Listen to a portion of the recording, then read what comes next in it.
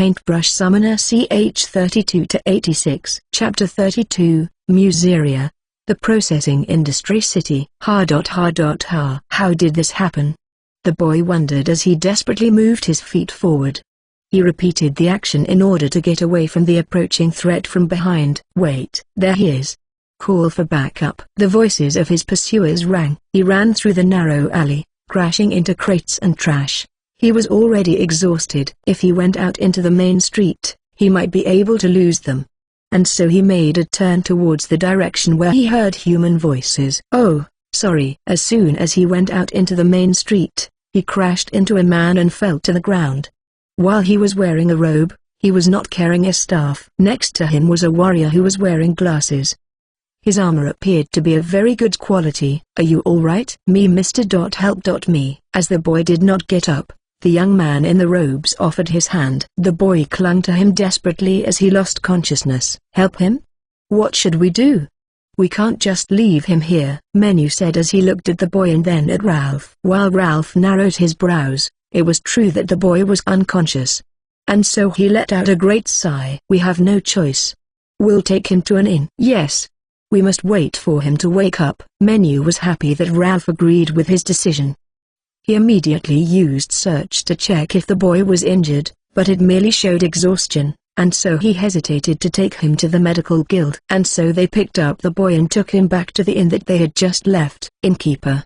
Could we take another room? I don't mind. Who is that? He suddenly fainted.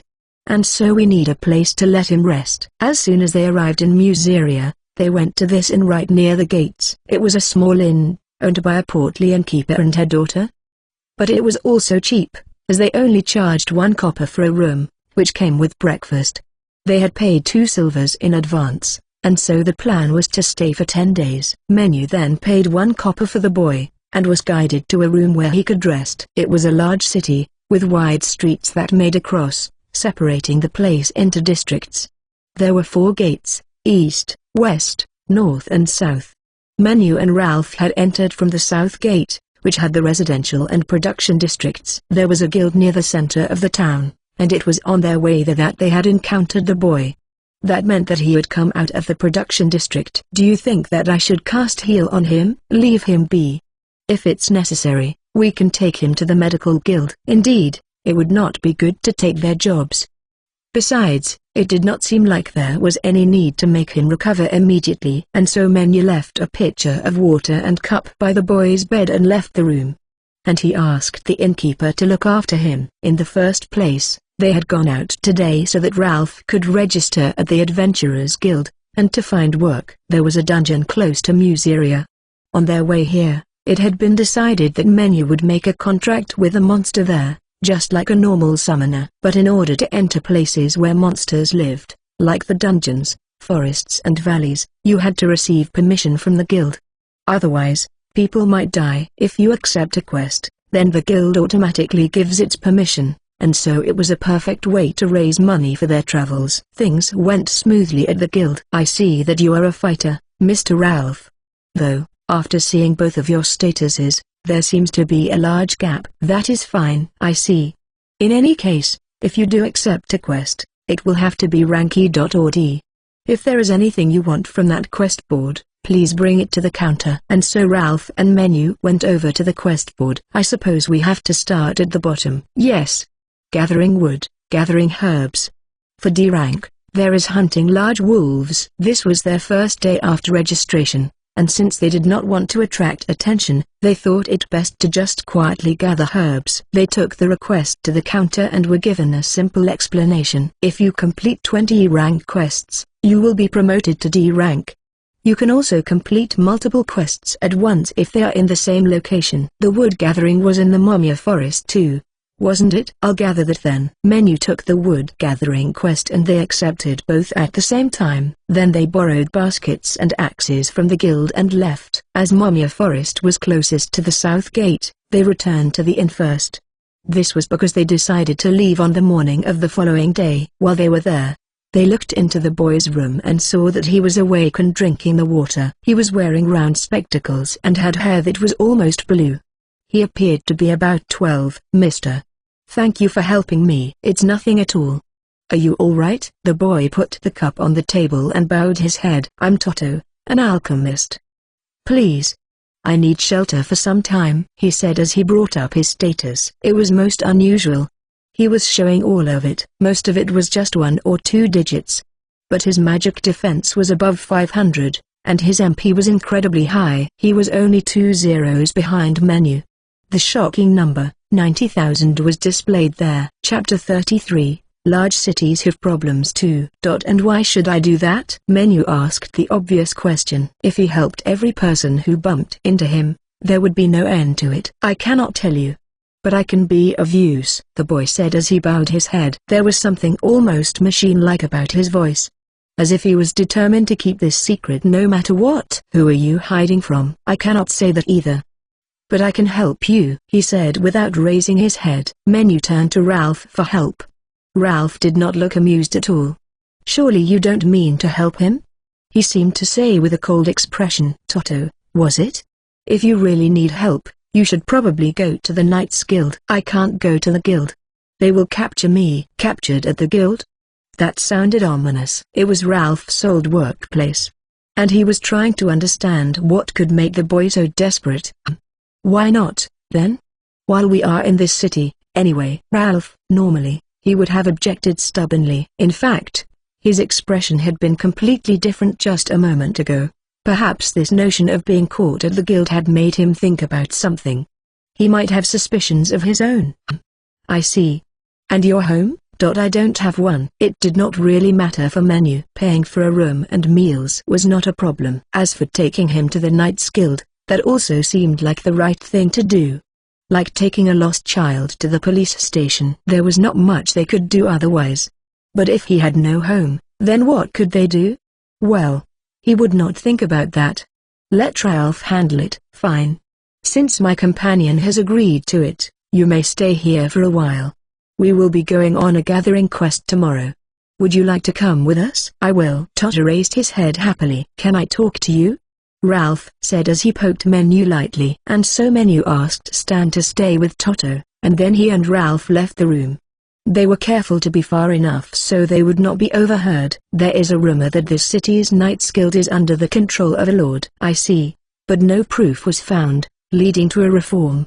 Also, this city has one other problem. The circulation of illegal magic potions. Menu supposed it was like illegal drugs in his old world. However, he did not want to become acquainted with such details, and so he nodded as if he understood. I don't know if it's related, but if it is, then I would hesitate to return the boy. But if we stay together, then we might learn something eventually. Ralph, you're bolder than I realized. He was usually the one to try to keep Menu from straying from a normal path, and would rather avoid getting involved in any kind of trouble. Menu was genuinely curious, but Ralph just averted his eyes. It is something I left undone. And so if I can solve it, I want to. Then I will do what I can to help, Menu said casually. Ralph was a little surprised by this. He had been an enemy to Menu at first, but Menu never seemed to hold a grudge. They say that you forget the heat once it is past. But was Menu a little too forgetful? Ralph was worried. If we want to continue to travel together, without issues, then it is only right for me to help with your problems, instead of you just getting involved with mine. They would help each other. That was what he meant, but Menu had never been good with words. Ralph chuckled and then cleared his throat. So, we'll try to figure out this problem while raising our adventurer rank. That can be our objective for now. Is that fine? We'll go with that. Toto, who was playing with Stan, had no idea at the time. But the 2 strongest people in the city had just become his allies. It would surely be the beginning of a change in his series of misfortunes. Chapter 34, Momia Forest. The following day, Menu and the others woke up while it was still dark, and ate breakfast. There was soup with chopped up vegetables, freshly baked bread, and fried eggs. It was quite a nice meal. Very civilized. I was getting worried about being punished, since I've been camping out a lot recently. He was grateful to the innkeeper, who had gotten up early in order to cook for them. Adventurers stop here often, so I'm used to it, she said as she poured them more soup. And so it was with full stomachs that they started their journey to Momia Forest. Toto, are you sleepy? No, I'm fine. They went through the gates and down a small path off the main road. After going along the side of the eastern wall for about an hour, they saw the entrance to the forest. Several groups of adventurers were already there, and so they approached one of the parties. A middle-aged man in plate mail greeted them. "Excuse me. Do you know where we might find the herbs on this list?" "A quest, eh? Ah, if you turn left at the forked path up ahead, you will find clusters of these." "Thank you." They must be veteran adventurers who had accepted quests at the guild. As he answered pleasantly, they thanked him and entered the forest. "Some nice bait." Menu and the others did not hear the mutter that came after. Even in the forest, Toto was able to keep up with them. But he had collapsed just yesterday. Was he all right? Ralph wondered. "Are you really fine with this?" "Yes. In spite of appearances, I have a lot of energy. Leave it to me." But he did not even have much HP. Could they really believe him? Well, he was keeping up with them without getting out of breath, so perhaps he was fine. Monsters and slimes just passed them by. None attacked, and so they did not have to defeat any as they arrived at the branching path. Now they just had to go left. We should have asked them about the wood as well. Well, walking around here would be good for learning the terrain. That's true. As Menu talked with Ralph, he noticed that Toto was pulling out plants from the side of the path and putting it in his basket. "Is that some kind of medicinal herb?" "They are used for poison and paralysis antidotes. It's what you're supposed to gather today. If you mix it with healing herbs, you can make other kinds of medicine as well." "You seem to know a lot. But this is our first time, so could you teach us how to pick them?" "Of course," Menu asked, and Toto's face brightened up. So with their reliable gathering mentor, they walked for another half hour until they arrived at the clusters of herbs. It was a clearing in the forest where herbs that looked identical to the pictures on the quest sheet were growing. "There are two types growing here," Toto said immediately to Menu and Ralph. They looked the same, but it was different for Toto. He picked two at his feet and showed them. "This is a medicinal herb called Marmai. This one is Jimari, and it is poisonous. Only pick the ones with rounded leaves. The ones that curve up are poison, so you have to pick the ones that are wrapped up." Menu nodded. However, Ralph was furrowing his eyebrows as if he still could not tell the difference. Apparently, he was not very good at this kind of work. There were other items on this list, but those were the ones that Toto had been gathering on the way there. And so they had enough. He really was a capable companion. "All right, then you keep watch, Ralph. There might be monsters nearby." "Understood. I'll also search for some wood materials too." I think that might be too hard for Ralph as well, but Menu was wise to not voice such thoughts. Stan seemed to have taken a liking to Toto, as he perched on the boy's shoulder while he was picking herbs. Menu also bent down and began to gather them. As for Ralph, he went around and inspected the trees at the edge of the clearing. Trees really did just look like trees. He could not tell the difference. However, there were some things that he knew. These claw marks are from a wild bear. They are still new. It must be mating season. This area might be in its territory. There were paw prints as well. Monsters could be more wild during this time. Perhaps the only reason monsters didn't attack them on the way here was because the wild bear had scared them away. As he continued to search, he realized that he had gone quite far from where the others were gathering herbs. And the farther he went, the older the traces became. This is bad. Menu was one thing, but if Toto somehow separated from the group, he would not stand a chance. And so Ralph rushed back to the others. Tree roots spread far, and the leaves were wet, which made it difficult to walk. However, it didn't matter too much for someone as well-trained as Ralph. Greg. When Ralph returned, he saw the wild bear standing there on its hind legs, 3 meters tall. Menu stood in front of Toto. However, as he had sensed Ralph's approach, he did not take out his paintbrush. From behind, Ralph slashed at the bear's leg, making a shallow cut. As the bear lost its balance, Ralph went around slashed its chest. The bear collapsed to the ground. He then scanned the area to see if there was a cub. There was. Its hair was standing up and it looked angry. After all, it probably thought that its mother had been killed. Menu. He was just about to ask him to heal the wild bear, when they were interrupted by sounds. The footsteps of adventurers. "Are you all right?" "It has been defeated, but wild bears during this season are C rank." While he was no good at telling herbs apart, Ralph was a professional when it came to combat. He then understood that they had deliberately kept quiet about the bear so that they could come in and help later and demand a reward in return. Otherwise, they would not have been able to arrive at the scene so quickly. It was also likely that they did this regularly. Menu. This wild bear has a cub. Peas heal it. Normally, he would have just scared it away. However, since it was so close to Toto, he had been forced to attack it. But as Ralph still meant to let it go, he had not killed the bear. Yes. And who are these guests? He was referring to the adventurers. Don't mind them. Extortionists. I see. Toto seemed like he didn't understand what was happening, and he just sat on the ground dumbly. And so Ralph went to him while Menu knelt by the bear and cast heal. Once the wild bear was healed, Stan began to speak to it. And then the bear and its cub went back into the forest. However, the guests would not leave as easily. Hey, why are you letting it get away? We accepted a quest to hunt it. Then you should go and do that. Though, I doubt you can handle it. You would probably need to be over level 60. It should have probably been considered a B-rank quest. However, it would likely stay away from this place now, so there was little point in hunting it. He assumed that these adventurers were level 50 at the highest. How dare you? You're nothing but a filthy E-ranker and you defeated it. And so they rushed into the forest after the bear. Do you think they'll be alright? Menu asked Ralph, who was sighing. The wild bear? It's healed completely. Also, Stan told it that there are a lot of people in this area, so it should stay away. Well, I suppose we could send out a rescue request later. For the adventurers, of course. Menu hoped that they would still be alive by then. However, Ralph had given them a fair warning, so there was no need for them to do anything else. Besides, after hearing that they were extortionists, he did not feel like helping them. I finished gathering everything. Apparently, Toto had continued to gather on his own as soon as the bear had left. Menu and Ralph looked at each other, and then at their brilliant companion. Alright, then let's take a break, suggested Menu, and Toto nodded with a laugh. Chapter 35, Dried Meat is Not for Children. Menu carried most necessary items for camping outdoors inside of his pouch. A tent, blanket, coal, cooking grill, tongs and cups. Toto looked puzzled at first, but then his eyes shone when Menu told him that it was space manipulation magic.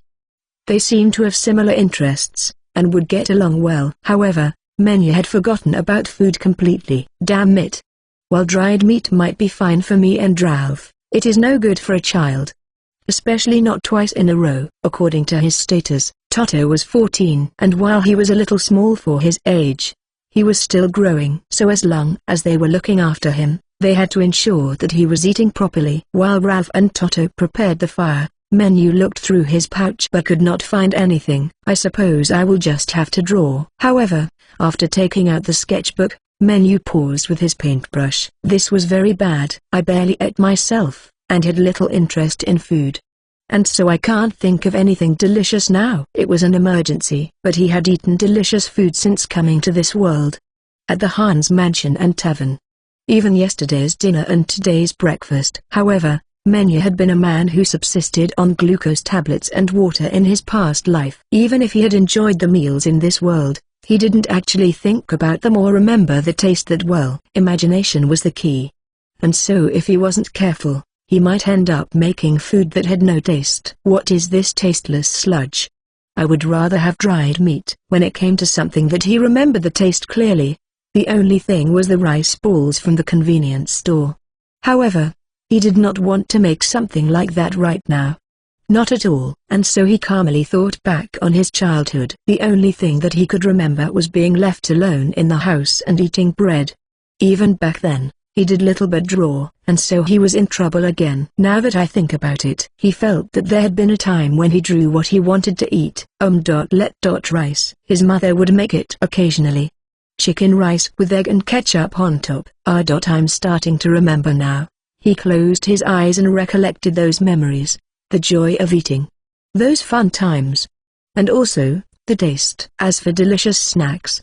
The pancakes we made together. Menu opened his eyes and began to move his paintbrush. They had been so hot that they nearly burnt his tongue.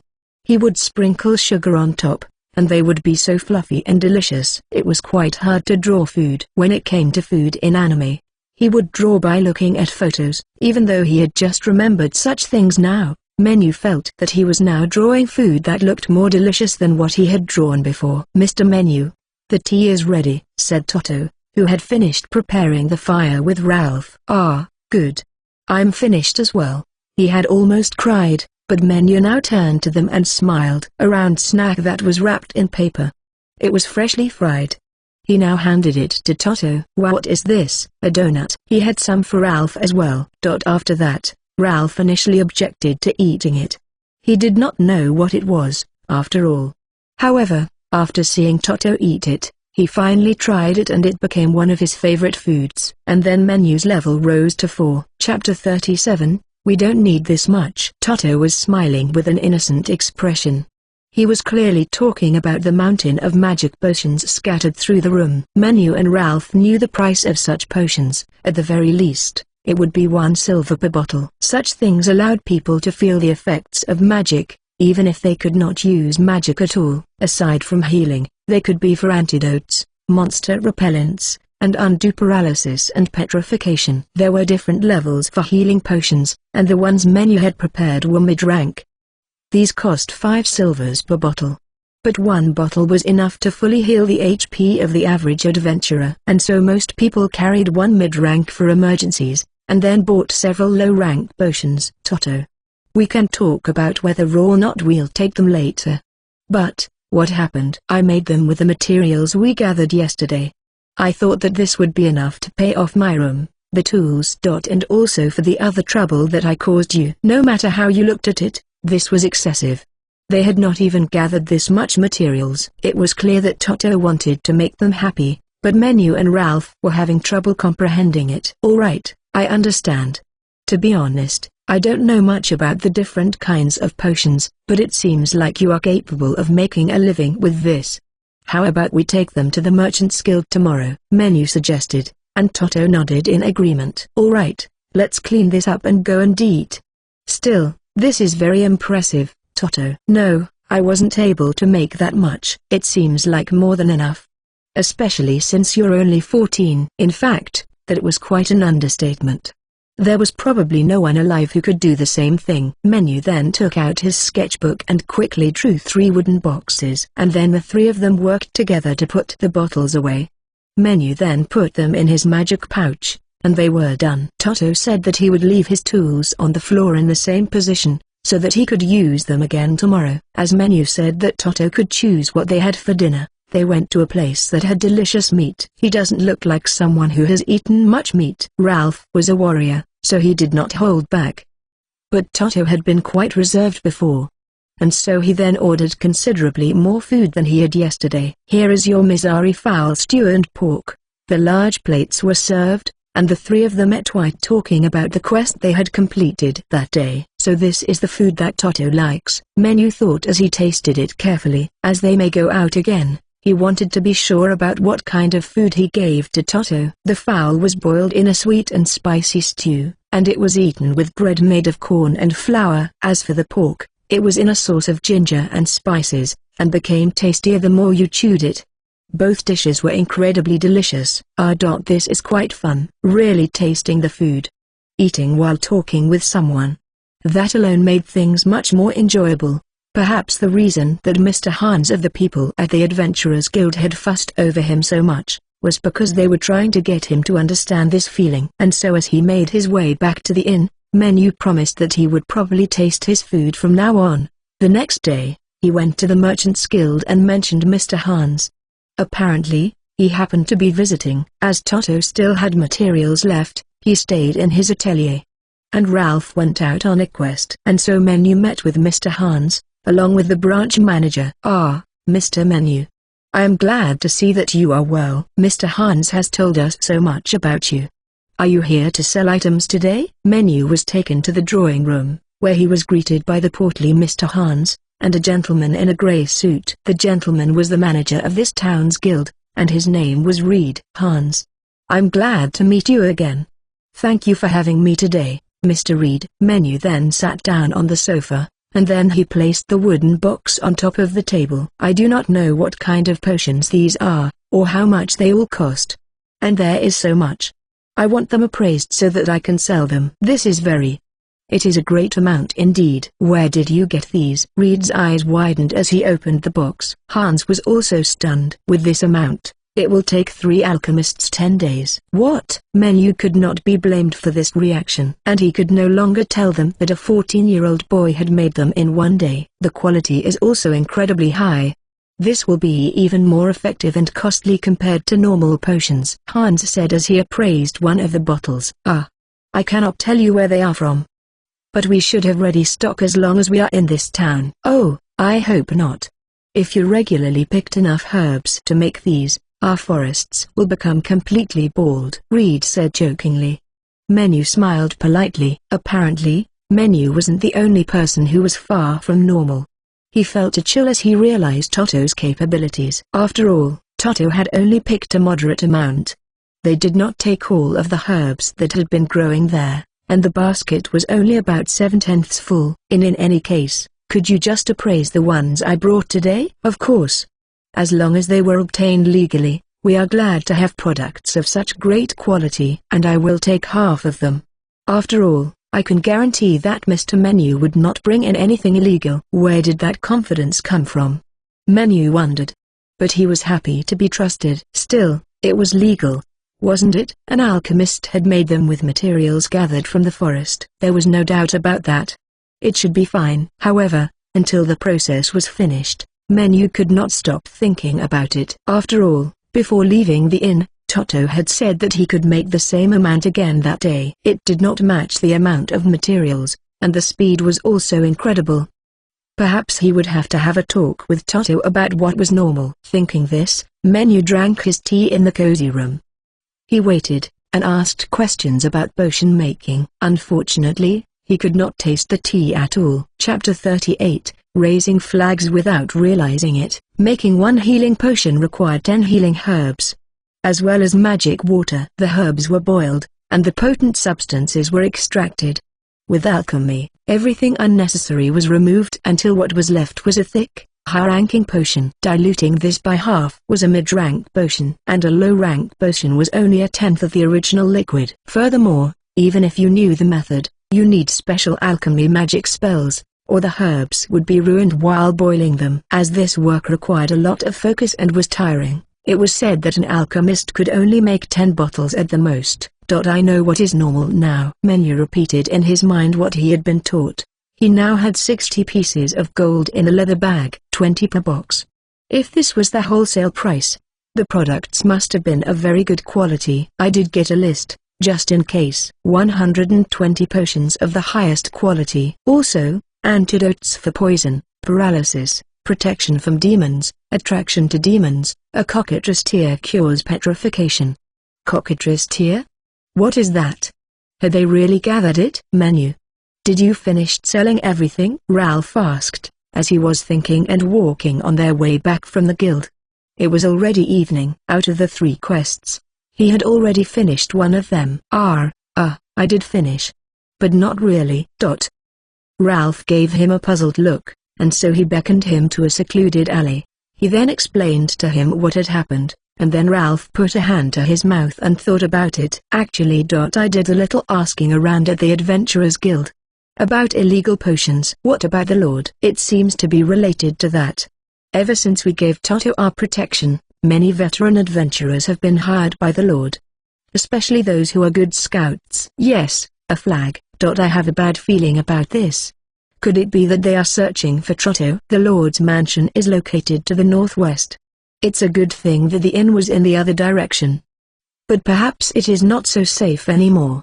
According to what I heard, these scouts are very good at gathering information. Menu organized the information in his head. The landlord was selling illegal potions and getting rich off of the profits. However, after losing Toto, who had been making them, he was now selling the potions to adventurers, which had not been customers before. By doing this, he secured the help of adventurers who were good at scouting and finding information.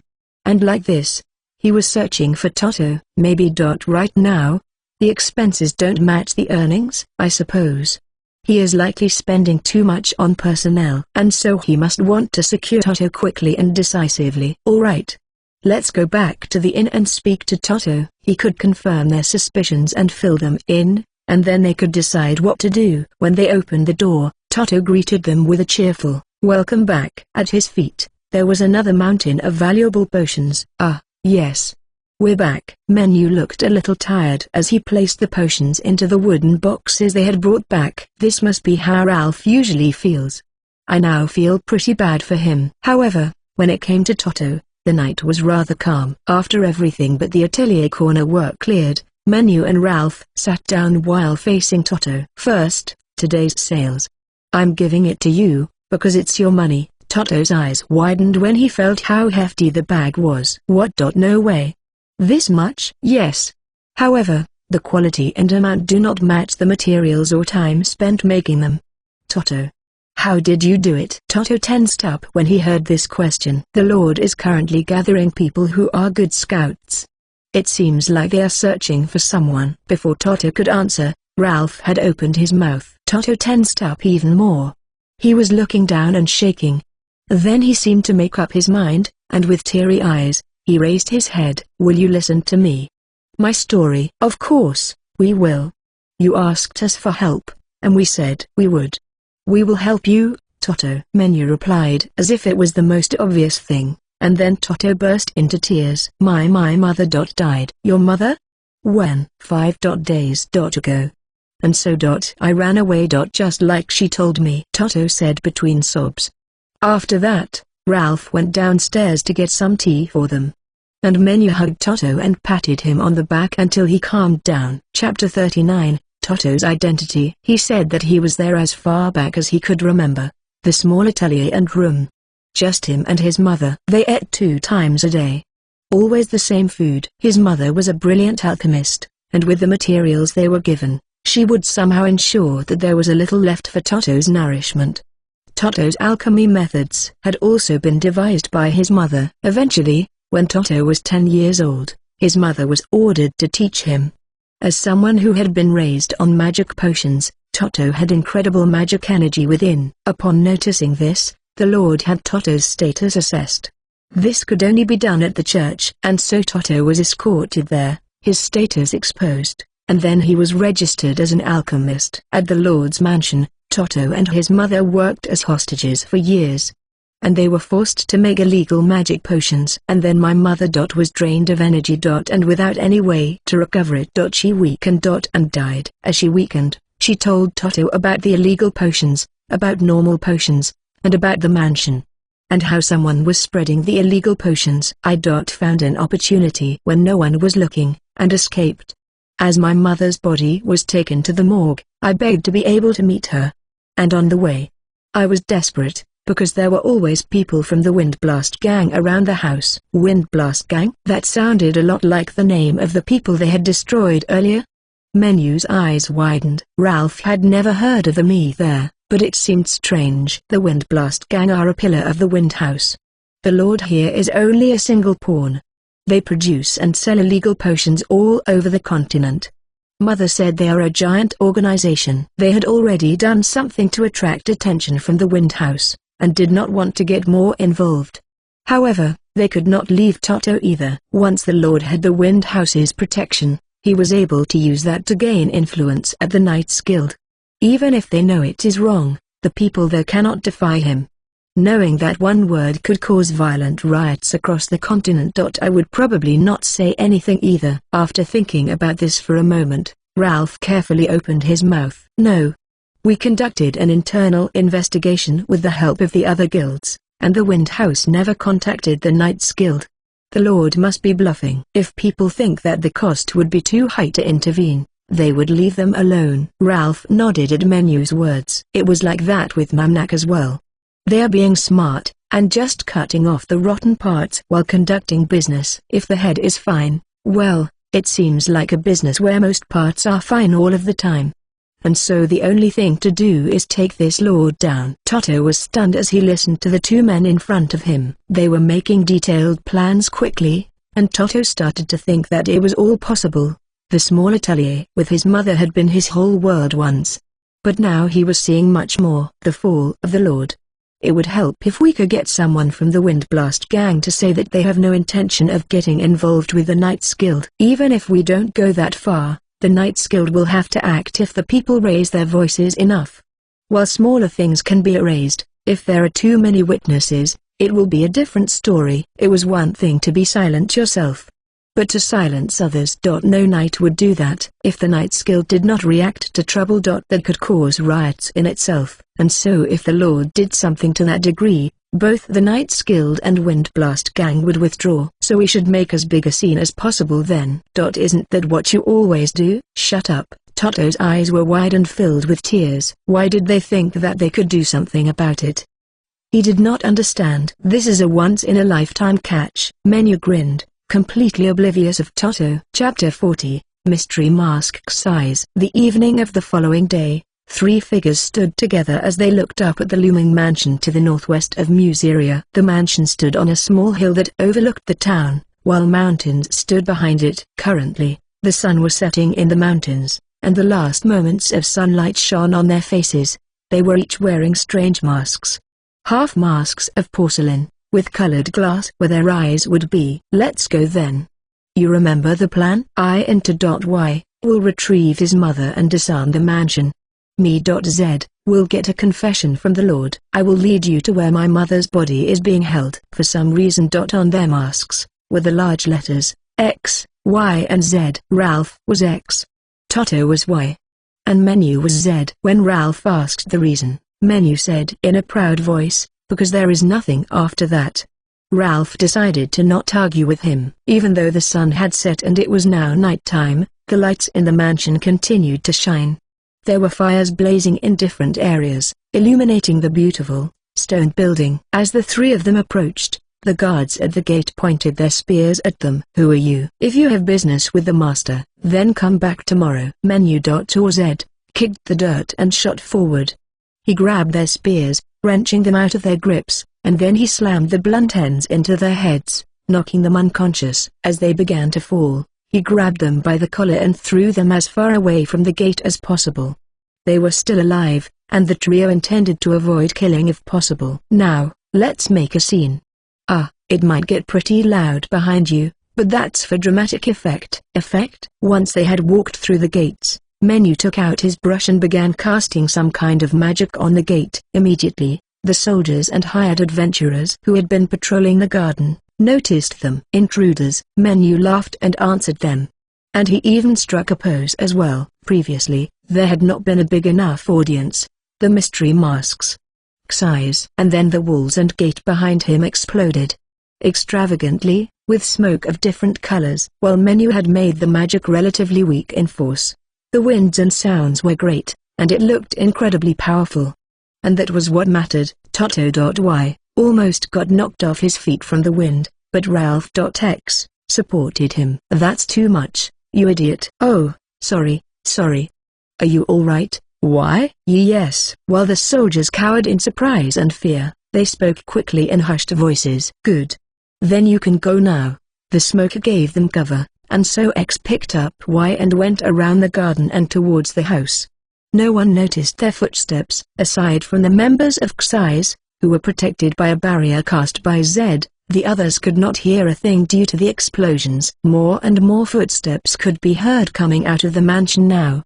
And amidst the confusion, X and Y slipped in through a back door without being seen. Now that Z was the only one left, he waited until the smoke dissipated. However, he was sure to make Stan huge again. And so when the soldiers and adventurers picked themselves up, what they saw was a mysterious, masked intruder who was astride a giant falcon. I was hoping to do this as peaceably as possible. So, who wants to surrender? The ominously large falcon made them recoil for a second. Xi's were not wearing masks for no reason. Or a foolish one.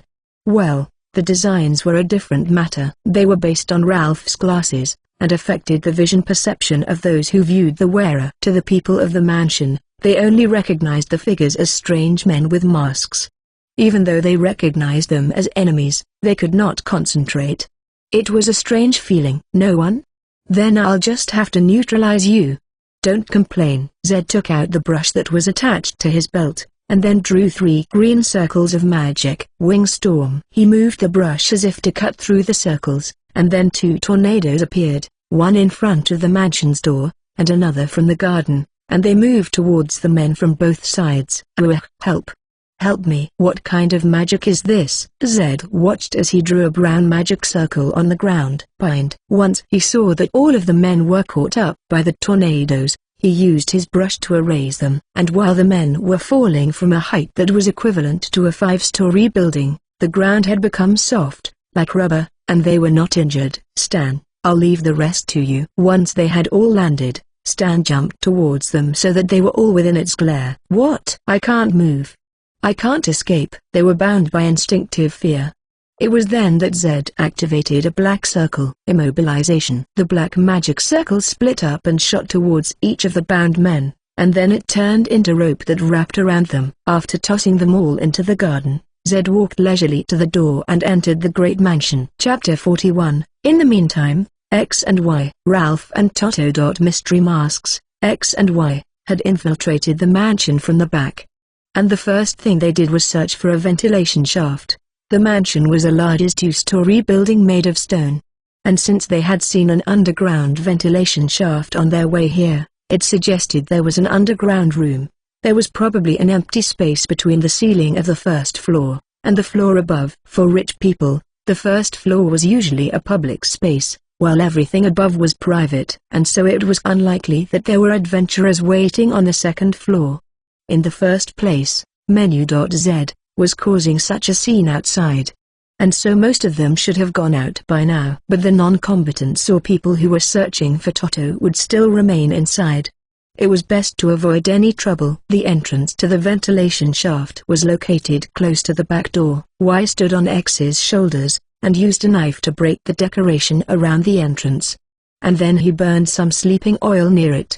It was very effective, and had been made by Y himself. Outside, Zed was using wind magic, and so wind blew through the ducts all at once. And like this, the smoke moved through the vents and reached every room of the first floor. Eventually, they could hear the sounds of people falling, or the sounds of snoring. Clearly, the plan had worked. X and Y's masks made them immune to sleep. After all, Menu had prepared them after the plan had been devised. X and Y then ran down the hallway that was used by the servants. And just as planned, they reached the end of the hallway without being seen. Y then pushed a few spots in the walls, triggering a mechanism that then revealed a hidden passageway. This is where they kept us, Y whispered. It was as if he was talking to himself. When they entered, there was an iron door with bars. At the bottom, there was a small opening where you could slide food underneath. It was like a prison for criminals. Y passed by the room and then made a turn in the hallways.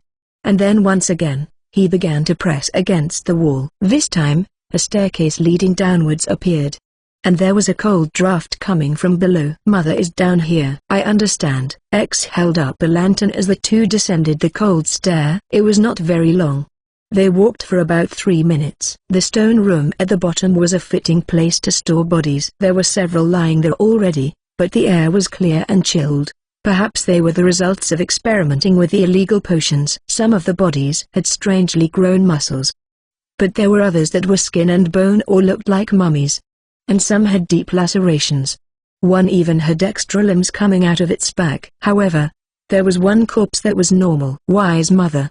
Y rushed towards the body and held the hand of what just looked like a sleeping woman who was still young. And then he cried. Silently. Then he wiped away the tears and nodded at X. X nodded back and picked up the body. Then they turned back to the staircase. However, their return would not be so simple. I was wondering what you rats were up to, said a man who stood on top of the stairs. I don't understand it. That is not even a failed experiment. Just a tool that can't move anymore. The light of the lantern reflected on his silver hair. It was a thin young man who wore glasses. He was wearing similar white robes as Y, but his were frayed and old. His eyes were narrow and cat-like. She is not a tool, and we will take her back. Y fired back, but the man seemed to have lost all interest. So strange. So strange. The masks you are wearing have more worth than that, he said while tilting his head. It seemed like he was puzzled that he couldn't quite fight back against the recognition obstruction. "You're talking about my mother as if she were a thing." "Oh. So you are that son. I didn't realize it. And I'm in danger of not even caring. That is a very powerful tool. That mask." The man made an exaggerated shocked face and then bowed gracefully. "I forgot to introduce myself. I am Sangus. I was put in charge of this area by the Windblast Gang. But that is all you need to know, as you will die here." Just as he finished this introduction, the bodies behind X and Y started to move. "I am a necromancer. Now, enjoy your rude deaths." X placed the body on the stairs and turned to Y. "Can you protect your mother from that man?" I will do my best." X patted him gently on the head. "Good answer. Wait here." And then Ralph unsheathed his sword. Necromancer. He had fought them before. As they continued to use magic energy while controlling corpses, he would not be able to defend himself. The corpses were already surrounding X and Y. In that case, he should ignore Sangus and deal with the corpses for now. Sangus was here alone. In other words, either he had some kind of barrier-type magic item, or he was very confident in himself. In any case, it was possible that Y would be attacked in the meantime, but the stone room was magical. It took in all of the elements in the room in order to have ice magic activated at all times. It would not be possible to burn them with flames. "Why, if you want to eat meat tomorrow, glare as hard as you can at that man," said X, and then he jumped off of the stairs and charged into the enemy. It was mostly a one-sided slaughter. The purple blade would flash in the air, and then the body would be split into two. Even the muscular corpse, or the giant corpse, both fell to the ground after losing their arms and legs. However, there were too many of them. Songs had started to control more than 30 of them at once. And there was no time to reconnect the limbs. If he wanted to connect them again, he would have to use magic energy to move them as if they were new bodies. So it didn't matter if they were undead. If they could not move, they were of little use. X took advantage of this, slicing through limbs or crushing them under his feet. While he may not be as impressive as that other person, his skill with the sword was equivalent of a hero. He fought as if he was worth 1,000 men, cutting and crushing until there was nothing left in the room that could move. And then he quietly sheathed his sword. Sangus raised his hands as if to surrender. He had only cared to prevent the leaking of information. In other words, the test subjects. Now that they were gone, he was not going to risk his life. "Oh, dear. Look what you did to my valuable samples." "Let me ask you something." "What? Are you influencing the Knights Guild somehow?" X asked, and Sangus shook his head with a laugh. "Hardly. We don't want to be targeted. No, we are not foolish enough to engage with the Knights Guild." X nodded understandingly. The guild had internal investigations as a way of keeping itself clean. It would be no good to infiltrate just one place. You would have to do it in all locations across the country. But only people who had been in high positions, like Ralph, knew that. "Good. Now move. We have to take this person out of here." "Yes, I see. I wanted to but I cannot allow the sun to leave." X had lowered his guard. He had continued to talk about her as an object, and so he didn't think that it was possible. However, the corpse of Y's mother now attacked him. "Toto!" he shouted. But Y just smiled as he turned to look at him. He had bit the tip of his finger, drawing blood. And then he drew a magic circle near the stomach of the mother who was strangling his neck. It was one of the 10 circles that his mother had taught him. Separate. The current of magic energy was so strong that you could see it. And then Sangus's magic was separated by Y's magic, and it vanished from his mother's body. When the body stopped moving completely, Y looked up at Sangus. "What?" Sangus looked frantic for the first time. "I am taking my mother back. Get out of our way," Y said calmly. And then X returned and the two of them carried her. "While this may be your base, it will be in flames soon. It would be wise for you and your friends to leave." "Very well. If I cannot deal with things, then this town is too costly. The Windblast Gang will withdraw. But we will meet again," the man with silver hair said before vanishing. They waited for the footsteps to die away, and then X and Y took her outside. Chapter 42, The Purpose of Mask Z. "Excuse me." Menu.Z entered the now quiet mansion. And while he remained cautious, he could sense that there was hardly anyone close by. To be precise, there were about 3 figures moving on the first floor. but 2 of them would be Wyandex. And he could easily manage 1 person. After all, if having a minor influence on the Knights Guild was the best they could do, it also suggested that they did not have much power to begin with. Perhaps they were unrelated to the Wind House. But even if they were, there was no need to annihilate them. The only person Zed was concerned about was the Lord. Zed's purpose was to retrieve Toto's mother, as well as ensure that Toto remained free. He cared little when it came to the illegal potions. He did not understand the mentality of anyone who would use them. And Zed was not quite brazen enough to go and help people who he had not even crashed into while traveling. However, when it came to Toto's freedom, he did not trust this lord to keep his word. No promises or contracts would be honored. And so this lord must be taken down. He must not have any power left to pursue Toto. He must make it so that the Wind House felt that pursuing Toto was not worth the cost. And so it would have been convenient for them to come out.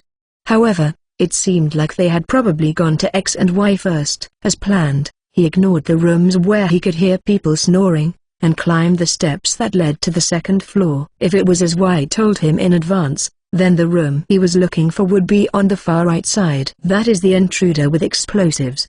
Catch him. Obviously, the remaining soldiers and adventurers were there, but Zed neutralized them without tissue. There were explosions, but they were just for show. A soldier thrust his spear out, but Zed simply grabbed the shaft and wrenched it from the man's hands. Then he swung it like a club, smacking the adventurer behind him, and then knocking down the soldier in front. Then he caught a bolt unleashed by an adventurer and his crossbow. And after landing a kick to the jaw, he turned to the knife wielder behind him, kicking him into the ceiling. That's everyone on the 2nd floor.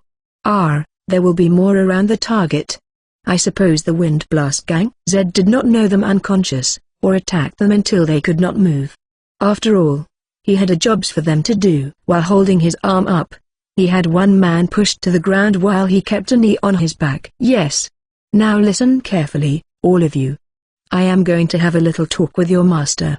And then I am going to burn this house to the ground! What are you saying? Are you mad? Zed pulled the man's arm back even further.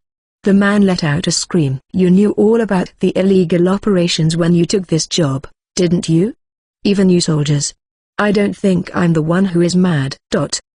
Well, regardless, his house is going to be burned. And so I need you to take the sleeping occupants outside. Why should we? If you don't, they will die. I gave you fair warning. But here, you can use this. Zed took out his sketchbook with one hand and created 3 things that he had prepared in advance. It was a flying carpet. Large red carpets with golden tassels were floating near the entrance of the 1st floor. There is not much time, but you should be able to manage it with this. Also, don't even think about taking them and running away. The carpets will disappear once the fire starts. Now hurry along. You wouldn't want to be responsible for their deaths, would you? This was a ridiculous argument from the person who was going to burn the house, but with such overwhelming power in front of them, they could not object. Besides, in spite of being an enemy, the mysterious masked man showed no signs of wanting to take their lives. He had charged in and was still this bold. And so they knew that even the most desperate attack would not matter. And they were truly afraid. Fine. We'll take them out. Good. And make sure to check every room, so that you do not miss anyone. Zed then let go of the soldier, and walked casually to the master's room and opened the door. The remaining soldiers and adventurers picked themselves up and went to gather the sleeping men on the 1st floor. While they busily worked, Menu met with the lord of the mansion. He was sitting behind a large desk, backed by an extravagantly decorated window. And there was a man from the Wind Blast gang sitting on a sofa. They both looked calm, as if they were expecting Zed to come. What is it? You suppressed the house all by yourself. 3. But he said nothing. What do you want? Are you from the Wind Blast gang? Zed said, ignoring the lord. The man had black hair, glasses with thin frames, and a black robe. His eyebrows narrowed as he glared at Zed. Why do you wear a mask? To stay anonymous. It seemed that he had tried to resist the recognition obstruction, but realized that it was futile. I see. I am Argus. From the Wind Blast gang. I was put in charge of this area. What do you want? This lord is going to be removed. and so I want you to withdraw from this city." "What the hell are you saying?" Before he finished, Argus threw a dagger without hesitation. However, Zed caught it between his fingers without breaking a sweat. "It's just a personal thing for me. Having this man in this position will be a headache. Besides, it seems like he is threatening the Knight's Order, and saying that he is backed by the Windblast Gang. I could just go to the royal capital and deal with matters directly, but that will take time. So, since it is inevitable, why don't you just withdraw now?" He had considered just visiting once, and then going to the capital with Hans, X and Y as witnesses, and exposing the Knights Guild for working as mercenaries. However, that would take too much time. He had gone through the trouble of registering as an adventurer. He wanted to explore dungeons in peace. "You've been ignoring me." However, Argus threw another dagger. This one grazed the cheek of the Lord. It was a warning for him to stay silent. This fool was really doing that? Yes. Every time there was trouble, he would silence them with that claim. Argus kicked the table in anger. It was made of glass, and was smashed into countless pieces. "I knew that having this fool selling it was a bad idea. But my brother kept talking about low costs. And now look where it's led us." Had they sold the potions themselves, the Knights Guild would not have been able to trace them. There would be no need to crush any unlawful activity, because it would never have come to light in the first place. And though it may have cost them less, having the Lord sell them was practically the same as advertising their connection. The Knights Guild had a network that ran across the whole world. If they didn't cut off this fool quickly, it could make it difficult to sell the potions in other towns as well. And so even Argus's brother would decide that this operation was too costly. As Argus had little interest in the doings of a little lord in a little country, it had taken time to realize what was happening. But perhaps the brother knew. Perhaps it was a test. "We will withdraw. This whole thing was just an experiment, anyway. Though, we will miss the skills of the alchemist that he found." "Yes. We will be taking that alchemist's body and her son. As for the rest, I have no interest in it," Zed said. Argus was not going to fight for the alchemist against an enemy he could not win against. "Fine. We already have the recipes and the materials anyway. It's not worth the trouble." "Good. Well, it's time I start burning this place down then." "What?" the Lord shouted, but Argus threw another dagger to silence him. Zed felt that the conversation had bought the others plenty of time. They should have finished with the evacuation by now. "By the way, what is your name?" Mystery Mask Zed. "All right, Zed. Don't provoke us too much. Otherwise, we might have to send an assassin or hire you." The mystery figure with the magic mask was so bold, that Argus had taken a liking to him. It would be a good to have someone like Zed join them. Though, he doubted it would happen. He also suspected that no assassin would be able to kill Zed. In any case, the time may come when the Wind House would have to deal with him more thoroughly. And then Zed would die. At least, they would continue until he did. But that sounded so boring to Argus. He wanted Zed to live. And maybe one day, they would meet again. Without a mask. "As long as you stay out of my way. But I won't make any promises." Zed doubted he would attack them if he was left in peace. And so he gave this vague answer. Argus laughed. "Very well. Godspeed, then." It was clear that this farewell was directed at the mystery man, and not the Lord he had used for years. And then Argus left the room, through the same door that Zed had entered. Time to set this place ablaze. Ignoring the Lord, Zed summoned 5 red magic circles. They surrounded the mansion, creating 4 walls of fire. And then in the center, a single firestorm. He would burn it thoroughly. "Wait. What do you think you're doing? What about the Windblast Gang? Why didn't they kill you?" Dealing with fools was tiring. After listening to that conversation, how had he not realized that he was merely a tool that had outlasted its use? Zed let out a tired sigh and continued to work. All it took was a few touches of the brush, and the magic circles moved into position. He didn't feel the need to answer the fool. He just walked towards the Lord, grabbed him by the collar, and as if holding baggage, carried him as he jumped through the glass window. And like that, he landed in the back garden. Then he dragged the man by the collar to the front of the house. It must have been quite the sight. A masked man dragging a struggling old man across the gravel while his stomach was showing. The silk pajamas were no match for the environment, and he was covered in scrapes and scratches as he was pulled to the front garden. And then Zed tossed him towards the soldiers and adventurers who were waiting. He landed face first into the gravel. And then Zed walked up to him and pulled him up by the hair so that he could look at the mansion. As for the others, they had no intention of resisting now. And like this, Zed snapped his fingers. Walls of fire erupted and enveloped the house in an instant. A pillar of fire burned high into the air. The Lord let out a maddening cry. Strange. Up until this evening, he would never have imagined such a future. He thought that even if his ruin would approach, he would have a way of escaping, of minimizing the damage. However, in reality, it had come so suddenly. It was like being thrust off the edge of a cliff. Wait one moment. Zed put a hand on his sketchbook, and created the mic and voice amplifier that he had prepared. There was no electricity in this world, and so he had made something that used magic energy. By then, the explosions had been heard. And so members of the Knights Guild, who had been alerted, as well as nearby residents, were on their way to the house. Though, the Lord did not see them. Zed put the mic in front of the Lord, and said calmly, "How unfortunate for you. Being abandoned by the Windblast gang. It is your fault. Without a demon like you appearing. And just as my supply of potions is running low." The voice amplifier was held high above on a pillar that was taller than the mansion. And his voice echoed throughout the town. Even the usual clamor of the night was hushed by his screaming. "The alchemist is coming with me. Give him back." Why do you think I held them both? It was so it wouldn't matter if she was worked to death. The Knights Guild will have something to say. Curse the Knights Guild. I can claim to have the Windblast gang's backing, but you don't. I can always convince them otherwise. Do you really think so? I have done it up until now. Of course, I can. Apparently, he was so consumed by rage, that he did not even realize that his voice was being amplified. And so Menu pointed to the knights who had arrived. They too were filled with murderous rage. And it was all directed at the Lord. His head moved like a squeaking doll. And then he took a step back. But behind him, there was only a wall of fire. The air alone was hot enough to burn. And then one of the knights stepped forward. Marquis Museria. You have said your piece. And we all heard. The whole town, in fact, he could not erase it.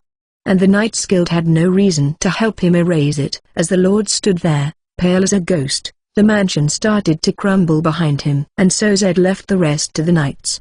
Without even introducing himself, he climbed onto Stan, who had been circling the air above, and they flew away. Earlier, Stan had carried X, Y and the mother back to the inn. The amplifier and the mic also vanished, no longer needed. And so the whole incident came to a close. As for the burning of the mansion, it was a warning to the Knights Guild, who had scared Toto and listened to the fool. There was probably a mountain of other crimes, and they would have to work hard to investigate them. They don't even know my name. In the shadows of the night, Mystery Mask Zed, also known as Menu, muttered as he took off his mask and flew back to the inn. But for Menu, giving Toto's mother a proper burial was more important than the face and name of the person who had brought them destruction that night. Chapter 43, Forest Grave. While it was still dark, Menu and Ralph took Toto and his mother Ange, and they left the town on Stan's back. Ever since they had returned to the inn, Toto had continued to clutch onto his mother and cry, as if unleashing everything that he had been holding in up until then. The mother would have had little idea what would happen after she died. And he was horrified at how she had been used to attack him. And while he was able to get her back, he had seen her die twice now. And since he had used the same magic circles that he used for his work, it was almost as if he had used her body as an object. He felt sad, wretched, and in pain. And his anger would not subside. It felt like it could burst through his chest, even though it would flow out through tears, little by little. The emotions kept welling up inside of him. Mother. He wailed and continued to cry without any signs of stopping soon. Toto's atelier was a barrier, and so even though it was in the middle of the night, his voice would not be heard. That was when Menu returned, and Toto was still crying. However, he was tired and feeling dizzy. So Ralph had to support him. He clutched onto Ralph and cried again. And they did not stop him. Once he had calmed a little, they gave him some water. But somehow, the feeling of being revived made him sad again. and he burst into tears. When the sky turned from pitch black to deep purple, Toto finally fell asleep. And so they carried him and went outside. They arrived in the Mamia forest and landed. Stan then shrunk down and disappeared into the trees. Then Toto and his mother were laid on the ground, side by side near the trees. And the two silently started to dig a hole. Manu used the shovel in his pouch and dug carefully. 1 meter wide, 2 meters long, and 1 meter deep.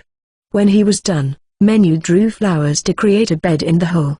With many colors, he drew every single flower he had ever drawn in the past. And then preparations were complete. He shook Toto, who then woke up and rubbed his swollen eyes. When he realized that they were in the forest, he threw his arms around his mother's body.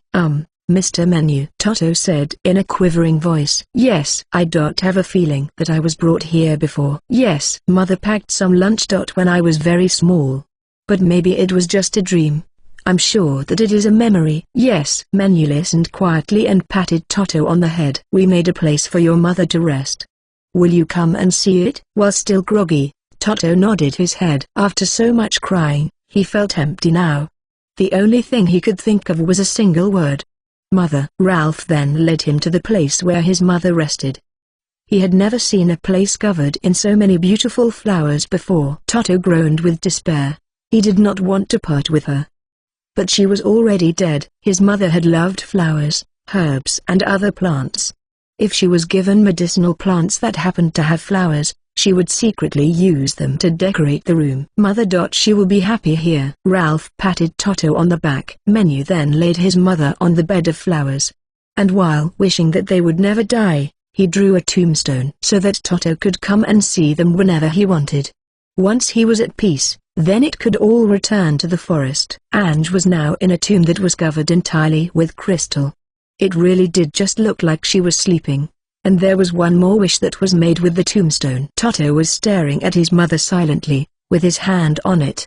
But he looked up when Manu touched his shoulder. He followed Manu's gaze and saw that Stan had brought the wild bear mother and cub. Toto. They will protect your mother. Watch. Manu gestured for them to come, and as Toto looked on in surprise, the wild bear placed her paw on the grave. Then the cub did the same, and then the fruits that they ate appeared in front of the tombstone. So when they prayed, food would come out. They will protect. And they will not go hungry. That was what I was thinking, but Manu had recalled what Toto said about how they suffered, as they were not given enough food to eat. However, he was not good at explaining this. However, Toto seemed to understand his intentions. And upon seeing the wild bears happily eat the fruits, he smiled at Manu. As tears streamed down his face, he said, I think Mother would be very happy too. The sun started to rise.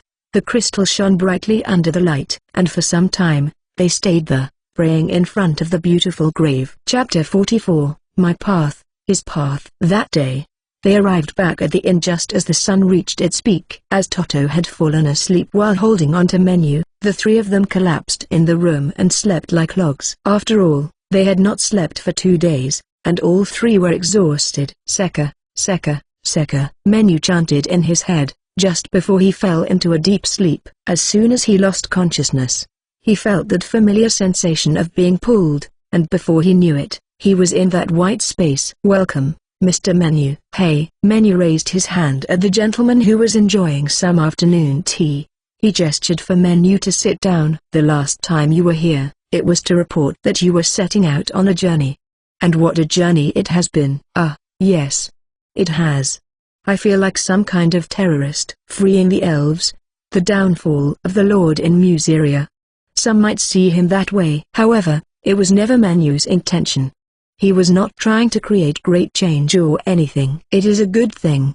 Being able to choose your friends. And being able to act for them, Seka said as he patted Manu on the head. To him, Manu was not much different from a baby. Haha, yeah. Toto is a good friend. With a lot to learn. Hey, Seka. You are thinking of taking Toto with you? Yes. But is it possible? He wasn't so young that they would need to do everything for him. Right now, he was an orphan who had lost his parents. If there were schools, then it might be best to put him in a facility, so that he could go. Though, Manu didn't know where they could go to do that. It is possible. However, if he is your friend, Shouldn't you ask him what he wants? Seko said as he spread out his hands. And then a semi-transparent map appeared above them. Your first town, Amumos, is here. And here is your current location, Museria. If you head to the northeast from here, you will reach the royal capital of Yark. It is the only place with schools, and the orphanages there are more likely to accept new children. You are able to freely attend school until you are 20, so it might be a good idea to take him there, Seko said as he turned the map into paper and then rolled it up before handing it to Menu. Thank you. I will discuss it with him then. Good. Ah, by the way. Horace was dying of laughter. About what? Menu had a bad feeling about it. The dramatics were so typical. Too many merged. And other things. Menu slumped over the table. He did think that he had overdid it, but he did not imagine that people would laugh. Well, rude. I found it quite amusing myself. Well, it seems that the Medjed are continuing to help the elves. According to some theories, the Medjed were temporary manifestations of gods with too much power within. Yes, the insides could be Horus. Though, they were accepted as mascot characters of flying. Horus Dan. What a relief. It wasn't the actual god Horus that was summoned. If Horus was laughing, then he was a different being. By the way, before meeting Manak, you said something about not killing living creatures for the first time. Yes. Well. With the very first giant troll, I used my power without really understanding. I thought it would be different if I was doing it myself, but... well, I had never killed anything in my past life. But I was able to do it, surprisingly. I suppose I was able to turn a switch. You know. For things that are important and not important. As always, Menu was bad at expressing himself. However, Seko understood. If you think of them as objects and defeat them like it's a game, then it is completely different from defeating someone who you think is a living creature. Menu must have been scared about whether he could do it or not. Thankfully, in his past life, he had very little interest in anything outside of drawing. And so it was easier for him to switch the way he thought. I do hope that it doesn't increase the danger for those who are important to him. Seko nodded with a smile.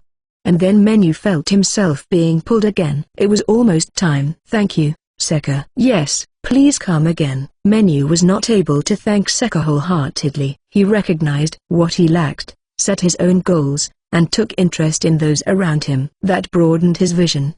Menu was showing real growth. Yes, I will come again, Menu said with a laugh, and then he fell into a hole. Then his eyes slowly opened and he saw that he was clutching onto the map. It was still dark outside.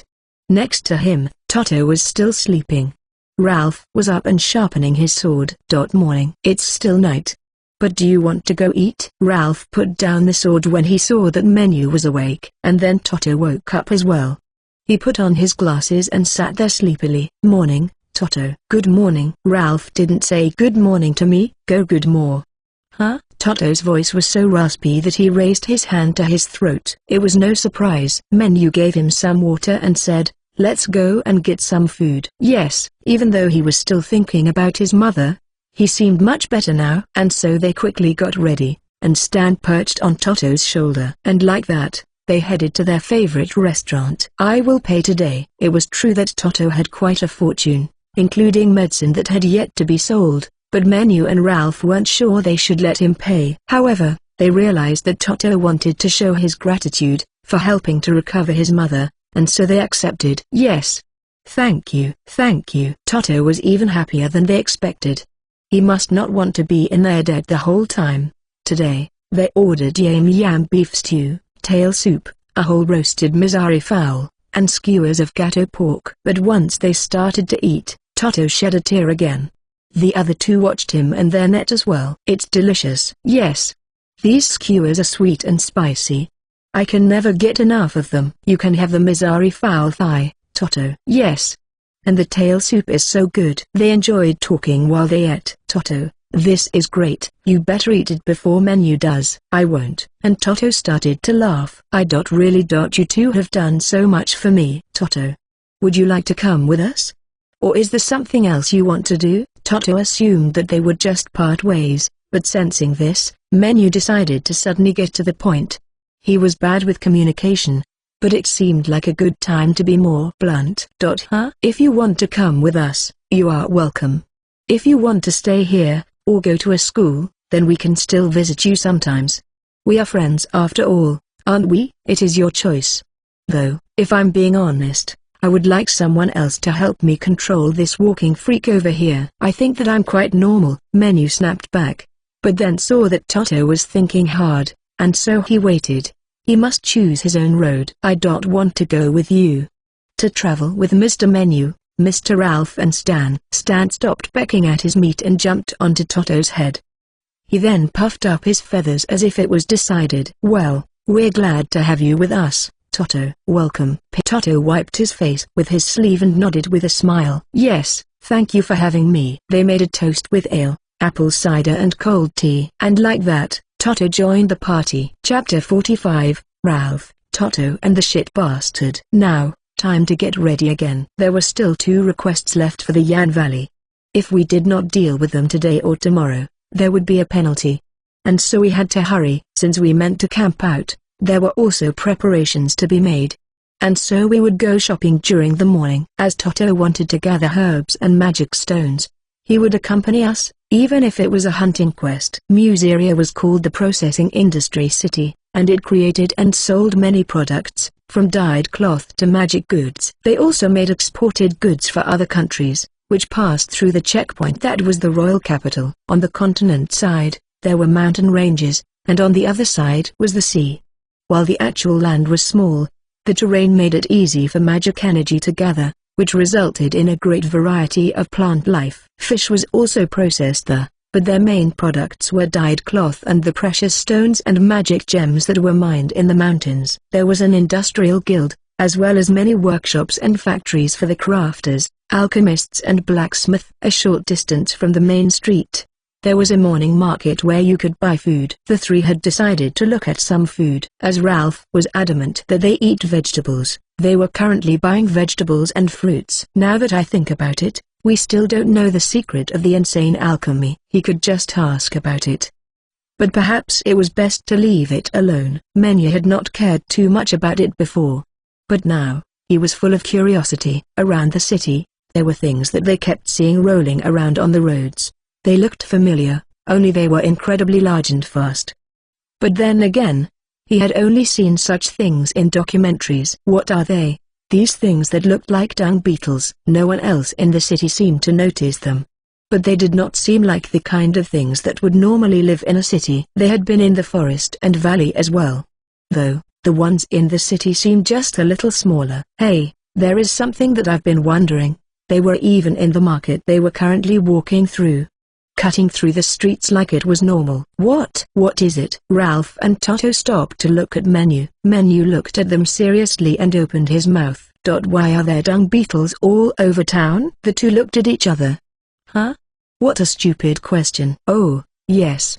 Mr. Menu has lost his memory. They aren't dung beetles. They are servants of the great scarab god. This was a busy marketplace. If they were going to talk, it was best to do it without getting in people's way. And so they went into a back alley. Long ago, there was a terrible plague. And so these scarabs were sent by a god. They gather all of the waste from horses and the poor districts, and roll them into a ball that is enveloped in a protective film so they are harmless. And then, as if they all have the same will, they roll these balls outside of the city into a compost heap. While there is a sewage system, it does not reach every corner. And so their contribution to sanitation is tremendous. Yes. They are wonderful and useful insects. So it was wrapped up in a layer of membrane, so people didn't mind. Indeed, it was not as if they smelled. It was no wonder that the streets were so clean, in spite of the amount of horses and carriages being used. Still, I'm surprised no one accidentally steps on them. Yes, there were that many. No matter which street you were on, you were bound to see them. And yet everyone walked and talked as if they were not there. Mr. Menu. Even if you step on a scarab, you just have to take it to the church, and it will revive the next day. Seriously? That seemed like quite a cheat. After all, they are a symbol of life. Their population does not increase or decrease too much. Since there are so many people, accidents do happen. But in general, they are good at avoiding people. They were very different from the dung beetles that Menu knew about. They detected and avoided the sudden and random movements of humans. And they also revived in one day? This god really was doing a lot for them. A scarab was pushing a ball right in front of them now. As Menu watched, the scarab left its ball and moved towards Menu. And then, most shockingly, it turned around and began to kick Menu with its hind legs, as if to roll him away! Hee. I'm sorry. There is a saying, but I have never seen it before. It's kicking you. Hey, stop laughing, Ralph. It did not hurt Menu at all. Well, there was definitely some psychological damage being dealt. I don't know. I'm feeling quite depressed now, Toto saying. As the scarab would not stop, Menu ignored it and turned to Toto. Getting kicked by a scarab. People say I got kicked by a scarab when something bad happens, or if they feel abandoned by God. Or if a child behaves badly, you might say, a scarab will kick you. My mother even said it to me. God. Menu realized that he would have to speak to Seku 2 nights in a row. Usually, it is only people who are a nuisance or criminals who get kicked. But, well, what? Ralph was trying his hardest to not laugh. Menu had a bad feeling, but he preferred that he just say it. Adults call such people shit bastards. Ahaha. Don't laugh at your own joke. Am I really that bad? Menu asked the other two. Toto shook his head, but Ralph was laughing too hard to answer. Menu even thought of stepping on the scarab, but there was no point in doing that. They were useful insects, and would revive anyway. Sometimes, they even come inside of your house. But people just use a broom to push them out. They are sent by a god, so you must treat them well. Hee. Shall we move along then? As Ralph was assaulted by a wave of laughter every time he looked at Menu, they decided to move. When Menu walked away, the beetle returned to its original ball and pushed it away. What did I do to deserve that? Menu asked himself. However, he had been doing a lot lately without thinking. So perhaps there were more than a few things. There are some cooking tools. I nearly forgot. Let's buy them. We have materials now. Menu and Ralph did not mind eating dried meat. But Toto was with them now, and so they would try to cook when possible. And Ralph did not like the sketchbook food. As they looked at the pots and knives, another nearby scarab started kicking at Menu's feet. Bahaha. I will pay for these. It was as if Toto had awakened to the thrill of shopping. And while Menu smiled like a kind parent, he also felt even more psychological damage again. Of course, Ralph was nearly dying of laughter now. Menu wanted to disappear into dust. I would rather be dust than shit. After that, every time they stopped at some stall, a scarab would come and try to kick Menu, and so they did not depart until it was slightly past midday. Chapter 46, Camping Debut. After Menu and the others arrived at the Yan Valley, they started to pitch their tents in a relatively safe spot that adventurers used as a campsite. They had learned of this location at the guild. As long as you followed the rules, and had accepted a quest, then you were free to use it. There were several other parties there as well. And judging by their equipment, they were likely after the lizardmen, who could be found in a cave near the top of the valley. Menu's party was after river lizards and rock lizards. These had a hunting level of around 20, and would not be very difficult. However, there should be a lot of them. Apparently, their numbers had increased so much that they started to go down river, causing damage to nearby villages. And they were a threat to those who were not adventurers. As the Knights Guild had sent men to protect the villages, the Adventurers Guild had been asked to go to the source, and decrease their numbers. Menu had been told to greet any other adventurers at the camp, and so he went around to do just that. However, after seeing his status, most of them looked at him mockingly. Or rather, they seemed to be provoking him. But Menu was not quite sure. Is it because of my level? That's quite harsh. That was about as much thought as he gave it before brushing it aside. As he had experienced being bullied in his past life, he had learned to detect such words and then ignore them. More importantly, his level had gone up to 10 while he was helping Toto. He was happy about that. And so it didn't matter what others thought. This positive, self-centered way of thinking had taken root in Menu, making him indifferent. And so after going around the camp, the other adventurers would say things like, "Oh? Is he trying to die? Or maybe he's trying to gather materials because he can't afford weapons? And why doesn't he just go home and drink his mother's milk?" But while Menu was not angry, the other two were different. "Mr. Menu, aren't you angry? If you want, I can make some paralysis poison. Why don't we just hunt down all the lizardmen first? That was what they said as soon as they returned to the tent. Huh? We don't need poison, I will just use fire magic. Lizardmen? Why?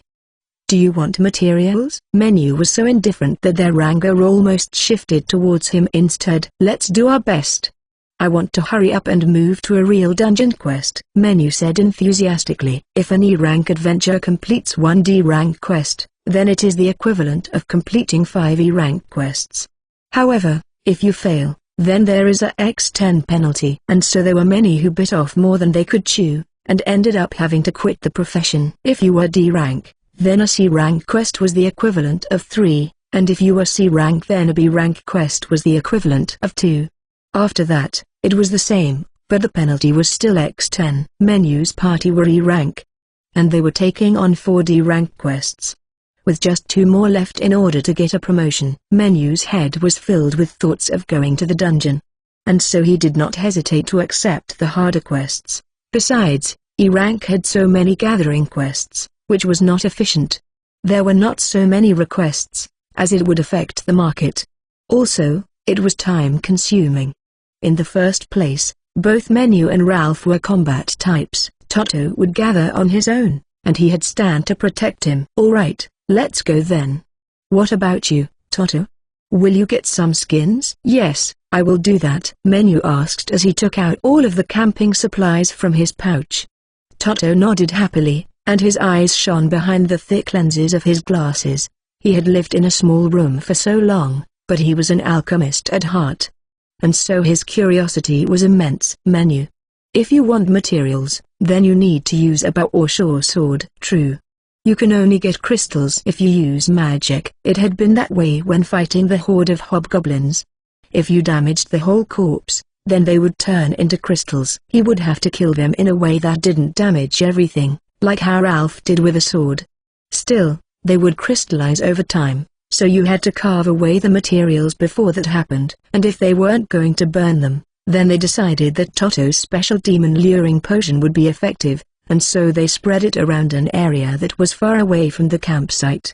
The river lizards liked being near water, while the rock lizards were found near boulders. Manu used a bow that he had bought in advance, and Toto had a dagger for self-defense. And like that, preparations were complete. Soon enough, their prey came slithering out. 10.20. We only need magic stones for the report. With so many, can we save 5 for materials and burn the rest? But lizard meat is delicious. Physical attacks for all of them, Ralph said, and so Menu did not use magic. Apparently, he cared more about food now. The monsters they were hunting were large lizards that were about 80 centimeters in length. They were similar to alligators, only faster and more intelligent. They generally liked to make rocky mountains and riverbeds their territory. And since they evolved differently based on their habitats, they had different names as well. Regardless, one by one, the lizards that were lured in were dealt with. Ralph was in charge of the rock lizards, which had hard scales and could camouflage themselves in the rocks, while Menu used his bow to shoot the river lizards that slithered out of the water. 1 arrow for 1 lizard.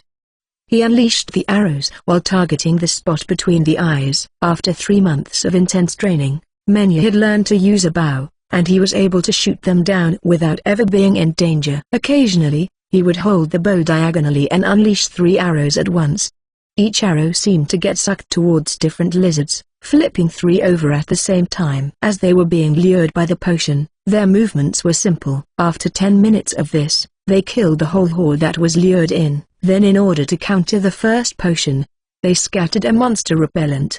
And then Menu and Ralph dragged all of the corpses together to make a pile.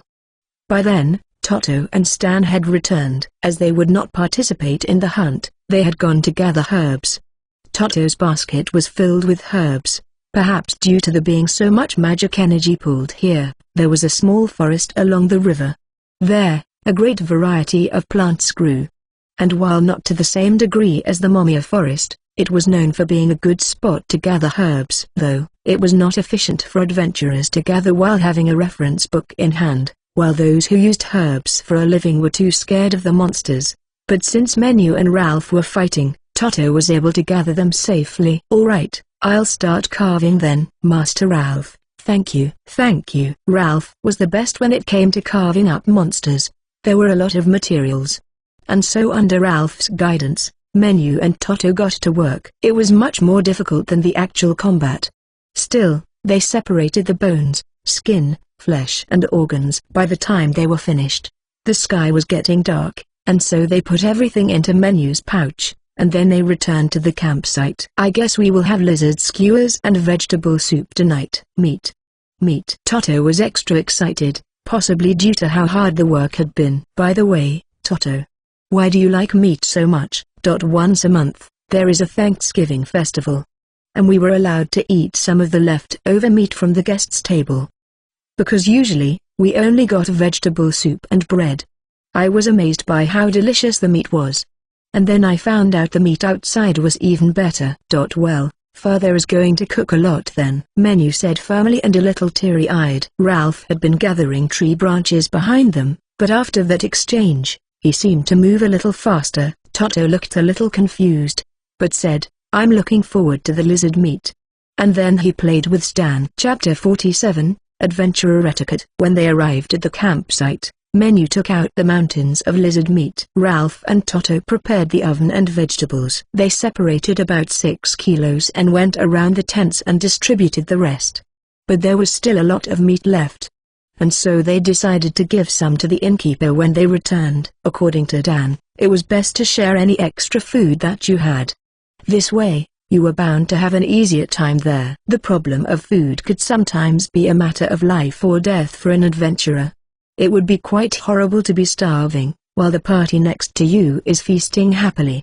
And it could result in them holding a grudge. We have some lizard meat. Would you like some? Menu took 2 kilos to each tent.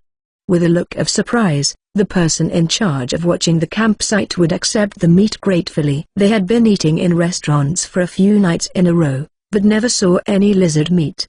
So perhaps it was rare. Apparently, adventurer parties hired workers to watch their things and their campsite. And while Menu and the others had not considered it, it did make sense. And so from now on, Menu decided to keep their camp supplies in his pouch. The main members of the party who had been mocking Menu had not returned yet.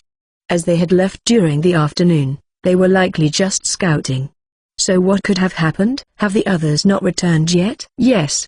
With 3 parties, they were supposed to go and crush the lizardman nest. They had left right after Menu greeted them. However, they had lost all contact with them since.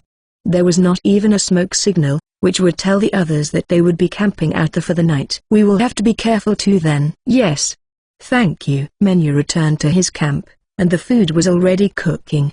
They just needed to wait for the meat to be ready. Ralph mixed the contents of the pot and asked Menu, so they are still out there? Yes. They seem to have lost contact with them.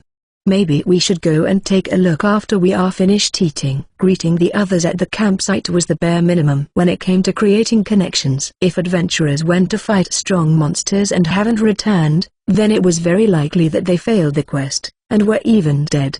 If that happened, the request could have to have its rank raised. Such procedures were necessary to ensure safety. That was what Dan had said.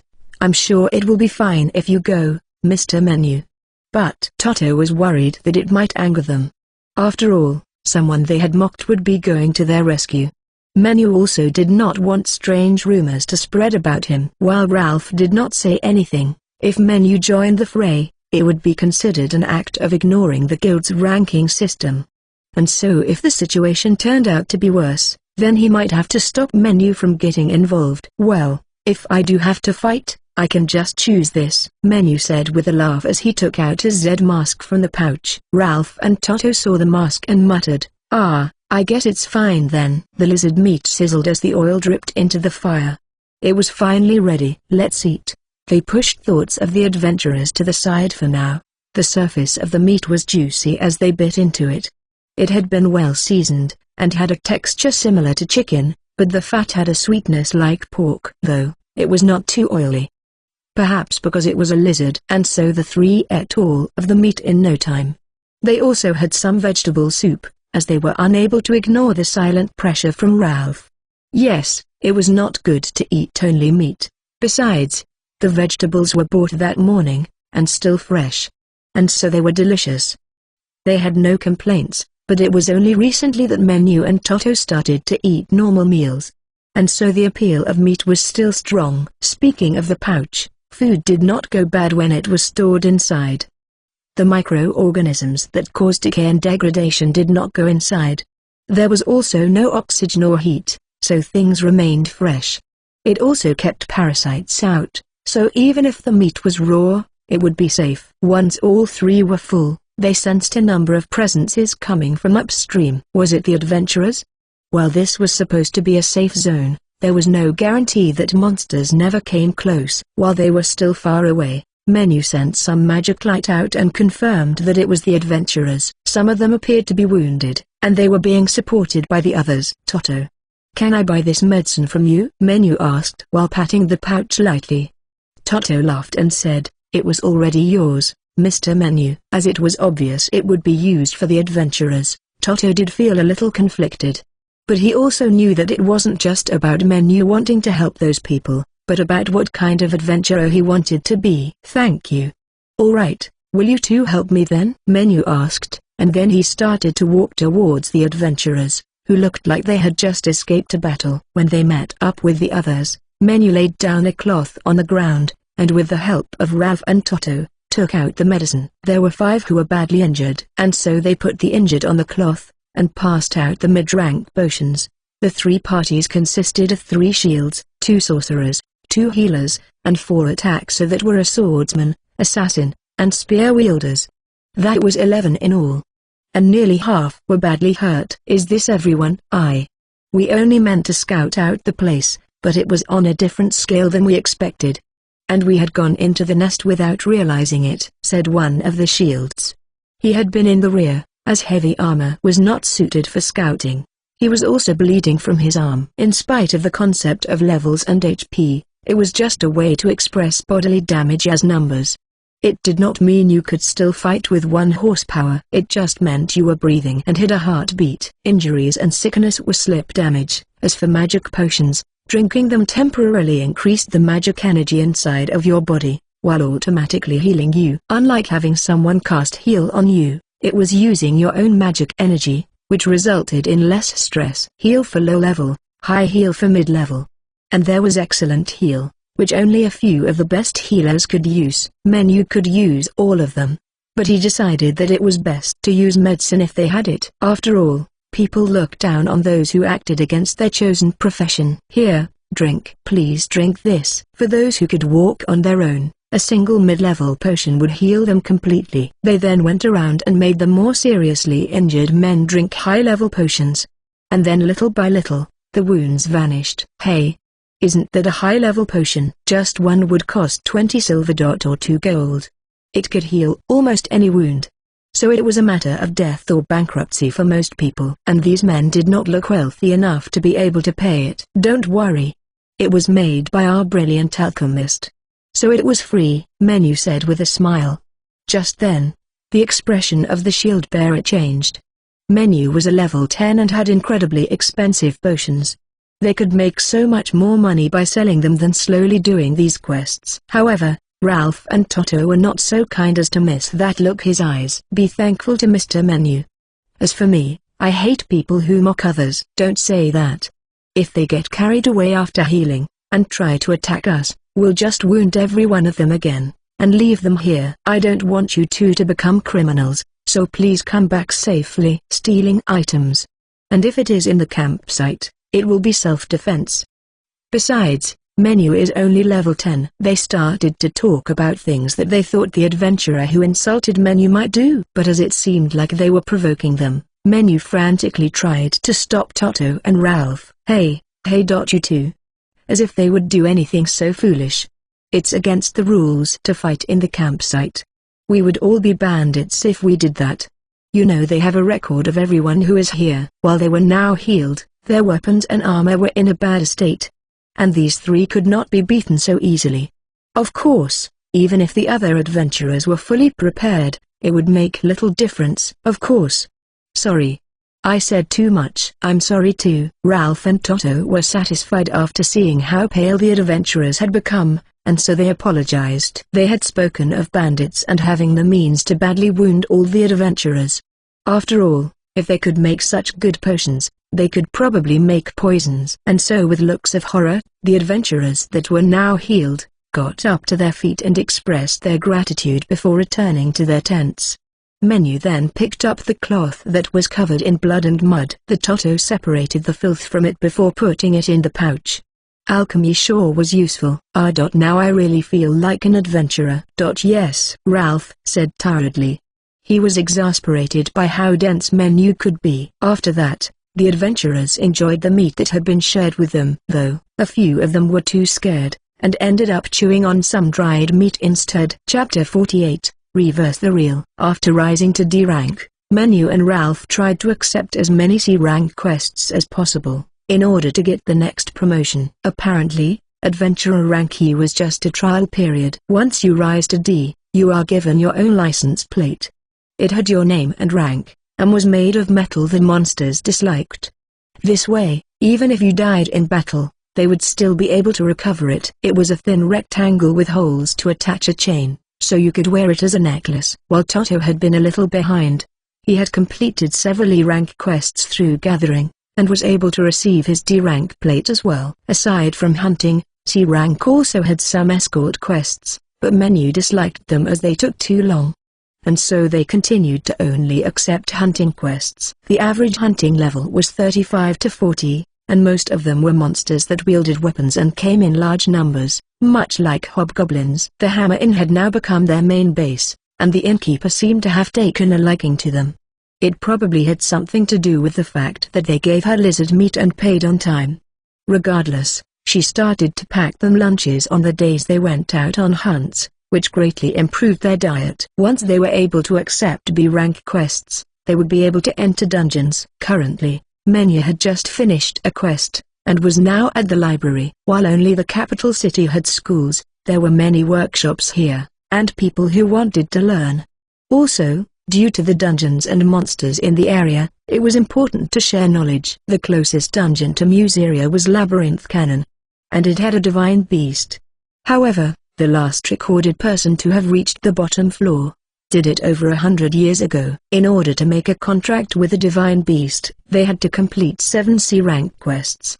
With this resolve in his heart, Menu did not leave the town's library until it was quite dark outside. Damn it!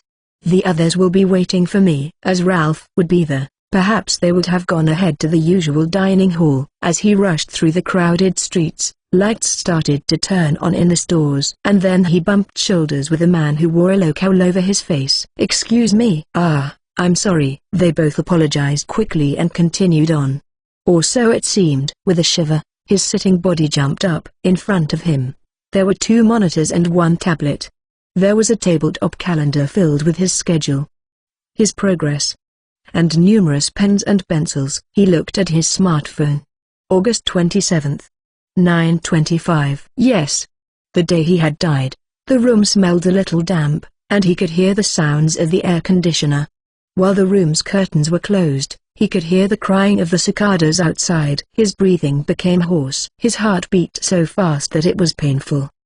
The blood seemed to rush loudly through his head. "I know this room." He started to sweat all at once.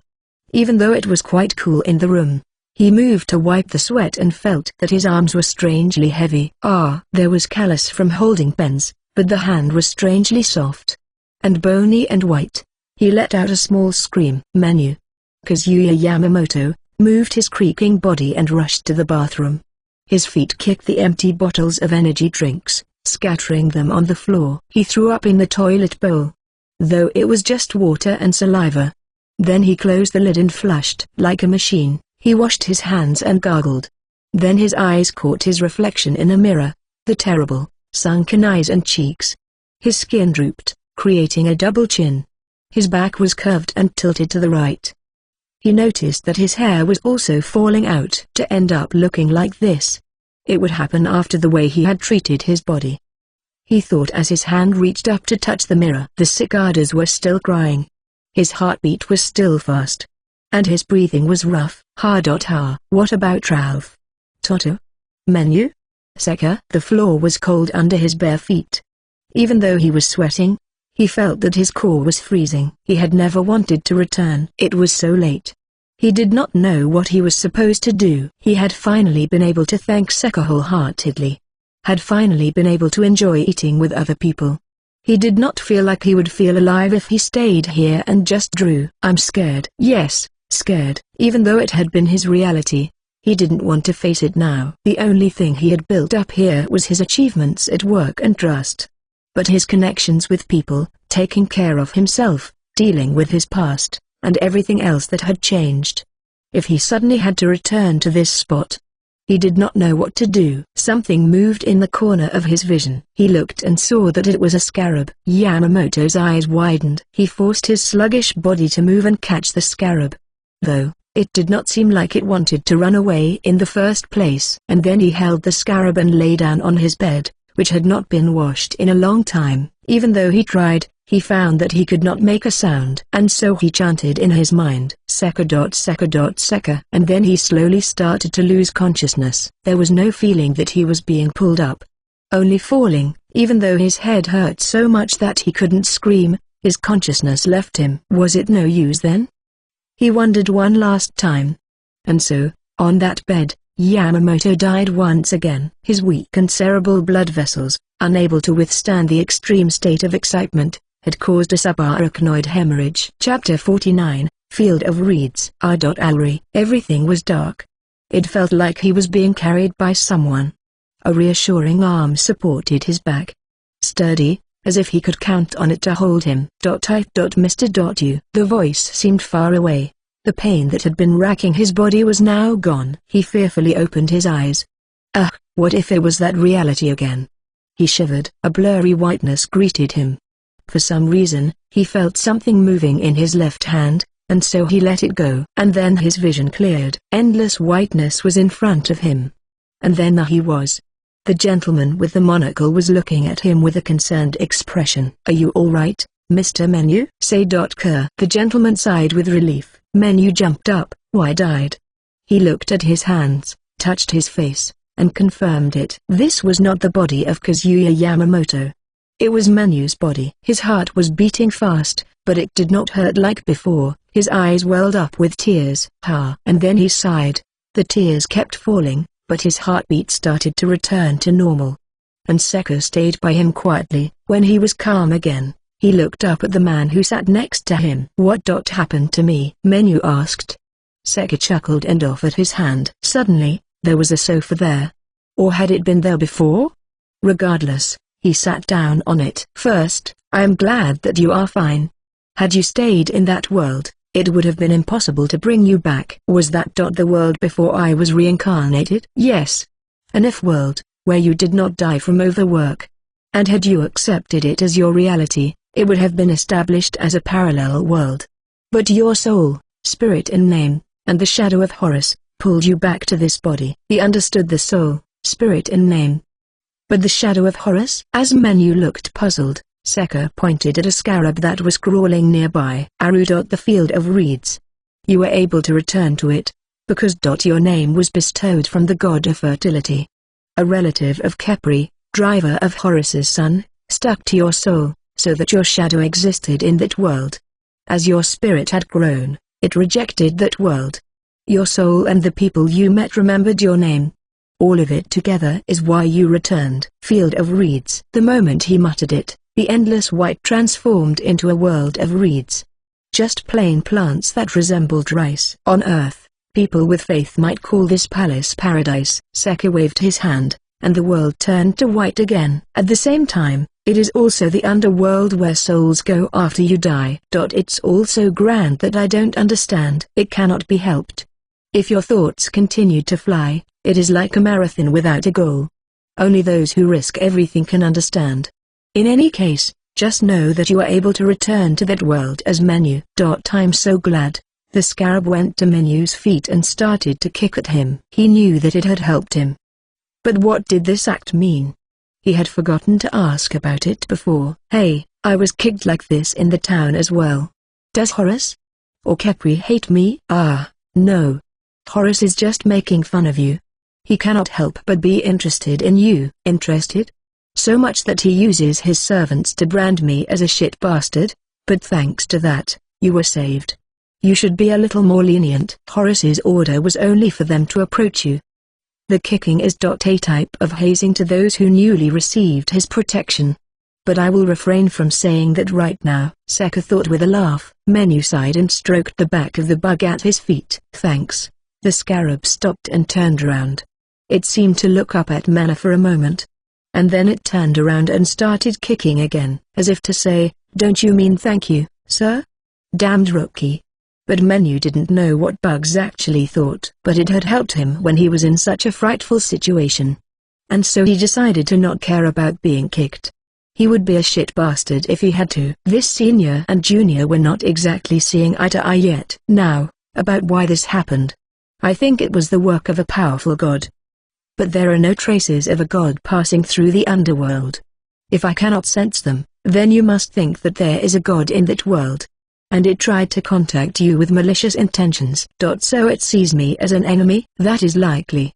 I shall watch over you more carefully from now on, but I will also lock it, so that this does not happen again. Please do. I don't want to go back.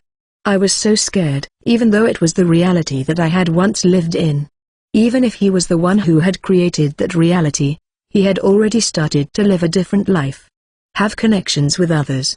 And work hard towards a goal. He ate, fought, slept, laughed, angered, mourned and learned what it meant to be happy. The horror of having that suddenly taken away. Without being able to fight or resist it. Being controlled by someone who he had never even seen before. Sekka had picked him out of pure kindness, when he was nothing but a weed. He had felt a chill when he had first heard about how it was really nothing to him. However, he believed in his intentions now. Mr. Menu. Yes. As Menu was deep in thought, Sekka peered into his face. I may be the god of the underworld, I would not have been able to reincarnate you, had you not helped to spread the faith. Yes, returning to that world must be frightful for you. However, due to what you achieved in that world, you were able to get another chance at life. While getting a god like me involved, Sekka said with a wink. While teary-eyed, managed to laugh. Yes. That's true. And so do not be afraid as you turn to the world where you are living. I and Horace, and many other gods, are with you. As if to comfort him, Sekka took Menu's hand and shook it. I will continue to investigate the matter. And I will tell you if I learn anything. But right now, you should focus on your life as Menu. Thank you, Sekka. In a way, I'm both your parent and child. It will be alright. After being encouraged, Menu wiped his eyes with his sleeve. And then he felt the sensation of his body being pulled. I will come again. And from the right place next time. Yes. I will be waiting. And like that, Menu fell into the hole. You also can't help but be interested in him too, huh? Sekka turned around, and there the person stood. You understand, right? I'll stay close and protect him. Probably. I'm not sure if I'm relieved. Well, gods always act on a whim. But don't worry. He should be fine. I'm counting on you. And then, the person jumped into the same hole that Menu had fallen in. Chapter 50, Dungeon Crawling Helper. The Museria Road. He came to just as he was taking a step forward. In terms of time, it must have been less than a second. He turned around swiftly, but the hooded man was nowhere in sight. He looked for some time, but was still unable to find him. Was he that god? A single scarab crawled away from his feet. He headed to the hammer, and while walking through the crowded streets, illuminated by orange lights, his feet started to move faster, and just as he moved out of the crowds, he dashed. Ralph, Toto and Stan were waiting in front of the inn. Menu waved at them. Is this real? His heart beat quickly. Fear caused him to pause a short distance away from them.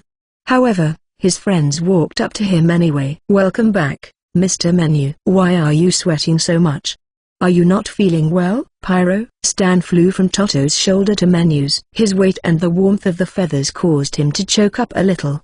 I'm alive. Menu was in this world, with his feet firmly planted on the ground. Are you sure you are alright? I can make you some medicine. Ralph and Toto were worried about him. Menu wiped his eyes and shook his head. He could not tell anyone that he was from another world, and so there was no explanation he could offer them. Still, he was grateful for this warmth, and was relieved from the bottom of his heart. "All right, Father is going to splurge today," Menu said with a laugh, which earned him a lukewarm look. "Who is this Father? When have you not spent money like that?" "Never. We always eat until we're full," Ralph and Toto said with exasperation. But even this reminded Menu that he was back, and so he was happy. And so Menu stood between them, with his hands on their shoulders, and they started to walk. "It just means that I'm in that kind of mood." Ralph brushed away Menu's hand, but did not move away. Toto just laughed and looked up at Menu, and so as always, they ate as much as they could, and then returned to the inn and slept. As for the fact that Menu cried again when he met and spoke to the innkeeper, they decided to not speak about it, and on the following morning, they returned to their days of taking on quests. While occasionally camping out at night, Menu became absorbed in the hunting quests. He felt that if he did not keep busy, he might get pulled back to his past life again. He was also afraid of walking in the city when alone, and did his best to not bump into anyone. He knew that none of that was necessary, but he could not help it. With Ralph and Menu's support in defeating monsters, Toto's level rose as well, until his physical stats were double digits. He also learned to use explosives for attacks, and no longer had to be protected as much as before. Also, he often visited the alchemist workshops and the library, and was studying as much as possible. Like this, they rose to C rank at a record speed. "Good work, all of you. Here are your new plates. Well, I suppose you will be wanting to take on the long-awaited dungeon." "Take on? We can do that?" "Yes. Obviously, it will be time-consuming. The time it takes from accepting the quest, to reaching your goal. You need special permission to do it. Of course, you must also be above C rank, as we don't want people to go down there and die." The three looked at each other and nodded. "We will go then." "So, there is one other rule. You must have 4 people in your party. So come back when you have another member." And like that, they were driven away from the counter. No, not enough members. As Menu fell to the ground in despair, Toto knelt and comforted him. As the guild had a pub, where people often fought, they did not really stick out. "Damn it. I thought we would be able to go to the dungeon," Menu shouted, but this too was erased from the arguments and laughter. However, someone was listening. A woman who had been drinking in the corner got up and approached them. "Hey, young man. Maybe I could help you?" Menu raised his head. He saw a curvaceous woman with brown skin and leather pants. She also wore a riding jacket that was open at the front. A short sword hung at her belt, and she had dark blue hair and golden eyes. The eyes were sharp and almost cat-like. Regardless, she was quite beautiful. When standing, she came up to Menu's shoulder, and she smiled with such confidence. She then brought up her status and said, "I am Seti. So you want to go to the dungeon, eh?" "So do I. But I can't really go there alone." She then showed her adventurer's plate. Rank B. Level 74. Thief. And she was 22 years old. At the very least, she could protect herself. Hello. I'm Menu. Do you really mean it?" he asked hesitantly, and Seti laughed as if she thought this was terribly funny. "What? Is this your first time teaming up with someone? This happens all of the time. But if you have doubts about my reputation, go ask about me at the counter." Menu glanced towards the counter, and the receptionist gave him a thumbs up as if to confirm this. They had records of her completion rate, after all. Menu smiled and offered his right hand. "Thank you. We'll be glad to have you, Seti." Seti shook it firmly and laughed. "Bah. Let's not be so formal about it.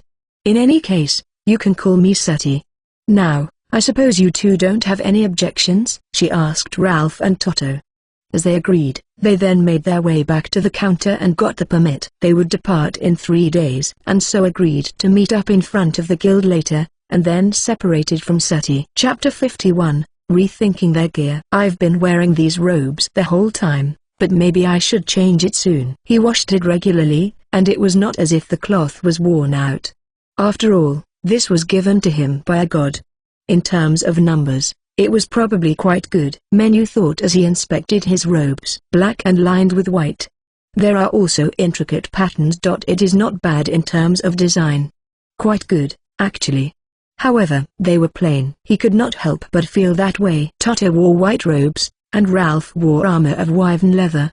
It had been given to him by Harness, and was quite rare. However, if they were going to go into a dungeon, Toto must also have different equipment, clothes, food, lodging. They practically lived at the Hammer Inn. They had proper beds, and were even served breakfast. They were able to eat lunch and dinner as well. Recently, Ralph started to learn how to cook outside. He already had a lot of knowledge, having been in the Knights Guild, which made him very knowledgeable. As for Toto's alchemy items, he kept 50% of the profits, while Menu and Ralph split 40%, as a protection fee, for when Toto gathered materials. As for the remaining 10%, it was used for food and to pay for their rooms at the inn. By selling them directly to Harness or Reed, the medicine was able to be sent to places with demand, without collapsing the market with absurd prices. He was from the Merchants Guild, after all, and knew what he was doing. Still, 10% of the profits was a lot, and they also made money from quests and selling crystals. And so after removing a third from it, setting aside for Toto's living expenses, they deposited the rest in a bank account that they opened with the Merchants Guild. That left clothing. In general, he only needed shirts, trousers and underclothes, which he had. So it was just armor. Ralph's leather armor should be fine. If he wanted something heavier, fitting for a knight, he could buy it. However, he had not expressed such a wish yet. In fact, being light and quick was better suited to situations where you fought in small numbers. The woven leather was black, but had glossiness that made it look purple sometimes, and it was quite beautiful. It also matched his sword. However, Menu was worried about taking Toto to the dungeon as he was now. "Alright. I'll go and buy some gear." In the morning, Ralph had gone to buy supplies, and Toto had gone to the library. Menu was staying in his room at the inn. He still did not feel like going out into the town. But if they were going to the dungeon, then he had to prepare. And he wanted to find a weapon that would suit Toto. And while he liked his robes, he might as well look at some other ones. Like this, Menu suddenly became interested in fashion.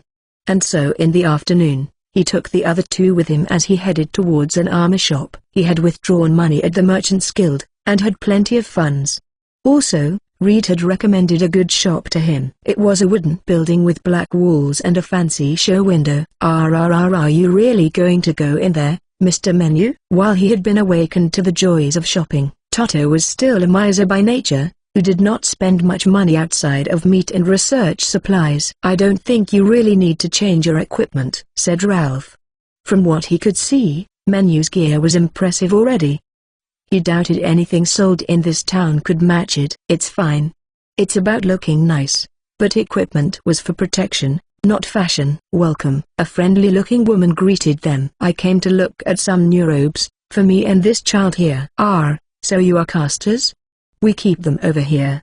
Adjustments can be made with the size, so just let us know." "Thank you." Ralph sat down on a sofa near the entrance and watched. Menu and Toto were led over to a corner, and they slowly made their way through the various items, occasionally trying them on. And then shortly after 4 o'clock, "Ralph, look.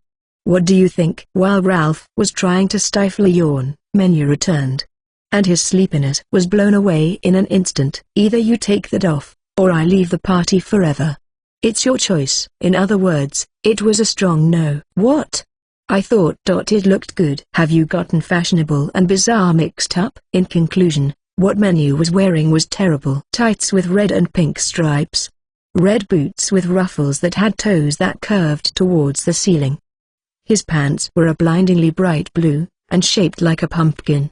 And the edges had golden frills. But worst of all was that he wore a plain white shirt on top of it, and then a robe with a collar that was 3 times the height of his head. It was lined with yellow, and the outside was green leather. His shoulders were also decorated. He looked like he was wearing curtains. Bizarre indeed. If they went out into town like this, Ralph would pretend to be a stranger. In his past life, Menu had drawn many fashionable characters. However, the feedback he was getting now was not positive. Ralph had never looked so severe as he pushed Menu back into the changing room. Even the employee was muttering, "Did we really have such clothes here?" Apparently, Menu must have dug out something that was forgotten. "Mr. Ralph, Don't I look strong, too? No. Take that off now. Toto's selection was not much better. He was wearing chainmail, and a leather jacket that was covered in mithril spikes. The shoulders were especially bad. He looked like a trap you would place at the bottom of a pit in order to kill people. There was also a matching collar, a belt with skulls, and black leather pants. I guess I am too weak to suit something like this. If such clothes ever start suiting you, it will be when you get in trouble with the authorities. And so Toto was also forced to change. Again, the employee muttered, when did we get something so dangerous? Were those two looking for treasure? Fine. Then you choose, Ralph. Yes. That is a good idea, Menu said as he came out of the changing room. And then Toto agreed. So that's what it comes down to. He sighed. He would have to do it, for these two who had no common sense yet.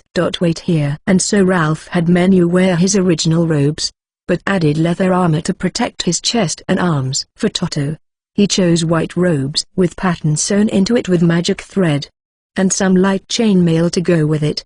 He would not tire even after walking for a long time, and there was a pair of soft leather boots to go with it.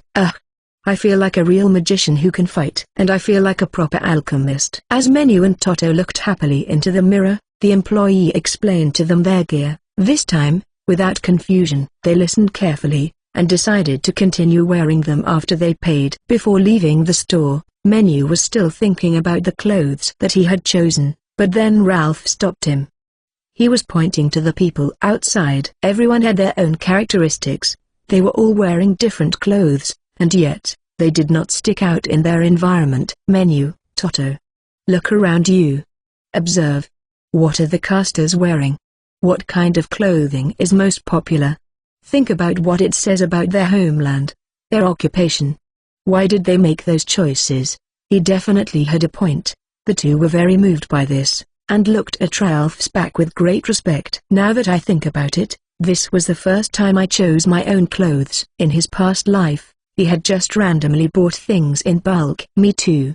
I guess we both failed this time. Next time, let's try hard to choose something that even Ralph cannot complain about. Yes, Toto and Menu bumped their fists together. As for Ralph, a cold sweat dripped down his forehead. How could you choose something like that if it's your first time? Were those cursed items? But it really was just a simple lack of ability to be aware of their surroundings. They were not used to it. Well, it was also partly because a certain god who declared he would watch over Menu, had taken the liberty of adding items as a joke. But those two had still managed to pick up the items without suspecting anything. Regardless, they now had their armor sorted out. There were only 2 days left before going to the dungeon. Chapter 52, we bought new weapons as well. The next problem was weapons. As Menu had broken stats and a cheat ability that gave him time to train, he was able to use most weapons. But Toto was different. But when it came to Ralph, his initial gear was rare, so he was not included. For Toto, it would be best to get a powerful blade that he could still swing. And then he just needed to train, and it would be perfect. And since they were in the processing industry city, there were a lot of weapon stores. The three visited one such store, which had been recommended to them. But unlike the armor store, it was quite small. Also, it was away from the market, and in the industrial district. Still, if they were successful enough to stay around, it must mean they had great skill. If Menu was going to have to spend a lot of time around Seti, who was an outsider, it would be best if he fought mostly with magic and common weapons. Hello. When they entered the store, they were greeted by a large bearded man, who looked like he would have a very stubborn personality. However, in terms of height, he only came up to Menu's chest. Eh? Do I have something on my face, boy? No, you don't. He was short. Menu knew better than to voice such a thing, but it seemed to have come out in his expression anyway. Mock a half-dwarf too openly, and you'll end up in a world of pain. Menu was satisfied with this explanation. After the elves, he had now met a dwarf. Well, half-dwarf. But Menu was still delighted. I'm not mocking you at all. I'm very happy to meet you, Menu said as he grabbed the dwarf's giant hands. Exclamation mark. A real dwarf? I was wondering when I would meet you. Is it so strange to meet a dwarf, boy? And a blacksmith dwarf? You must give me a weapon. I see, I see. Well, what do you want? I can make it if we don't have it already. After seeing the admiration in Menu's eyes, the dwarf was in a very good mood. Oh, are these two with you?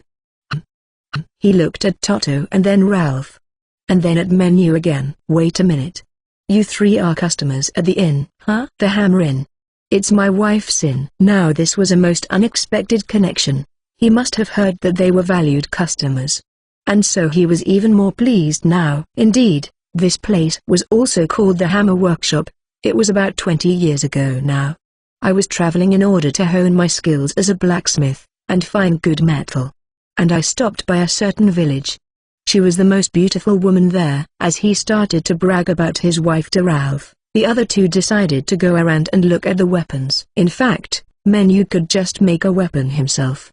However, even if he was going to draw it, he still needed to base it off of something, so looking at the work of a professional would be educational for him. Toto was looking at the shore swords. As Menu browsed, a certain staff that hung on the wall caught his eye. It seemed to be made of wood, and was as black as ink. He reached out to touch it, and the texture was like light metal. Not aluminum though. Much stronger. Oh? Does that one interest you? It's my finest staff. After all, it was made from the rarest wood materials. A branch from the sky tree. Ralph, who was finally freed from listening to the dwarf, was also surprised. But Menu and Toto did not know what a sky tree was. Sky tree? What is that? The dwarf looked at them suspiciously, and so Ralph quickly explained. Ah, I see. So you two have had a hard life. Well, the sky tree is the source of all things once protected by the sun god. And though it is in the sky, the tree branches fall occasionally. They are incredibly rare, and it takes great skill to work with them. It was similar to the world tree that Menu knew of. Well, no one has actually seen the tree though. Gahaha. But the branches still fall. And so it must exist. Can I hold it? You can try. But it's quite heavy. So that was why no one had bought it yet, in spite of being rare. However, when Menu picked it up, it was not heavy at all. If anything, he felt it was very light. It's no different than a pencil. He tried swinging it a little. Are you incredibly strong? Maybe? But even then, it was too light. Menu took out his paintbrush from his pouch, and it was exactly the same weight. As he compared the two with a puzzled expression, the dwarf's eyes suddenly widened and he took a step forward. Can I hold that brush? Yes. Here, Menu said as he handed the brush to him. Gah! The blacksmith's hands lowered immediately as if he was carrying a mass of iron. Had he not been a dwarf, he might have lost his hands. Menu frantically took the brush back. There is no doubt about it. This paintbrush is also made of the sky tree.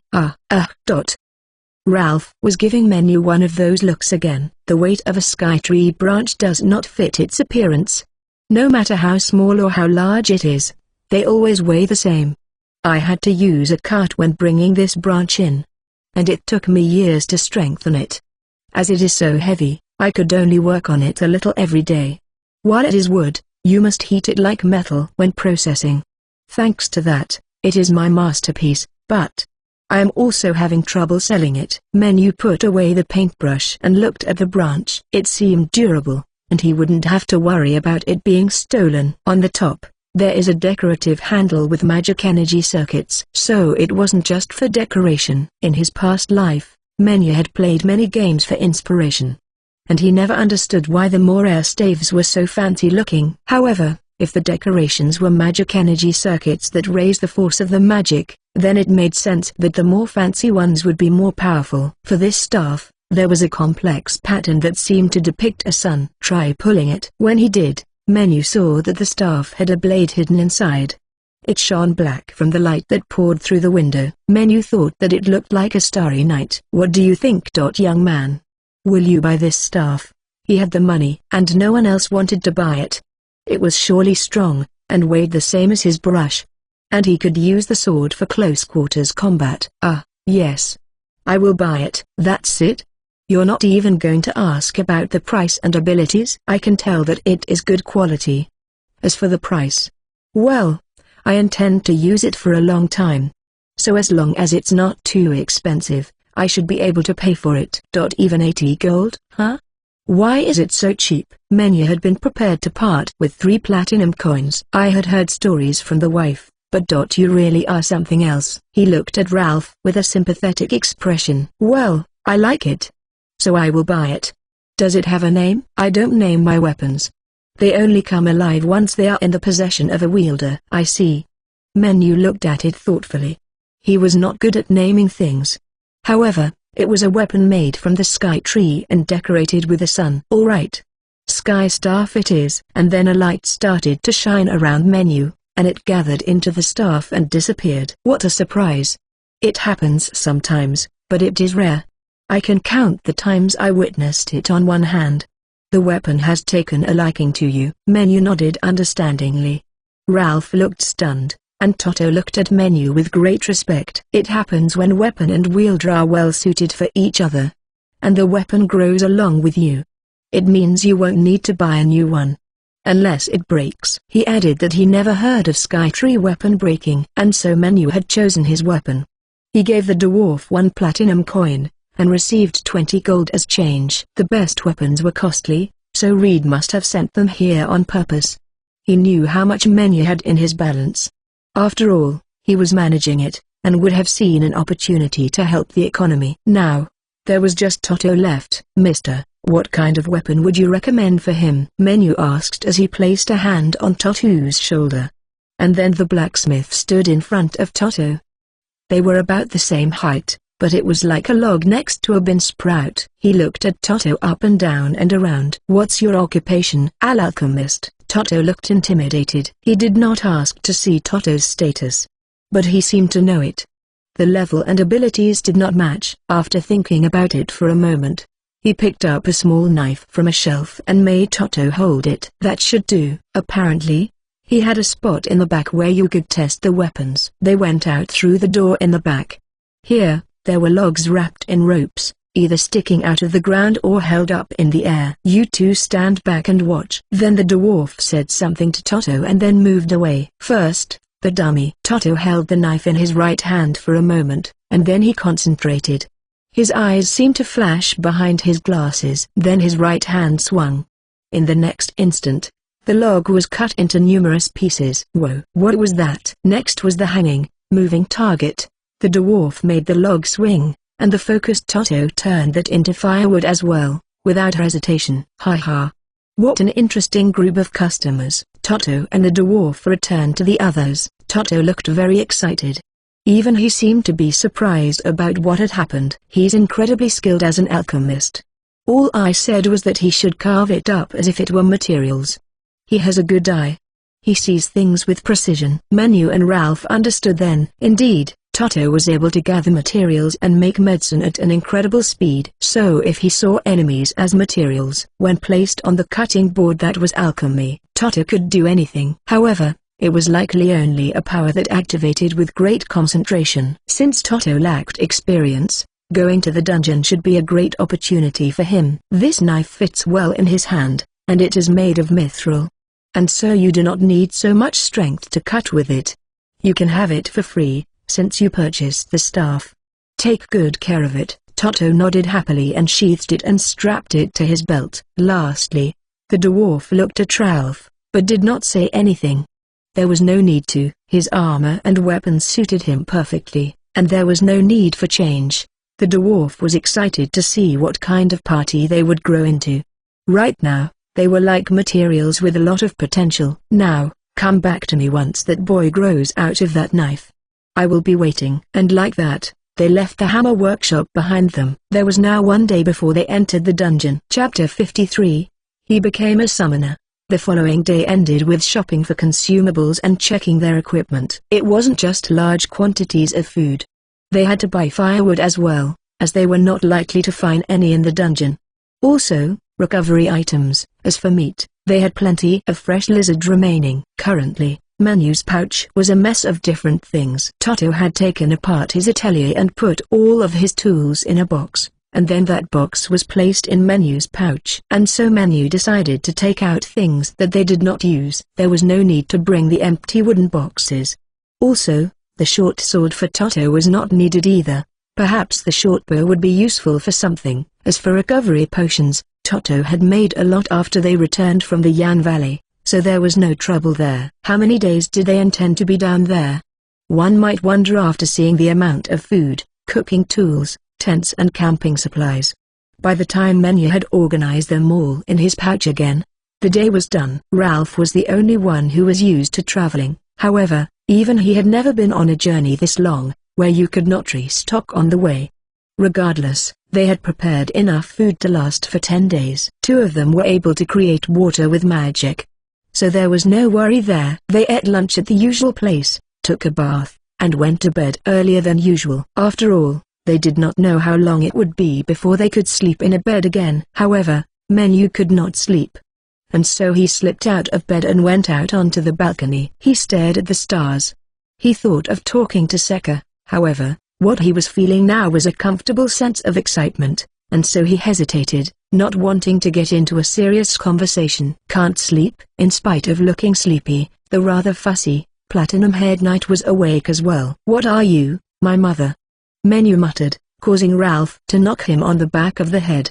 Menu apologized for the joke. It's just I've lost my memory. Right. And you lost common sense and taste as well. Sometimes, I think you should be quiet and listen. Well, perhaps you should talk in a more proper way, Ralph thought. However, he took this as Menu's way of opening up, and so he kept silent. Menu laughed like a mischievous child and looked up at the sky. And then he began to mutter. I've been doing some research about summoners. If it's with monsters, you can control elements in order to make them yield, to a certain degree. Menu was particularly interested in divine beasts and high-ranking monsters from dungeons. And the difference between them and other monsters was intelligence. Even if I made them yield, as you know, I have these broken abilities.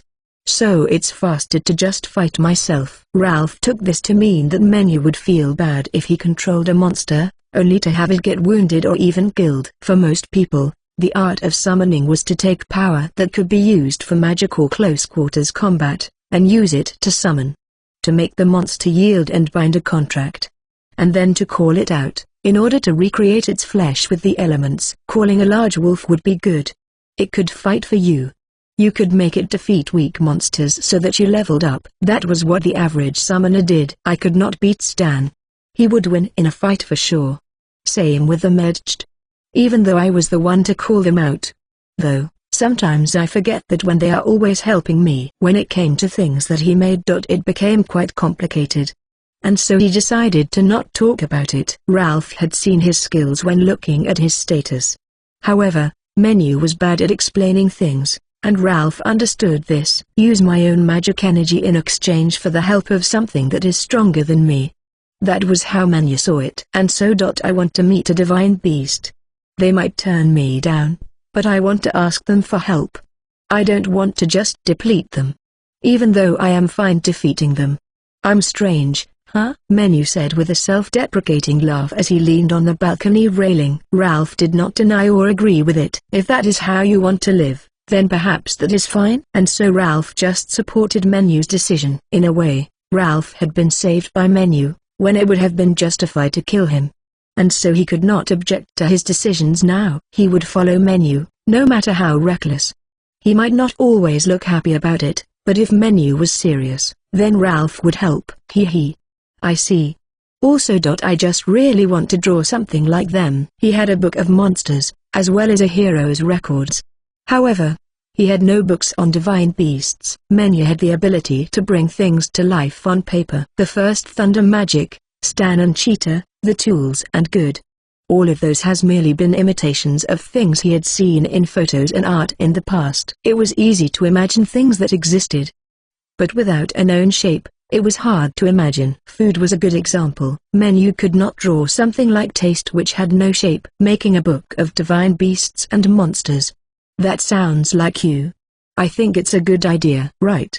Drawing is the only talent that I know. I suppose I can do other things now. Still, I want to draw. He was no longer Kazuya Yamamoto, who could only draw. It had been the only skill he had acquired. But now, he could do all kinds of things. I used up one life in order to draw. And I received a bonus, and this time, I am able to choose it. Menu clenched his fist. Ralph laughed with amusement. You sound like you regained your memory. Menu flinched. And then he chuckled and said, we have to get up early tomorrow, as he retreated into the room. Well, perhaps he already knows. Menu was aware that he was a bad liar. But Ralph was kind enough to not question or ask about his past. Perhaps I should have spoken to Sekar after all. Still, he wanted to say it to the person who he had made a connection on his own. I want to draw. Tomorrow, they will finally go to the dungeon. Manu went to bed before he caught a cold. Chapter 54, Kazusa the Guide. It was early in the morning before the market opened, and the sky was still dim. As the sounds of stalls being prepared, and the smoke from the workshops rose around them, they met up with Seti in front of the Adventurers Guild. You are. Is that all you brought? Seti was carrying a stuffed backpack, but when it came to Menu's party, they just had their gear and a pouch. Seti, I can carry your belongings if you want. They were going to travel together, so there was no point in hiding things. Do you have some kind of spatial type skill? Yes, I do. Then I'll leave it to you then. But don't die while carrying my things, Seti said as she handed her belongings to Menu. It seemed that she was quite used to traveling, and kept essential items on her person. Menu put the rest into his pouch. Well, let's go then, Seti said as she entered the Adventurers Guild building. Huh? You didn't know? The entrance to the dungeon is inside of the guild. What? Ralph covered Menu's mouth with a look of annoyance. According to the maps and documents he had seen, it was supposed to be near the Yan Valley. But when he said this, Seti laughed. That's a bluff. While people have dreams of making a fortune in the dungeon, it is also a very dangerous place. Sometimes, people who failed a quest that was above their rank, will enter the dungeon without permission. And so while the relatively safe first floor remains, the stairs leading to the rest was blocked off. You can only go deeper down through the Adventurers Guild now. That did make sense. Toto furrowed his brows with a worried expression. But doesn't that put the town in danger? The monsters do not come out of the dungeon. The mana is thick down there, and they cannot live without it. Also, even if they tried, the guild would stop them. After all, this is a place where adventurers gather together. The monsters would not stand a chance. If adventurers could not stop them, then it wouldn't matter where they attacked from. You sure know a lot. I have a lot of experience, Seti said with a confident laugh. There had been no one at the counter a moment ago, but there was someone standing behind it now. She wore the guild uniform and held a large staff. Welcome, everyone. I will be your guide, Kazusa. Please follow me. She had long green hair and long ears. Apparently, she was an elf, as she did not show her status. Perhaps she was secret personnel within the guild. They silently followed her to the back room. She then opened a trapdoor and descended a staircase. Menu was about to take out a lantern, but Seti stopped him. And then the point of Kazusa's staff began to glow. It was bright enough for them to see the floor. The dungeon is this way. You will get lost if we get separated. So please follow me closely. As they followed her, Menu felt that something was strange. Though he was not cold or wet, it felt as if he was passing through a watery membrane. Menu tilted his head and wondered. And then Kazusa turned to look at them. I see that you have spatial type skills, Mr. Menu. I can sense the effects, she said as they walked. Is this a similar skill? Yes. I am making shortcuts within the tunnels. Without me guiding you, it would take an entire day to just reach the dungeon. Either that, or you would just get lost forever. So this was a safety measure. You said it's affecting this place. Is that dangerous? It is fine. When it affects it, you can touch that ability. And so I realized that you have some kind of spatial skill. That is all. An item storage skill was not particularly rare when it came to parties that were taking on the dungeon. When it comes to similar abilities, the one with more magic energy or higher skill rank is prioritized. If you used a teleportation skill, and it was stronger than mine, then it would override my ability. I see. As they talked, they went through several other water membranes, and then there was a door to the right, and a downward staircase in the front. This is as far as I go. I will be waiting in the room over there. So return here when you are finished. A bell will appear after 10 days. Please ring it. So we will also help them on the return journey as well. Apparently, there were some adventurers who asked to return after just 1 hour. By the way, How many floors does this dungeon have? As this is the Cannon Labyrinth, each floor is very big. In terms of depth, there are about 10 floors. Of course, since this is a labyrinth, sometimes you think you are going down, but end up going up. Or you end up on the same floor. And there is no map. Considering that the last person to make it to the bottom floor did it 100 years ago, it must be very complicated indeed. Menu was anxious. This was the another world he had been thinking about. A world that was different from the civilizations built by humans. He was anxious and excited. Perhaps it showed on his face, as Seti laughed and pointed to the stairs. Thank you, Kazusa. Well, shall we go? Yes. Let's go. Then they went down the short staircase and opened a stone door. When they looked back, Kazusa was smiling and waving at them. Then they stepped through the door and, "Whoa!" Toto said in amazement. "What a sight!" Ralph muttered. "Smells like treasure." Seti licked her lips. Menu's eyes were blinking. He never thought the day would come where he would see something like this underground. The space was so bright, it looked like there was a sun. Indeed, it did smell like treasure. Though, treasure merely meant something that had value for that person. A forest. Town. In front of them was an abandoned town made of bricks, and a white castle in the distance. And as if to swallow all of it up, was a sea of plants. Chapter 55, Death Arena Visitors. When they stepped into the abandoned city, they saw that there were more shops and inns than houses. This must have been a labyrinth city once. Though, I'm sure that everything that could be useful has been taken already. So we should just go straight towards the castle, Seti said as she looked into one of the stores. The wooden door was dry and shriveled, and it crumbled into dust when she touched it. And so they continued on their way. There were trees growing everywhere. In the middle of roads and houses, it did not matter. And so they stepped over roots while they walked. Toto was looking around for anything that he could gather. But it seemed like everything had been absorbed by the trees. And he was disappointed that there were no other plants. Once they were halfway to the castle, Seti looked up at a tree and muttered, "The path to the top floor is blocked." On the surface, there would be things like kobold and wolves. But things are different here. What do you mean? Haven't you noticed? This floor. All of them are treants, Seti answered happily, and then Menu, Toto, and Ralph turned around. But the path behind them was gone. It was blocked off. Even worse, the trees that were blocking the path were now crawling towards them. Crumble. The walls of an abandoned building fell away. If you already knew that, you should have told us, Seti, Menu said with horror. Seti just cackled. She showed no signs of panic. Once they multiply to this degree, there will be no other monsters here. And they aren't going to attack us. We just need to find the stairs in the castle. And if they get in our way, we can defeat them. Indeed, perhaps due to their great weight, the treants moved even slower than a walking human. Also, since there were so many of them, they were constantly getting in each other's way. Treant wood is a good material. What a troublesome thing to say. Ralph scowled at Toto. However, he did not try to stop it. But there are so many of them.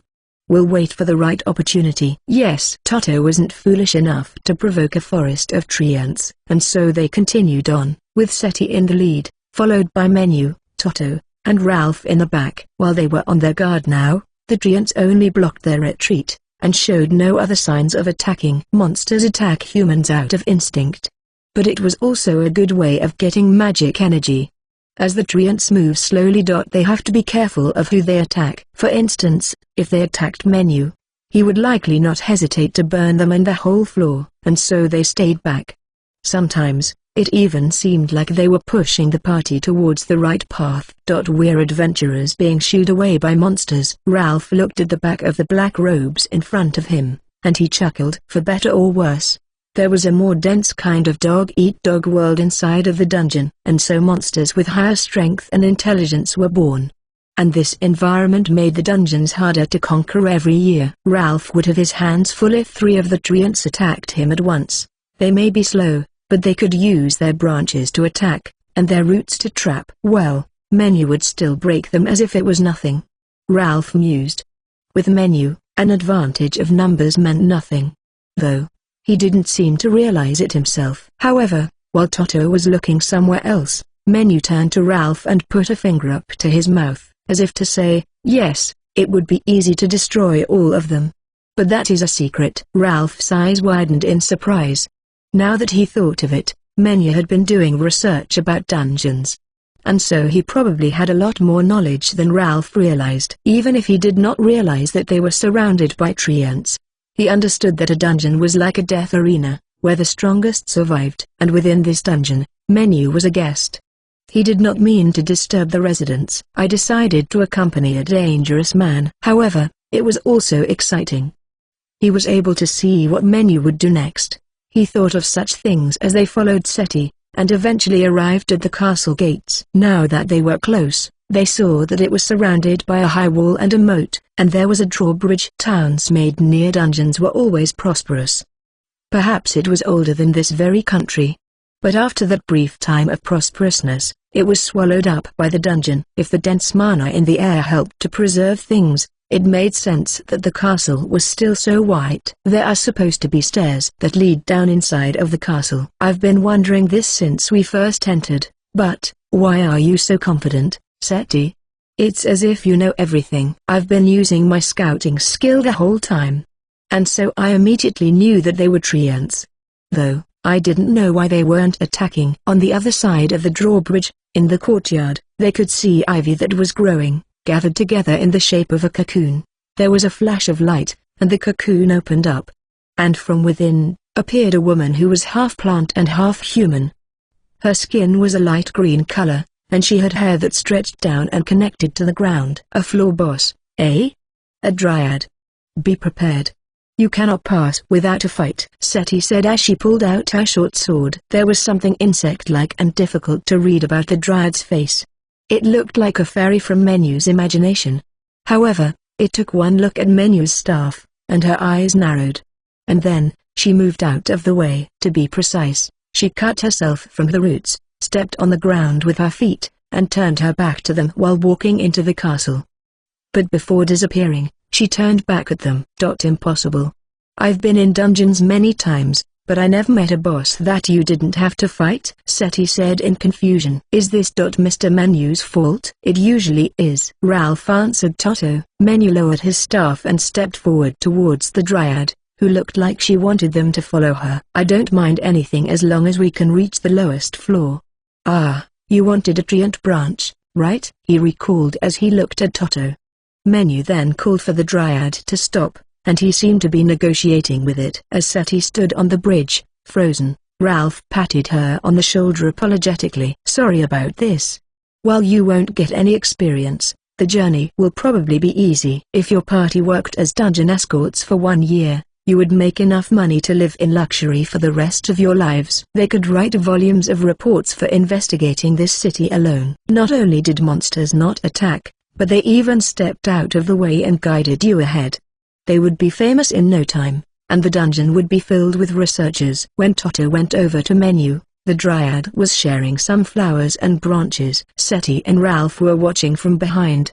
But Ralph was looking at Seti uncertainly. You know we have no intention of doing that. I suppose I shall be silent about this then. For my own safety, Seti replied mischievously. And Ralph sighed with a I am grateful. Still, you have it quite hard then.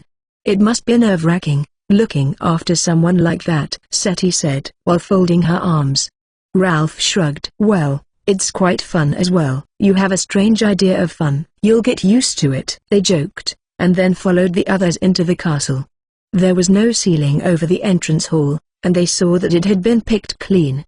Clearly, there would be little point in exploring the castle. As for Toto, he had been buried in the mountain of materials that the dryad had offered, and Menu was frantically digging him out. Are you all right, Toto? Why yes. Is she really giving me all of this? The dryad said that she uses dead treants as nourishment. But these are not too old. Do you use the flowers for medicine? So now he can talk with monsters. Ralph thought. Seti whistled at the thought of money. Yes. Dried flowers are very rare materials. You can sometimes find dried ones in the market. But with fresh flowers like these, I can make a lot of medicine. What kind? Most of them are for healing status effects.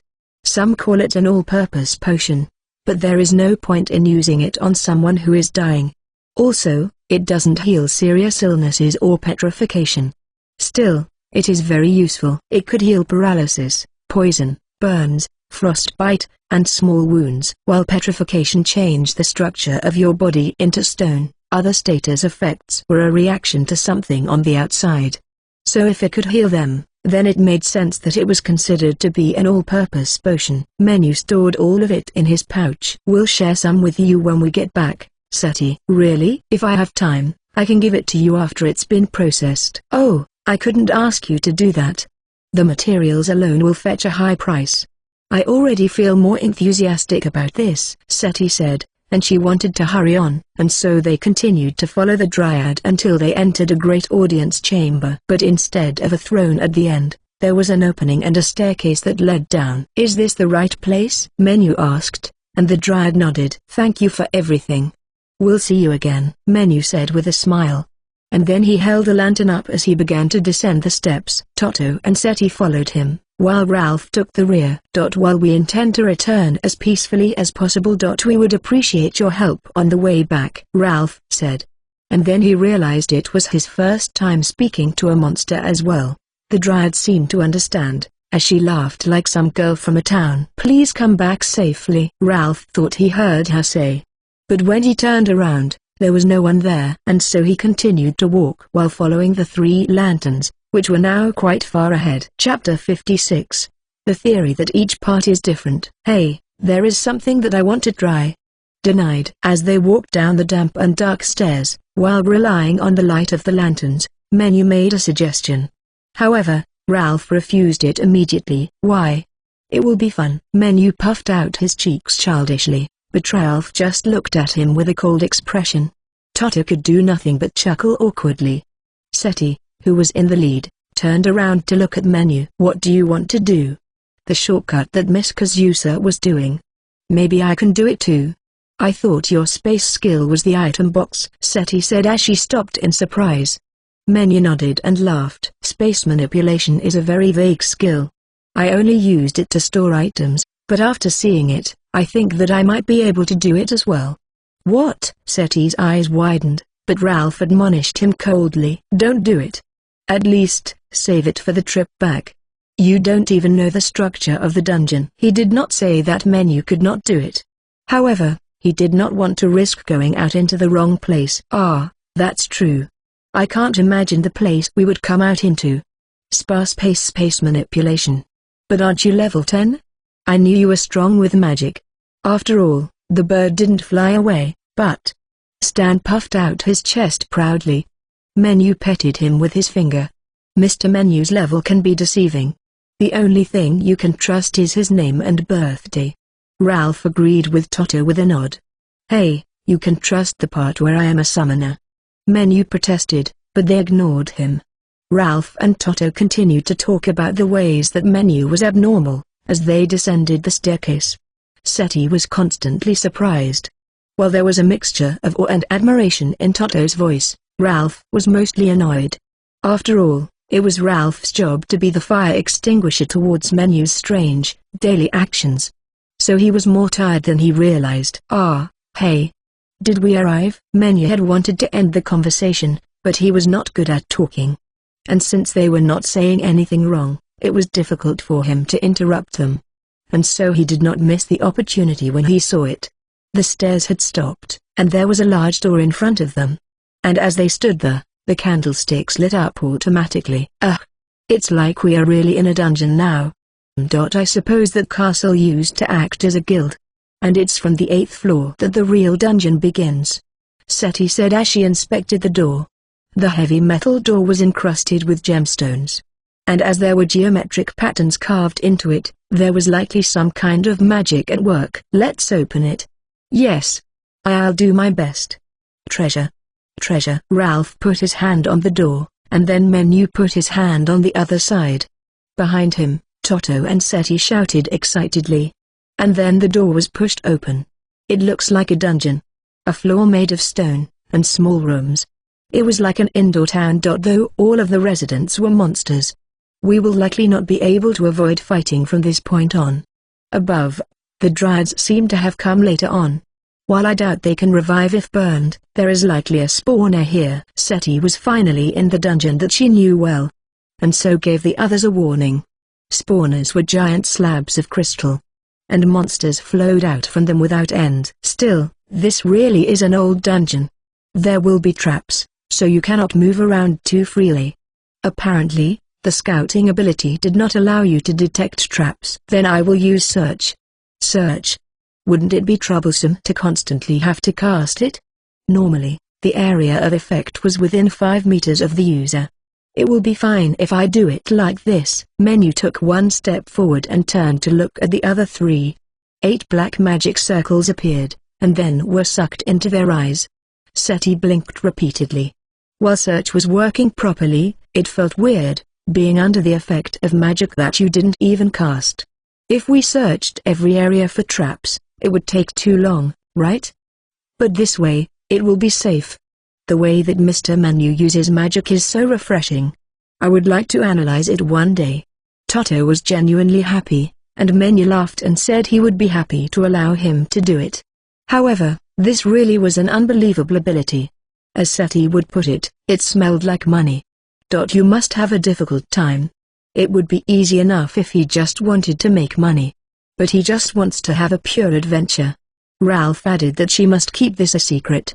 Seti laughed. No one would believe me if I said it. After all, Menu is the only one who can do it. That's true. But maybe Toto will be able to analyze it one day. Seti looked at the small child who was talking excitedly. Menu looked like a large child next to him. That child? You seem to have a high opinion of him. Well, consider this a bribe then. That kid made it. Ralph took out a high-rank potion from his pouch and handed it to her. As someone well-versed in the value of things, Seti understood what it was in an instant. She looked up at Ralph with a sympathetic expression.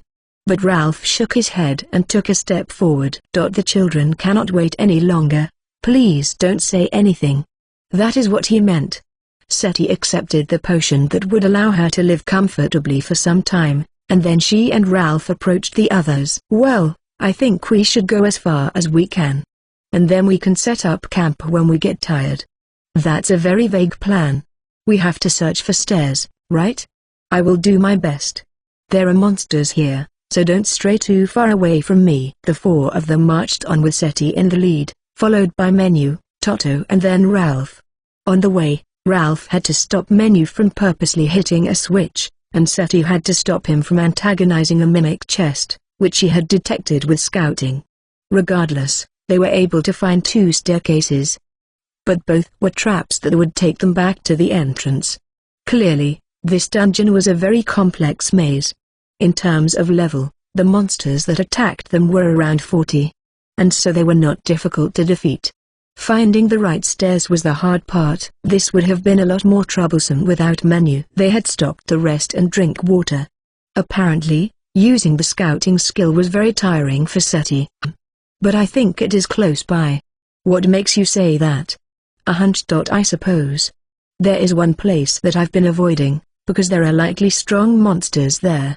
But that is the only place left now, Menu admitted as he gave Stan some water. Seti then looked a little pale. Are you talking about a floor boss? Huh? Is that right? Didn't I tell you there would be a boss here? Oh, right. I guess I should have asked you about it first.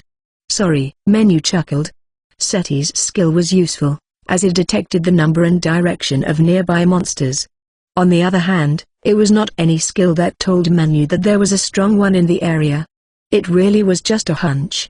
Or perhaps a 6th sense. I'm starting to think that we should just keep you in this dungeon. Not only could he avoid traps, but he could easily find the net staircase. He was the perfect guide. Seti glared at Menu with a tired expression, but Menu didn't mind. Ralph placed a hand on Seti's shoulder, as if to say that it was no use. In any case, let's go down then. We can rest there if we are tired. Mostly psychologically. Menu and Toto agreed with Seti's suggestion as well. In other words, we are going to fight the floor boss, Ralph muttered, but his voice was erased by the 2 excited children. With Menu as a guide, they arrived at the stairs to the floor boss in no time. And what they found there was a stone statue of a minotaur? and so they hid behind a wall and peered inside. It was carrying a great axe, and was so intimidating that it looked like it was alive. The legs that were firmly planted on the ground were thick, and its muscles were highly detailed. I think that is it. But it's a statue. Yes. No matter how you look at it. However, the results of search said it was a minotaur. Well, there is no point in looking at it from here. Let's go. Indeed. After all, the stairs will be behind it. Seti agreed with Ralph. As they were enthusiastic, Menu and Toto followed after them. Menu tapped the floor once with his staff. If you are prepared, you need not worry. I wonder if they have that saying here, he muttered. But just as they started to walk past the minotaur, it began to shake. This caused the stone surface to peel away. And a furry, wild beast with red eyes emerged with a roar. It really was a trap. Toto, stay back. Toto obeyed Ralph and moved away. And then a black magic circle appeared near the minotaur's feet, and chains came out to bind its powerful body. Now. Do it while you can. While Seti and Ralph had been stunned for a moment, Menu shouted the orders. That's why I told you to say these things in advance. I completely agree. But it would be embarrassing if it was just a stone statue. Ralph and Seti then attacked the minotaur, whose movements were bound. Seti's switch sword carved away at the legs with precision, while Ralph severed its arm. And then he ran up its back and thrust the sword into its brain. And without being able to resist, the minotaur sank to the floor. It was so large that even Toto could feel the ground shaking. And then he cautiously moved towards it. Good work. I'm so glad that both of you are strong. There was no sarcasm in Menu's voice. He was being sincere. Monsters, especially monsters in dungeons, had a lot of magic energy. Like Kazusa had said regarding skills, with magic, higher magic energy was prioritized. In Menu's point of view, he just helped them by binding the Minotaur so that it could no longer move.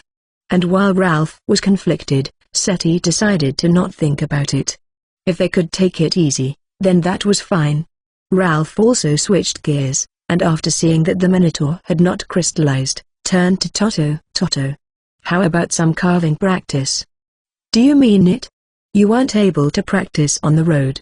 However, it's important to do it with a real monster. While they were talking, Seti whispered to Menu. Carving? What does he mean? Toto has a special skill, Menu said as he pointed at Toto. Toto took out his knife and held it in front of the Minotaur. He took one step forward, and then seemed to disappear. And then he appeared near the fallen Minotaur's leg. And then when Toto had passed it, the giant body came apart into separate pieces. Horns, bones, organs, meat, skin. It was all cleanly separate. And the giant crystal fell out heavily. Toto was not usually very fast. But as he had shown at the hammer workshop, when it came to materials, he could take them apart instantly. However, this was the first time Toto had done it with a monster after learning how to handle a knife, and so he was very excited. I was able to do it, just as you taught me, Mr. Ralph. I never taught you how to take apart a Minotaur. But you did well. Ralph patted Toto on the head.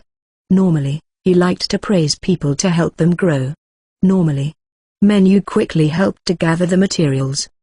He gave the crystal to Seti. It was the same with the crystals they collected on the way here.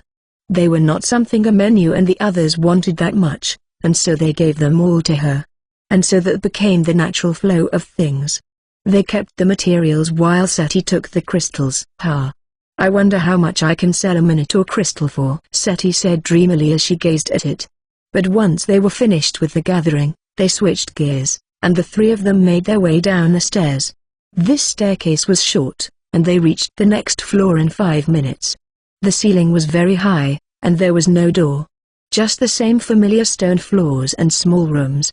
I suppose this is what you could expect from the second floor. While Seti seemed quite tired, she used the scouting skill. There was nothing in particular nearby. Why not that small room over there? All right, we can camp there. I hope that we can go lower tomorrow. Manu agreed with Seti's suggestion. He then took out an anti-monster potion from his pouch. After thinking for a little bit, Ralph asked Manu, "Do you know where the floor boss is?" "Yes, over there." "Then we can go straight to it tomorrow." Manu casually pointed in the direction, So Ralph nodded. Toto had been listening quietly. And when he saw that the talk had ended, he opened his mouth. By the way, is Minotaur meat human flesh or beef? While he had carved it up, he never used the meat when making potions. Sometimes organs could be used for medicine, but meat was food. And Toto liked meat. Toto, are you going to eat it? I want to eat it if it's beef, but not if it is human. Toto replied. Well, I never even tried to eat it before. Neither have I. Which is it? The legs are those of a cow. As they camped, the four of them talked about it seriously. It was the most serious discussion of the journey. However, they did not reach a conclusion. But for dinner, some kind of meat appeared in their stew. It was not lizard. It felt more wild and tough. However, it was delicious. However, no one had the courage to bring it up on the following day. Chapter 57. In summary, there was no day and night in the Cannon Labyrinth. And so they ate and slept based on their body clock. Thanks to living a proper, civilized life now, Menu had a consistent body clock. The next day, they packed up their things and Menu cast search on their eyes before setting off. They knew the direction they were headed in, and with the help of Seti's scouting, it only took them half an hour to reach the floor boss. It was a cockatrice. A giant chicken with the tail of a snake was waiting for them. As they observed it from the shadows, Toto muttered, "This one is clearly chicken and snake meat." Snake, huh? It is quite light and delicious. I never had it myself. They say the big ones have less flavor, though. You want to eat this one too? Menu took out some of the mystery meat that they didn't use the other day, and threw it towards the cockatrice. After seeing the cockatrice feast on it ravenously, Menu activated the same binding magic that he had used yesterday. It tried to thrash around and cry wildly, but it could not move. Toto, if the chains aren't in the way, do you want to give it a try? Can I really do it? Don't worry. I'll be right behind you. If he was going to carve it up anyway, then he might as well gain some experience from it. All right. I will try it then. Toto stood in front of the cockatrice and held up his knife. He did not want to slow the others down any longer. He concentrated. As soon as he decided how he would turn the cockatrice into materials, the ground at his feet flashed. It was over in a second. The flash of the knife erased the boisterous cries. What was now left was a mountain of neatly separated materials. Seti quickly snatched up the crystal. And then Menu and Ralph moved towards Toto. Well done. You did it. Yes, Menu said, and then he moved to gather up the materials. Menu had decided that gathering items would be his job. And in general, he seemed to be doing a lot of chores. He didn't mind. For the most part, he felt as if he was being allowed to take it easy. It wasn't like others looked down on him. They may get mad if he did something foolish, but no one suggested he was slacking off. I've never had to support others like this before. But it's not bad. And yet he wanted to go to the lowest floor, and was dragging the others down with him. And so perhaps he should do more than just offer support. As he troubled over this, they continued, floor after floor without much trouble.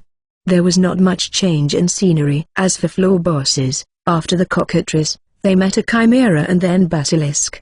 And right now, the monster in front of them was a giant centaur. We cannot eat this one. We have plenty of meat now, you know, Menu said at the ever-hungry Toto. Beef, chicken, snake, cockatrice, chimera, basilisk, lion, and goat. Menu's pouch was practically full now. All right, I will deal with this one. And I will carve it. Call me when you're done. Menu had no one to stop or help him. And so he felt a little lonely as he stepped in front of the centaur. I'm a little out of practice too. Menu was now unsure if he should use his staff or his sword. At this point, Seti already knew that Menu's level was deceiving.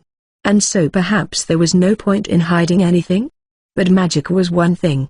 If she saw what he could do with a sword, there may be no end to the rumor that spread after they left this place. He did not want that. As the human stood in front, deep in thought, the centaur glared at him and raised his sword. It then swung down in an attempt to cut his target in half.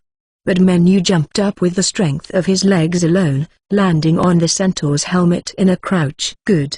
There's no point in thinking about it now. I'll go with the sword. After finally making up his mind, Menu unsheathed his staff sword and plunged it through the helmet and into its skull. The centaur tried to knock him off, like swatting an annoying bug, but Menu was faster. After being killed in a single hit, the centaur fell to the ground. "It's done," Menu said cheerfully as the other three came out again. "You can fight like that with a sword too. How creepy." He was greatly hurt by the first thing that Seti said. And her expression showed how much she meant it. Well, at least she wasn't running away in horror. "I was thinking, since we won't even eat the centaur. There is no point in carving, right?" Toto asked as he looked at the body. Perhaps Toto should have been a food critic instead. "It is not good to leave the body here. What about burning it?" "The bodies did not turn into crystals unless you dealt enough damage that their shape changed significantly. That being said, it was not like they needed any of its materials. And so they went with Ralph's suggestion, igniting it with magic fire. Monster equipment was too big for humans, and it didn't have anything rare anyway. Even Seti did not complain about burning them. She then picked up the crystal that dropped out and they walked down the stairs. The next floor was quite similar. That meant there were 5 left. They counted as they avoided traps and made their way to the floor boss. Upon seeing that it was a wyvern, Toto said, "Lizards are delicious, so it must be good too." And so after binding it, Seti and Ralph sliced and carved it. Like that, they eventually made it to the 7th floor, where they decided to set up camp. The conversation this time was about cockatrice and chimera meat. Particularly the party where the different types connected. And while they did not reach an answer, they enjoyed the meat nonetheless. The taste was stronger than chicken, but the talk was more lively compared to yesterday. Chapter 58, Dragon Nest. "By the way, this floor boss. I think that is what it is. It is very strong," Menu started to say while they were cleaning up the campsite. They had been folding the tents and there was a light atmosphere. "How strong is it?" "It's just a hunch. But I think it would be more dangerous than 100 of the wyverns from yesterday." "You should have said this sooner." This was not the kind of thing to bring up as if you were talking about the weather. "So, which direction?" "There." Seti expanded, scouting in the direction that Menu pointed in. But she did not sense anything. "I think scouting won't be able to reach it yet. After all, it has gone through the floor." "What?" "The presence. It is below. Because of that, I don't know the real position of the stairs." "What should we do?" Menu asked the other 3. He would not stop them if they wished to return. Even he could sense that it would be dangerous, so perhaps they should wait with the dryad above. Of course, Menu himself had no intention of giving up. There was always a way, and he did not think the enemy was too strong for him. "What kind of question is that?" "We're going to the bottom floor, aren't we?" "As far as I am aware, there was nothing like that in this dungeon before. It smells like treasure." "I will be careful so that I don't die," Ralph said with exasperation. Seti licked her lips, and Toto made a determined fist. "I could do it alone. There would be no problem, but there was something very comforting about having others with you." He couldn't help but smile. "Then let's go." As if to hide how happy he was, he started to walk in the lead. Seti continued to use scouting behind him, but did not sense anything. "It's getting quite eerie." They knew there was a spawner there, but they could not sense anything on the floor. "It must be its territory." "That is likely. But I still can't sense it." After they had walked a little farther, Menu suddenly stopped. He put a finger to his lips to signal to the others to be quiet. And then he slowly pointed up ahead. There was a hole in the wall, and the floor beyond it was broken. They could see this, even though it was still far away. "It must be a very large hole." "Damn it. I thought it was a rule that dungeons can't be broken." Seti shuddered with a tense smile. Dungeons were structures made of highly condensed magic energy. They did not break. That was why there were buildings and monsters inside. It was a box that protected monsters. However, if it was breaking like this, it was not fulfilling its role as a dungeon. Perhaps the monster who had made the hole was somehow making up for the loss of energy from the hole. Then, while trying to hide their presence as much as possible, they approached the hole. And then almost raised their voices in alarm. Mainly, Seti. After all, the hole was filled with gold and treasures. Everything from ornaments encrusted with large jewels to coins. They sparkled brilliantly. They then moved away slowly again. And Seti said, "There is no doubt about it. This is a dragon's nest." "How can you be sure that it's a dragon?" Menu asked, and Seti explained it to him. How dragons tended to gather gold and precious stones. how they were like a mass of magic energy. And how this explained how the dungeon still functioned in spite of the wall and floor being destroyed. What should we do? Can dragons talk? Perhaps it would let them pass through. They are incredibly intelligent, but they also look down on humans. Only the eccentric ones even bother to learn human speech. After all, dragons are more of a phenomenon than a living creature. Getting to the bottom floor is going to be very difficult. Seti shrugged her shoulders. Menu crossed his arms and considered it for some time. Then he slapped his knee. "All right. I will go alone then. And the rest of you can come down when I call you." "What kind of conclusion is that, idiot?" Seti said with exasperation. But Menu was serious. "Seti, can you fight a dragon and win?" "No, I don't think Ralph and Toto can either. But I can." After all, if he did not have the sword skills or magic to win, then he merely had to create them. Menu's silent stare overwhelmed Seti, and so she turned to the other two for help. But they accepted it as if this was normal. "So you're not lying then?" If he wasn't lying, then perhaps he was just delusional. However, after spending a few days with him, she understood that he was not stupid. Seti sighed and nodded. "Well, I'll go then.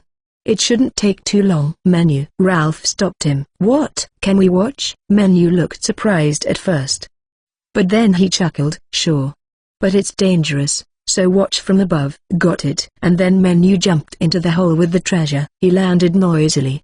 Ralph and Toto looked serious, while Seti looked in with a curious expression. Menu descended from the mountain of treasure awkwardly. Then there was a shake that even the others could feel. It was the sounds of feet. "Hey! Are you the dragon?" Menu asked happily. The creature was as tall as a 3-story building. Its head was as large as the giant trolls, but it had 4 legs and a tail, making it 3 times larger overall. It had skin like green rock, and had moss growing on it, as well as trees. Its wings shone with fireflies, but were currently folded down. The dragon answered Menu with a roar. "You should answer with words. Or you look dumb," he said provocatively. "You can talk, right? Humans have been down here many times, and these treasures were made by humans. Surely you are not that stupid?" The dragon glared at Menu, but then gave up. "What do you want?" "So you can talk." "Well, I want to pass through here.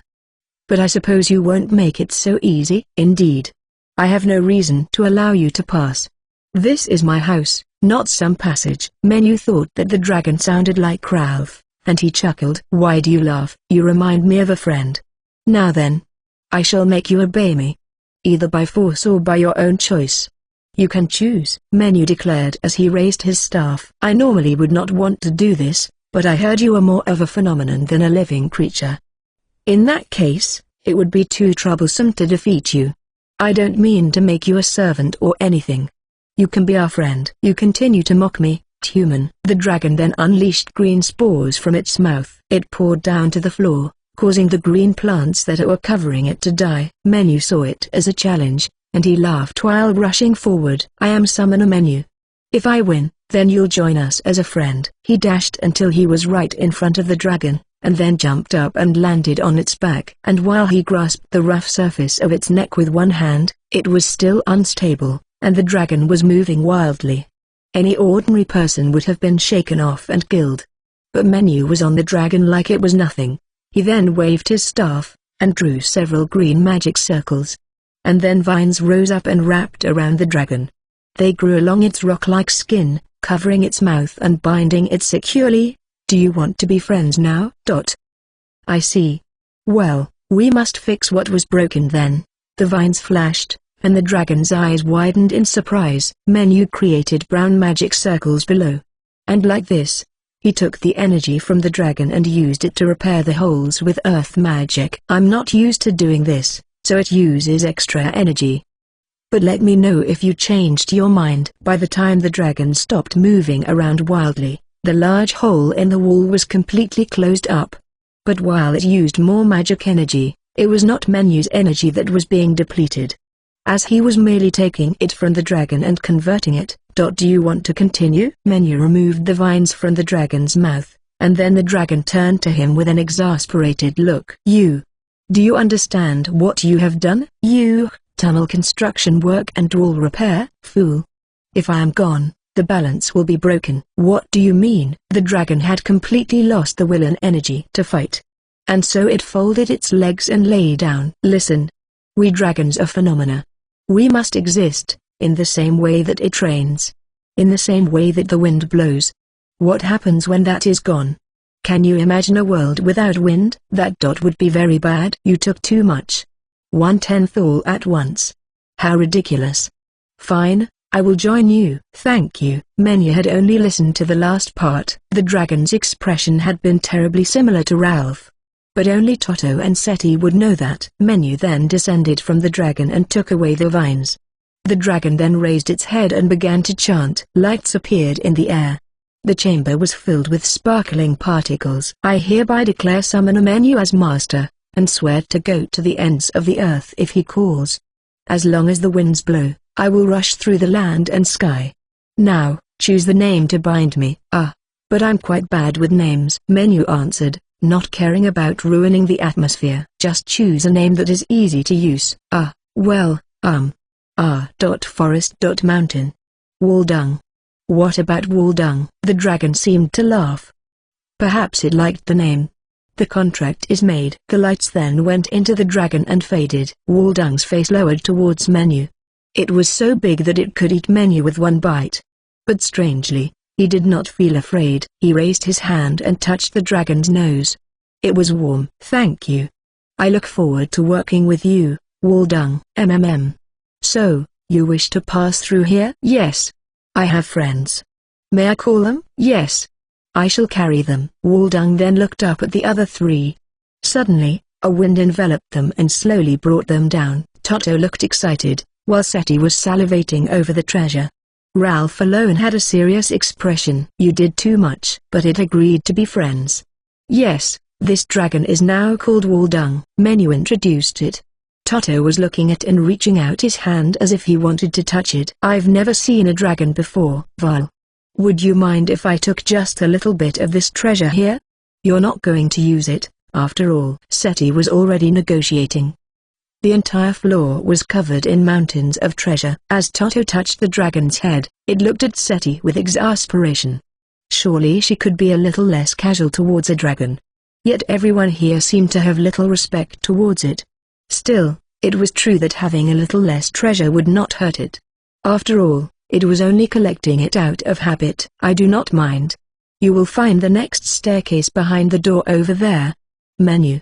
You were lucky that I was merciful. But I cannot be compared to the one below. Waldung.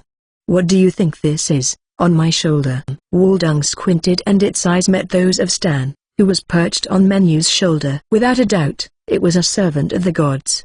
And so Waldung understood then. You sure know a lot, Waldung. I wish you could teach me. You can speak to me in your mind. Your eyes are my eyes.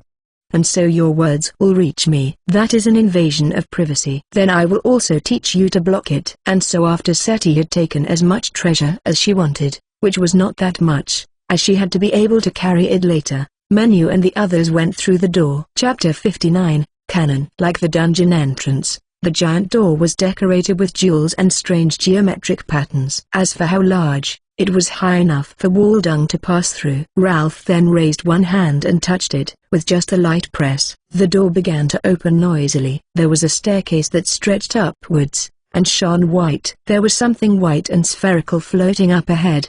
It looked like a cotton ball. It was clear that if you took one misstep, then you would fall into an empty abyss. And so they walked carefully. Menu took the lead, followed by Toto, Seti and then Ralph. When Menu touched the white body, a hole opened up that was big enough for a person to pass through. When they all entered, the hole closed up again. The place was familiar to Menu. It looked like the place where he met Seka. It was all white. Menu had once read a book that said there was nothing in the bottom floor of the dungeon, and how the person was returned to the surface by the divine beast. If there was no white staircase or white sphere, what was the meaning of all of this now? What is this place? It is so strange, Toto said as he looked around anxiously. Though they had just entered, there was no wall behind him. He was stunned by the white endlessness. When Menu was looking ahead, it suddenly appeared. Child beloved by God. Welcome. There it was. A furry beast with hair that started as white and became a deep green at the edges. It resembled a wolf, but its tail split into four as they wagged behind it. I have waited for you for 23 years. I am Kanon, the Lord of Kanon Labyrinth, and controller of wind. The beast called Kanon jumped down towards Menu, with a movement so smooth it was as if gravity did not affect it. And then it brushed its nose against him. It was like a friendly dog, and so Menu reached out and patted the long coat. Kanon. I don't know why, but I really wanted to meet you. And so I came here. Of course, you did. God's beloved child. You received life because you wanted to draw. And so it is no wonder that you would want to see something new. You are fond of wind magic, aren't you? I have always felt you. Something he did not witness in his past life. And in the shape of magic now. It manifested in front of his eyes. The wind that carried tree seeds, bugs, birds, seasons and clouds was right here. It was a strange feeling, the desire to draw. The feeling of being controlled by that need, from the core of his body to the tip of his fingers. And so he hugged Kanon. The fur smelled of the sun. Would you let me draw you? So that if I ever need your help, I will be able to remember you clearly. I was looking forward to being drawn with your brush.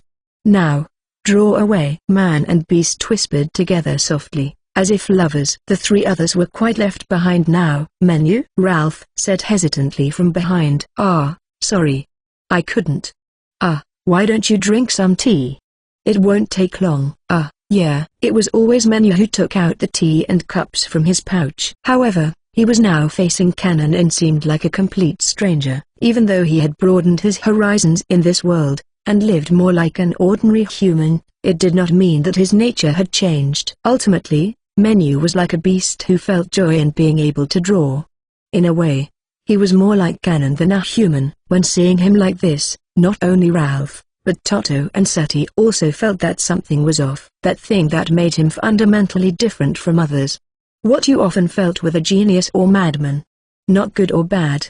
Just different. Ralph found himself pulling Menu's arm. As if he thought Menu would never come back. It's fine. Menu laughed as if reading his mind. I am me. The one who you scold, who plays with Toto, who jokes with Sati. You don't have to worry. It was the reverse of their usual relationship, with Menu talking as if to a child.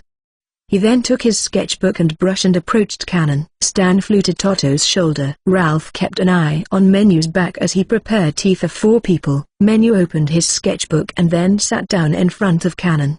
And like that, he quietly copied its image onto the paper, drawing as his heart dictated. The first image was Kanon's profile, which evoked a beautiful forest. The second was its whole body, moving as if to express the wind. It was a fun time. His head was empty, and all thought was put into his brush. He had been like this when drawing in his past life as well. Why the thing he was drawing was there, what was it used for, and how did it move? He could experience it. His thoughts were far away as he drew. And when Menu finished the last brush strokes for the fur, he let out a deep sigh. Sweat poured. For some reason, he was terribly tired. However, he ignored it as he inspected the pictures, moving them closer and then away from his face while nodding. It's finished. He showed the sketchbook to Kanon excitedly. And Kanon barked happily. It's wonderful. I see that I look quite beautiful in your eyes. A wind that carries the harvest. That was what I felt. Golden wheat, and the waves of the sea. I saw you running through it. Oh. Indeed. Yes, that was what I was doing. They laughed together, and then returned to the 3 who were drinking tea. Look. This is what I wanted to draw. Why I came here. The 3 took the sketchbook and looked at it carefully. The profile of a beast of a beautiful forest. The sight of it standing strongly was more wonderful than any painting they had seen. They were taken in by how lifelike it was. And then they returned the sketchbook to Menu. And are you satisfied? Ralph asked with a chuckle. Menu was happy to see the approval in his eyes. Yes. Menu nodded happily. And then Kanon pushed its nose towards the sketchbook. Now, Kanon and the child beloved by God are brothers. I will lead you like an older brother, and like a younger brother, and project onto you like a younger brother. The sketchbook shone, and locks seemed to be cast on Kanon's page. This picture will not disappear. Menu felt it. And when he looked at Kanon, it nodded. You will now visit 6 labyrinths. and draw our brothers. And when you are done, the Book of the Dead will be complete. The Book of the Dead? Yes. You must complete the Book of the Dead. Death is just part of the order. You can live because there is death. Menu didn't understand, and his eyebrows narrowed. Kanan rubbed against his forehead, and then faded away. You will understand eventually. Call me whenever you like, brother. Beloved child of God. When he came to, they were drinking tea in Waldung's place. He didn't know when they had come back, but then the tea stirred in his cup. Waldung was approaching. So you are back? Yes. I met with Kanan. Met with? Kanan is right there, huh? Menu turned around, and then noticed a long-haired puppy was rubbing against his leg. It then walked around and stopped on Ralph's shoulder. Ralph's face darkened. Hey, Wuff. Will you take care of me? Go back to where you came from, or look after yourself, he seemed to say. However, Kanan knew which person out of the party was the most reliable caretaker. It was the right decision. Waldung, we'll just finish our tea and take our leave. That is fine. Menu, my master. I have a request to you, who draws servants of the gods. Listen to me while you drink. Menu had joined their circle as Seti gave him tea. She and Toto were still talking excitedly about what had happened. Menu took a sip and then turned to Waldung. Fine. What should I do? I want you to take back my original home, Waldung said with a grave expression. The face was troubled, like a rock that was about to crumble. Chapter 60. Do you know the words, you reap what you sow? There are 4 other dragons like me. And it is because of one of them that I was driven out of my home. Waldung began gravely. Menu and the others listened while drinking their tea. The gold dragon. A dragon that lords over the ore and metals in the earth. However, we do not get along. And so this gold dragon had driven him out. But why did this gold dragon do that? Menu asked. Waldung looked uncomfortable. Seti narrowed her eyes. Aha! I get it. So you were greedy, and intruded on its territory. Waldung's giant body jumped, causing the tea kettle to jump as well. You probably made some excuse about it being your nature, and did not even apologize. It shuddered again, and the tea nearly spilled. And you must have taken so much gold that you couldn't make any excuses if it came to your home. The giant body slumped to the ground. So it was all true. Menu, Ralph and Toto looked at the dragon with pity. I lived in a land that is not very rich with gold. So what is the problem with taking things that were collected from villainous humans? It argued. Menu sighed and scratched his head. He had befriended a rather troublesome dragon. Don't do that from now on. You cannot take from other territories that are not your own, Menu said while pointing his staff at it, and Waldung agreed somberly. You have so much already, and you still want more? Just once, I want to sleep while being buried in treasure. Waldung groaned. It was the dream that he could not give up. Menu blinked and then thought about it. If that is your dream, I can make it come true. What? You can do that? Yes. Just wait a minute. Menu took out his sketchbook and brush and opened to a blank page. And then he drew a cute, simplified Waldung. It looked more like a plushie than a living creature. Button-like eyes, a soft and round back and tail. It looked like it would be stuffed with cotton. Menu looked at Seti and said, Don't try and ask me to make money or treasure for you. Seti had no idea what he was talking about, but nodded. And then Menu placed his hand over the drawing to make it come to life. A 50-centimeter, small Waldung came out. It really was a stuffed animal. Seti's eyes widened. Damn it. I shouldn't have agreed. I knew you would say that. The things you draw can turn real. And you can draw well. What a waste of talent. Seti looked at him as if he was prey.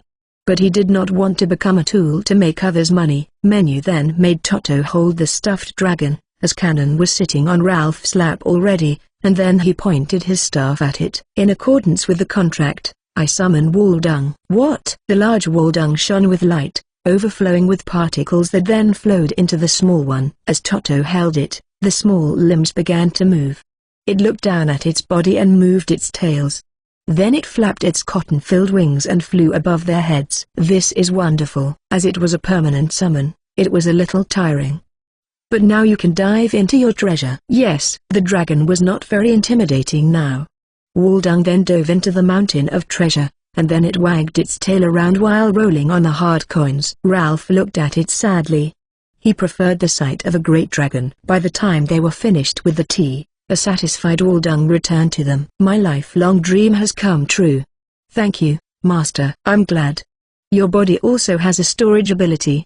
Will you like to take this treasure with you? Waldung looked at the treasure and then opened his mouth sadly. I really wish I could.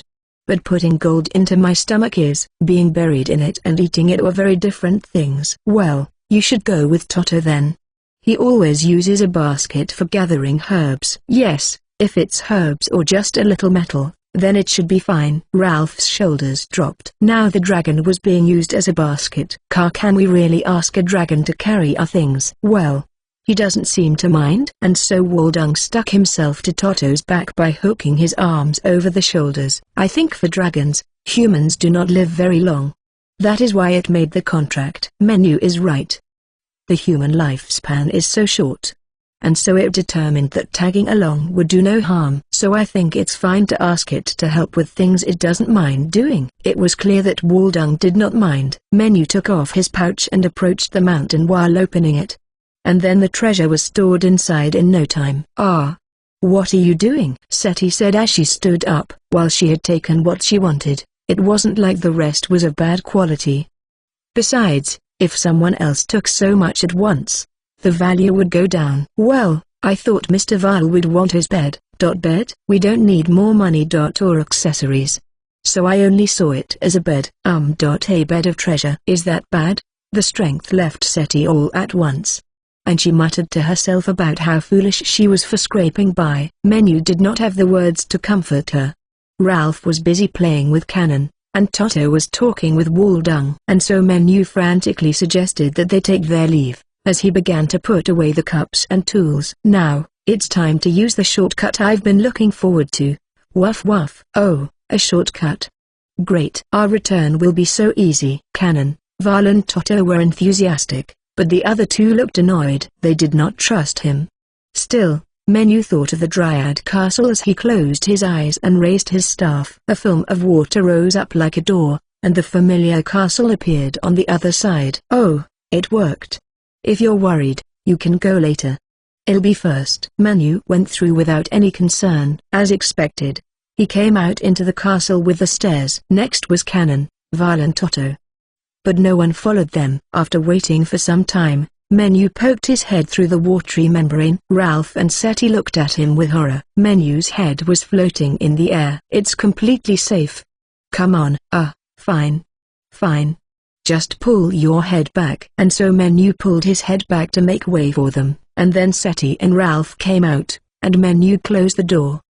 There was no reason to leave it open. The Dryad then approached as if she had been waiting for them. Hello. We are taking our leave now. Is this the reason you are here as well? Menu said as he looked at the Dryad and Triance and then pointed towards Val. The Dryad went to her knees frantically. Yes. I was driven from my home. As were they, being thralls. And so we were being protected by Lord Cannon. I see. Menu looked at Val severely, but everything had been well in the end, and so he relaxed. He smiled and took the Dryad's hands in his. I'll help you return home in the near future. The Dryad was puzzled but nodded. They separated then, and made their way back to the dungeon entrance. On the way, Seti said in a regretful voice, but still smiled. How boring. We have to say goodbye now. Well, I will continue with the dungeons. But what about you? I think we'll be going to the capital and try doing something about Val's home. Of course. Our paths are not the same. They had reached the bottom floor at record speed. They had seen a divine beast. Spoken with a dragon. Eaten delicious meat. There was so much to talk about. Seti. We will go into a dungeon again as well. And if you want, we can go together. Menu was also sad about separating from her.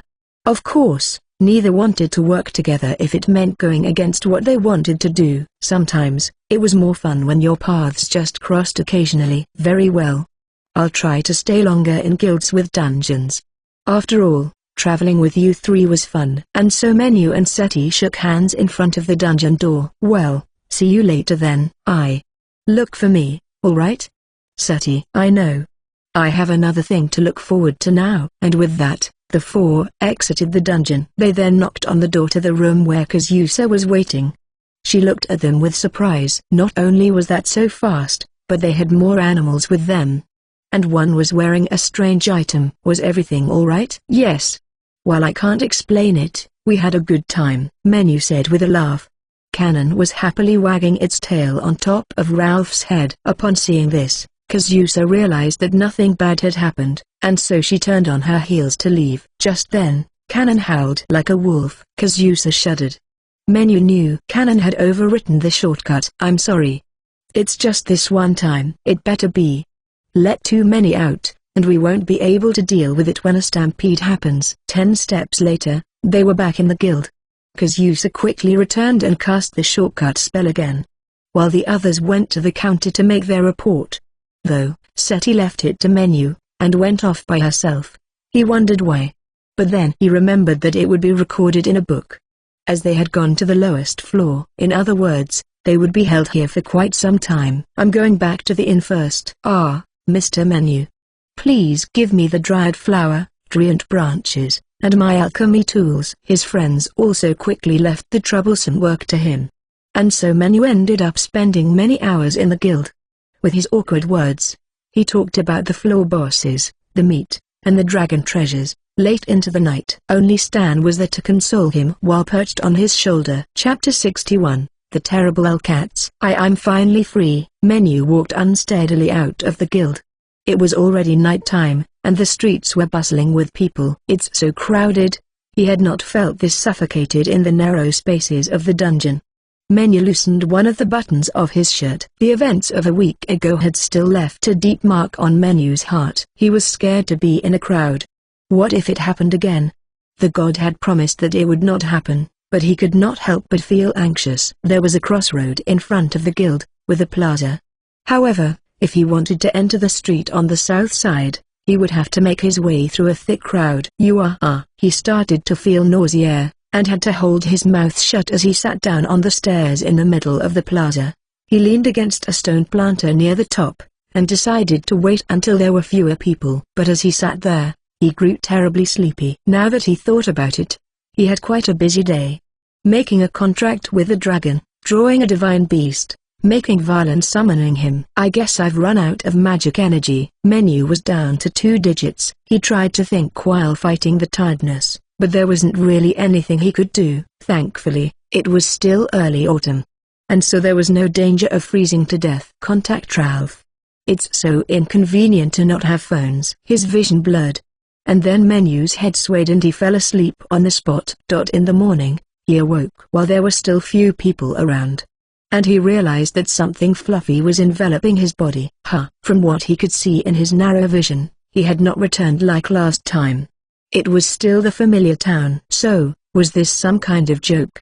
It was so warm, and he could hear something purring. As he had slept while sitting on the stone steps, his body was sore, but the thing on top of him was warm and soft. Is this the fur of a cat? The fur definitely felt like one. However, it wasn't just a single cat. There were more than 10 of them. Menu. What are you doing? Are you alright, Mr. Menu? He pulled off the cap that was stuck to his face and then turned his head towards the voices. Menu was so relieved to see them that he laughed. Good morning, Ralph and Toto. We were worried that you didn't come back. What is this mountain of monsters? Monsters? When he looked at the cats of various colors, he noticed that they had 2 tails. So they weren't ordinary cats. These monsters are called Alcats. Scratching cats. Well, they are harmless. Though, I suppose that depends. They were monsters that no one was scared of seeing in the town. But if they were this friendly, should they even be considered monsters? Regardless, Menu decided to address the Alcats. Could you perhaps get off of me now? It was very warm. Thank you. And just like that, the cats began to stretch and then move off of him. However, they did not leave, and continued to purr or rub against the legs of the 3 humans. They really are friendly, Toto said happily as he tried to pick one up. However, the Alcats did not allow him. It flashed its claws and then seemed to smile as it purred and walked away. It was almost shocking how evil it had seemed. Whoa. Toto was dumbfounded. Around them, there were still other cats playing cheerfully. If you are fooled by how cute they are, and try to pick them up, they will scratch you with their claws, and they will laugh and walk away with satisfaction. What horrifying monsters! It was mostly about psychological damage. While one might think this would cause people to dislike cats, apparently it made people treat friendly cats with more care. What should we do with them? I see Toto has been defeated. I guess we can wait until they get bored. Just then, one of the owl cats at Ralph's feet began to purr in the most adorable voice. It was high-pitched and soft. On top of that, it was rubbing up against him. "Gah, don't give in, Ralph," Menu said as he saw Ralph stretch out his arms. He knew that if Ralph fell for it so early in the morning, he would feel bad for the rest of the day. "Sorry, Ralph." Menu's encouragement was in vain. As Ralph tried to pick up the owl cat, its claws went right into the gap of his armor, and then it hissed loudly while twisting away. And with an evil smirk, it ran off. Obviously, Ralph took this very hard. "I suppose I should fall for it once as well then." Menu reached down and scratched the chin of one of the cats. The others then moved towards his hand as well, as if they wanted to be petted. As they would be satisfied and leave after he petted them a little, Menu petted the last 5 until they left. Mr. Menu should just get kicked by a scarab. Toto, maybe if he stood there all day, at least 10 of them would come. Ralph, for some reason, the other 2 were angry with him. Menu stretched his limbs and looked up at the sky.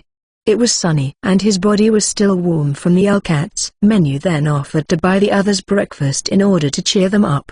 And like that, they went off to the market. Perhaps it was because he had slept in a mass of cats, but Menu no longer felt anxious inside of a crowd. Chapter 62, Morning Meeting. After buying food for breakfast, they returned to the inn, where they were greeted by the innkeeper and her daughter. Ralph had told them in advance that they didn't need breakfast, because he intended to eat while going to fetch Menu. Menu gave the innkeeper some of the meat from the dungeon.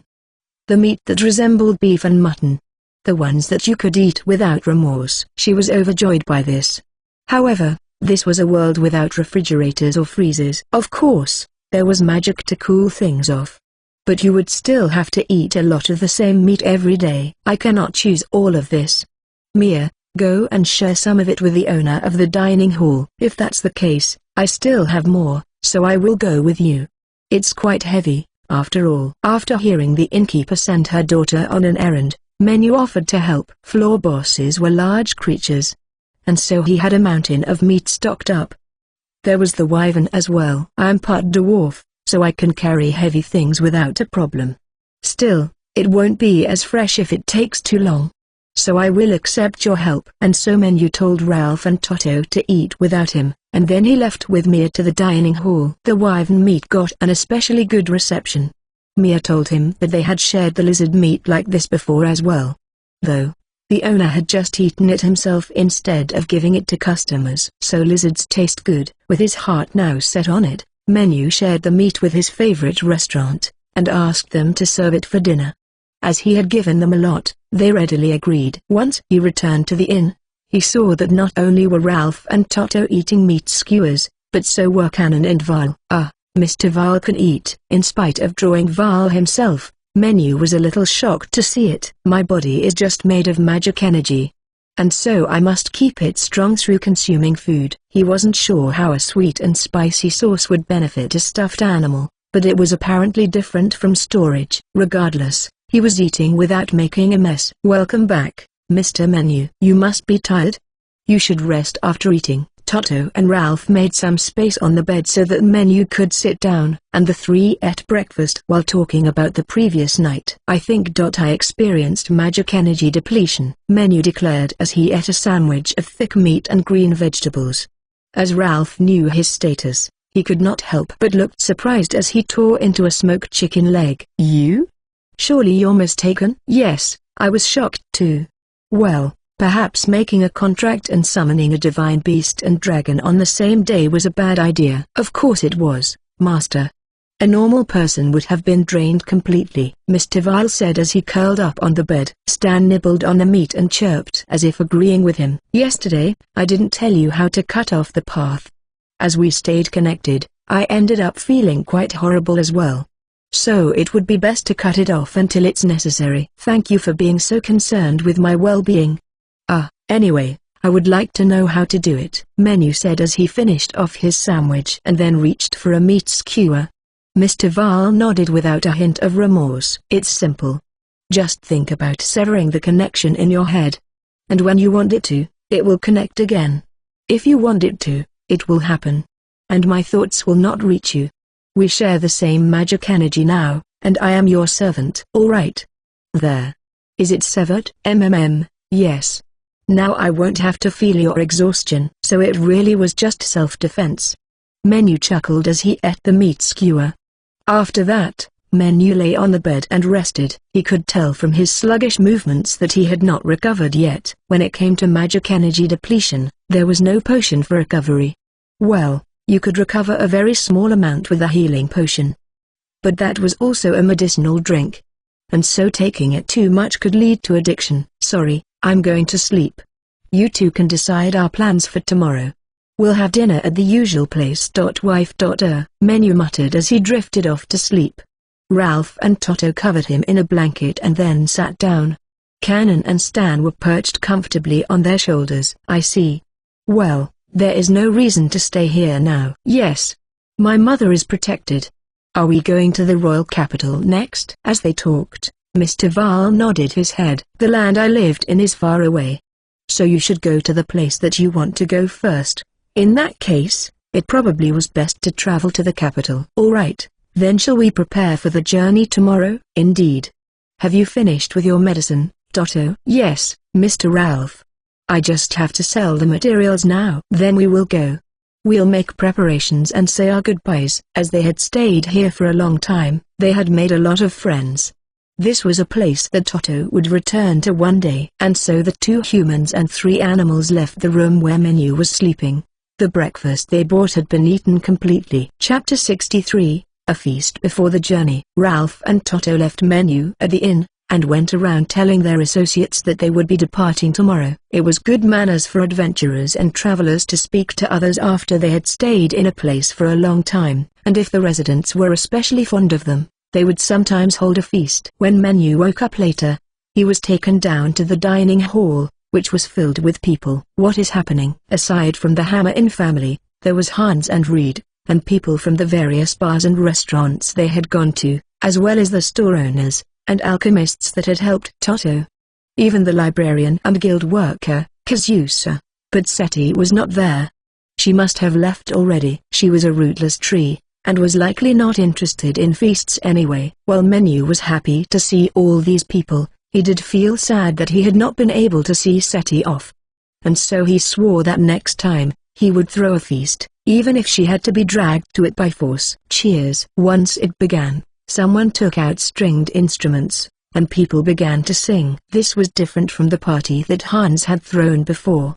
But it was a fun time. While Mia and Toto kicked the floor and danced, Toto was clearly bad at it. He was always tripping over his robes, which made everyone laugh. Ralph was surrounded by female adventurers. Why weren't the recognition abstraction glasses working? It seemed he was still perceived as handsome. Menu decided that he would have to rectify that later. After all, really, Mr. Menu is always helping us. Indeed, he has brought us so many high-quality materials. I hope that we can have a lasting relationship. Mister, bring me some good materials if you find any. Hans, Reed, the old man of the Hammer-Inn. Menu was just surrounded by older men. Well, this is fun too? It is. But he glanced towards the pretty women around Ralph, who had the nerve to look a little annoyed. As if he wasn't the luckiest man there. Ralph then turned to Menu, as if asking for help, which Menu was happy to ignore. Well, Toto or Cannon would help him if necessary. Women liked children and cute animals. But then again, it would probably just make Ralph even more popular with them. Eventually, Toto and Ralph were also pulled onto the dance floor. Cannon and Stan hopped around to the music. In spite of being the one to ignore him, Menu felt a little lonely. Ralph looked at him and snorted. Menu wanted to join them now, but the old men were not going to let him go so easily. Not when they had drinks and endless stories to tell him. And so Menu spent the night listening to their ramblings while watching the others dance and have fun. The following day, they ate breakfast, which the innkeeper had prepared, and then departed while it was still early. They had finished saying their goodbyes yesterday. The innkeeper had also drunk a lot last night, but showed no signs of being hungover. She had even woken up early. Was she even human? Well, let's go then. After leaving the inn, they exited Museria from the north gate, and traveled along the road. They walked on foot for 3 hours, and then rested in order to drink water. That was when Toto spoke. By the way, we haven't decided where to go yet. Will it be Yark? Now that I think about it, I fell asleep and left it to you. Ralph, we are going in the direction of the royal capital. But Ralph considered it for a moment. After all, Ralph used to work in the royal capital, Yark. It was where his family lived. After what he did in the first town, he had left his house and job. But he might not feel good about returning now. I don't mind. That's what these glasses are for. It should at least save them from causing a scene. And so Ralph agreed to go to Yark. They decided that they would stay there for some time in order to study and raise their rank. However, it turned out that they had been too optimistic about how things would go, because the moment they stepped into the city, they were surrounded by soldiers. You are Sir Ralph, are you not? Your father has summoned you. 3 soldiers in shining capes declared to them. Chapter 64, Papa is too strong? Ralph showed his will to surrender, and so Menu and Toto did the same. While they were outnumbered, it didn't really matter. Menu would have been able to suppress them. However, that wasn't what Ralph wanted. Menu as well. And Toto followed them. They were inside of the town, and attracting attention. And the last thing Menu wanted to do was to attract even more attention. It was something he had sensed a little before, but in this world, they were very strict when it came to your occupation. For better and worse, Menu had too many abilities that strayed from his job. And when people found out about it, they became anxious and fearful. There was nothing more scary than what you did not understand. You were supposed to take the job you were suitable for, and train in it. Such beliefs were strongly rooted. While Menu did not relate to that, he knew that arguing against it was no way to fit into this world and build good relationships. In short, Menu did not want to be the target of a witch hunt. Master, what should we do? I could take them down easily if you want, Mr. Vile whispered from Toto's shoulder. However, Menu shook his head. Cannon was also growling. Indeed, he could summon Mr. Vile right now. But that would not help his cause at all. What people wanted from others was an appropriate amount of skills and abilities. In a way, it had been like this in his previous world as well. And so when Menu was surrounded in public, he was going to surrender. We follow Ralph's lead. Aye, sir. And so Mr. Vile and Cannon stopped baring the teeth. The soldiers then escorted them through the city and to a district filled with grand houses. As Toto looked anxious, Menu smiled at him happily. He was going along with it because he knew they could escape whenever they wanted to. They then passed through a gate to a mansion that was to the right of the royal castle. Where are we? My house. Seriously? His family is loaded. The garden was not that large, but the house was filled with luxurious furnishings of white, green and gold. There were 3 floors, and the heavy, double doors were heavily decorated and several steps above the ground. They went inside and walked straight, passing through 2 doors, before coming out into what seemed to be an audience chamber. A man was sitting on a chair. He had a beard and golden hair that was combed back. He looked very strong for being middle-aged. He was likely Ralph's father, the person who had sent the soldiers to get them. When they entered the room, the soldiers stopped. Leave us, the low voice ordered them. The whole time, Ralph's face was facing the floor. Perhaps he had not wanted to meet his father while looking like a criminal. In fact, he really had committed a crime and abandoned his family.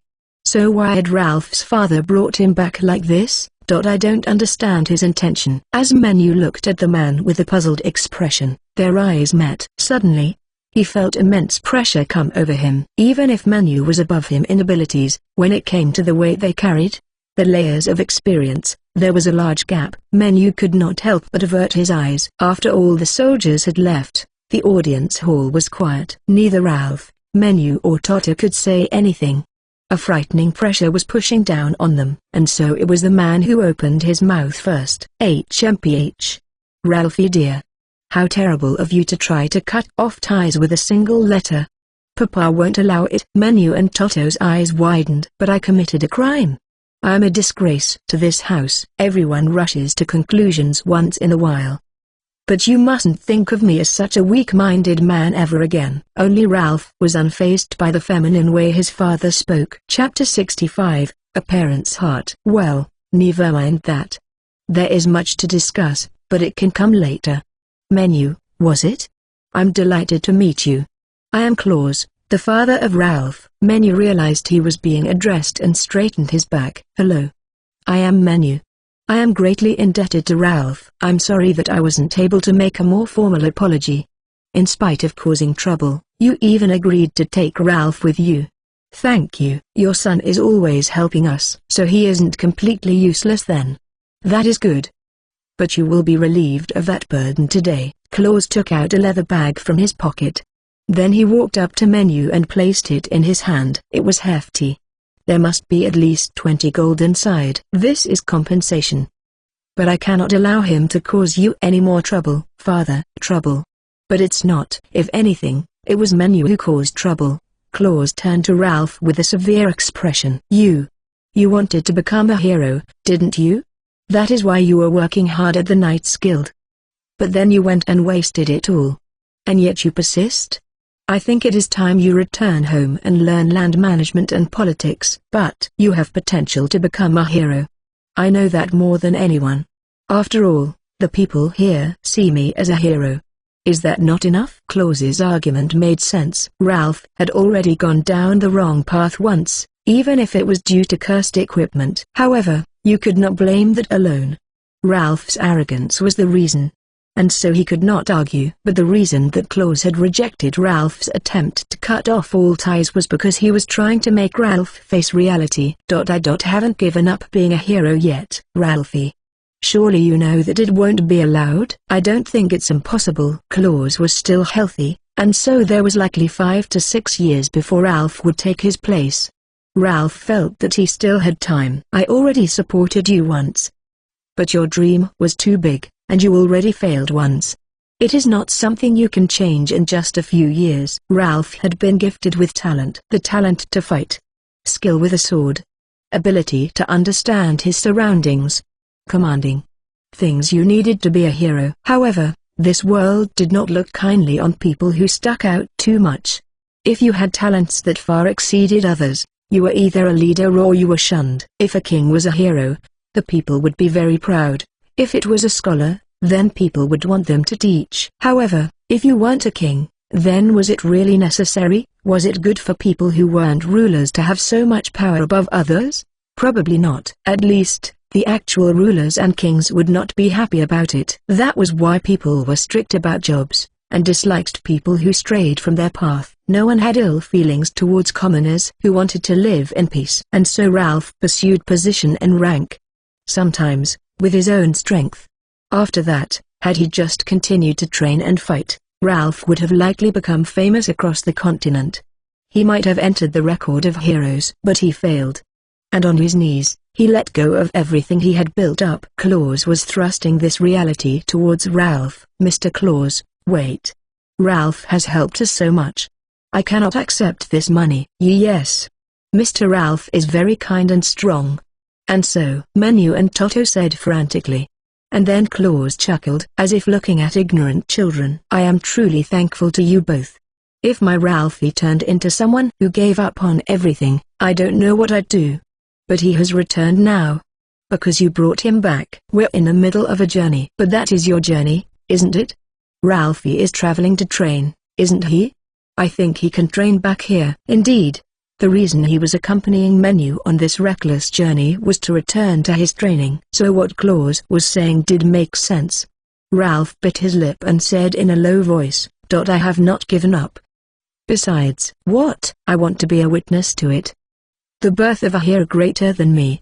That is what I think. Ralph turned to Menu and Toto. To him, these two were the embodiment of his own dream. Menu's unfathomable power, Toto's incredible skills as an alchemist. Ralph was truly thankful for his good luck that he had been able to meet them. And so even if he could not become a hero, he wanted to see what would become of these two. This is ridiculous. Fine then. I will give you some time to think. Inside of a prison cell, Claus declared with narrowed eyes and a clap of his hands. And then the soldiers entered the room. Take my son to the dungeons. And have someone watch him at all times. Menu. Wait for 3 days. And if I don't return, You can go without me," Ralph said to them right before he was escorted away. Claus turned back to Menu and thrust the bag back into his hands. "Please. As a parent, I want you to take it." He sounded earnest, even though he was not satisfied with how things had gone. Menu took it and left the mansion. 3 days. Toto was anxious as he pulled Menu's sleeve. "Mr. Menu. What is going to happen to Mr. Ralph?" Don't worry. This is his home. Nothing bad will happen to him. He said he will come out in 3 days. So we should wait." But that Mr. Claus. He sure was something. No ordinary person could suddenly become so intimidating. He was a lord and noble who had fought in 100 battles. How would Ralph stand up against such a person? Menu did not know. "Well, perhaps we should help him just a little." So saying, Menu began to draw something in his sketchbook. Then he tore out the page and folded it into a misshapen aeroplane. "It looks like a bird," Toto said, as he did not know what an airplane was. Menu chuckled. If Menu was laughing, then everything would be fine. That was how Toto now saw things. And so he just watched with curiosity. "All right. Now fly over to Ralph." And then Menu threw the paper plane high into the air. It drew an arch over the walls, and with a strange force, flew towards the dungeon. Chapter 66, Claus and Anastasia. Ralph quietly entered the prison cell, which had just a little light coming through a window near the ceiling. And then he sat down on the rough bed. His father wasn't being unreasonable. As a manager of these lands, protecting the people and enriching their lives would also be a heroic effort. But what if you just happened to have a friend, who had such massive talent, that he easily broke your arrogant spirit? What if you had the chance to travel with a prodigy who knew nothing of the world, and you were able to teach him? Who could blame him for wanting to know where those two would go? Father hasn't changed. Soft but severe. There was a reason that his father Claus was like that. He had once had a beloved wife. While it was an arranged marriage, it did not take him long to fall in love with the kind-hearted and beautiful woman. Ralph's mother, Anastasia. However, she had a weak heart from birth. In this world, everything was made up of magic elements. People were no exception. If you had weak organs, the elements would not flow properly, and you would be headed for a slow death. In this world, enchant techniques were not very developed. And there were few things to be done about internal diseases. That was why there were no potions for magic energy regeneration. And so Anastasia gave birth to Ralph and then died. Claus was consumed by grief. But he was not the kind of person to break because of it. Ralph has Anastasia's hair. And so he decided to raise his son with his mother's gentleness, with his own severity. And as he tried to copy Anastasia, he developed a habit of talking to Ralph in that way. He generally avoided it with others watching, but did not do so when around Ralph's trusted traveling companions. As Ralph mused about such things, a shadow appeared by the window. He looked up just as a white bird flew through the window. It fluttered down to Ralph's feet. Paper? It looked like a bird, but it was paper that was in an odd shape. Ralph only knew one person who could, or would do something like this. It must be Menu's work. He hesitantly picked it up. Inside, there were 4 pictures and a few notes. To Ralph. I know that I probably shouldn't worry about you, but I have decided to send a few items that would be useful for escaping. But here are some warnings. Once an item is created and disappears, it cannot be used again. If you make one item, the previous one will disappear. With that in mind, place your hand over the picture and will it to materialize. Also, we will be waiting in the inn that is in the middle of the town. This was a crazy thing to send someone. Ralph had seen Menu's drawing materialize many times now.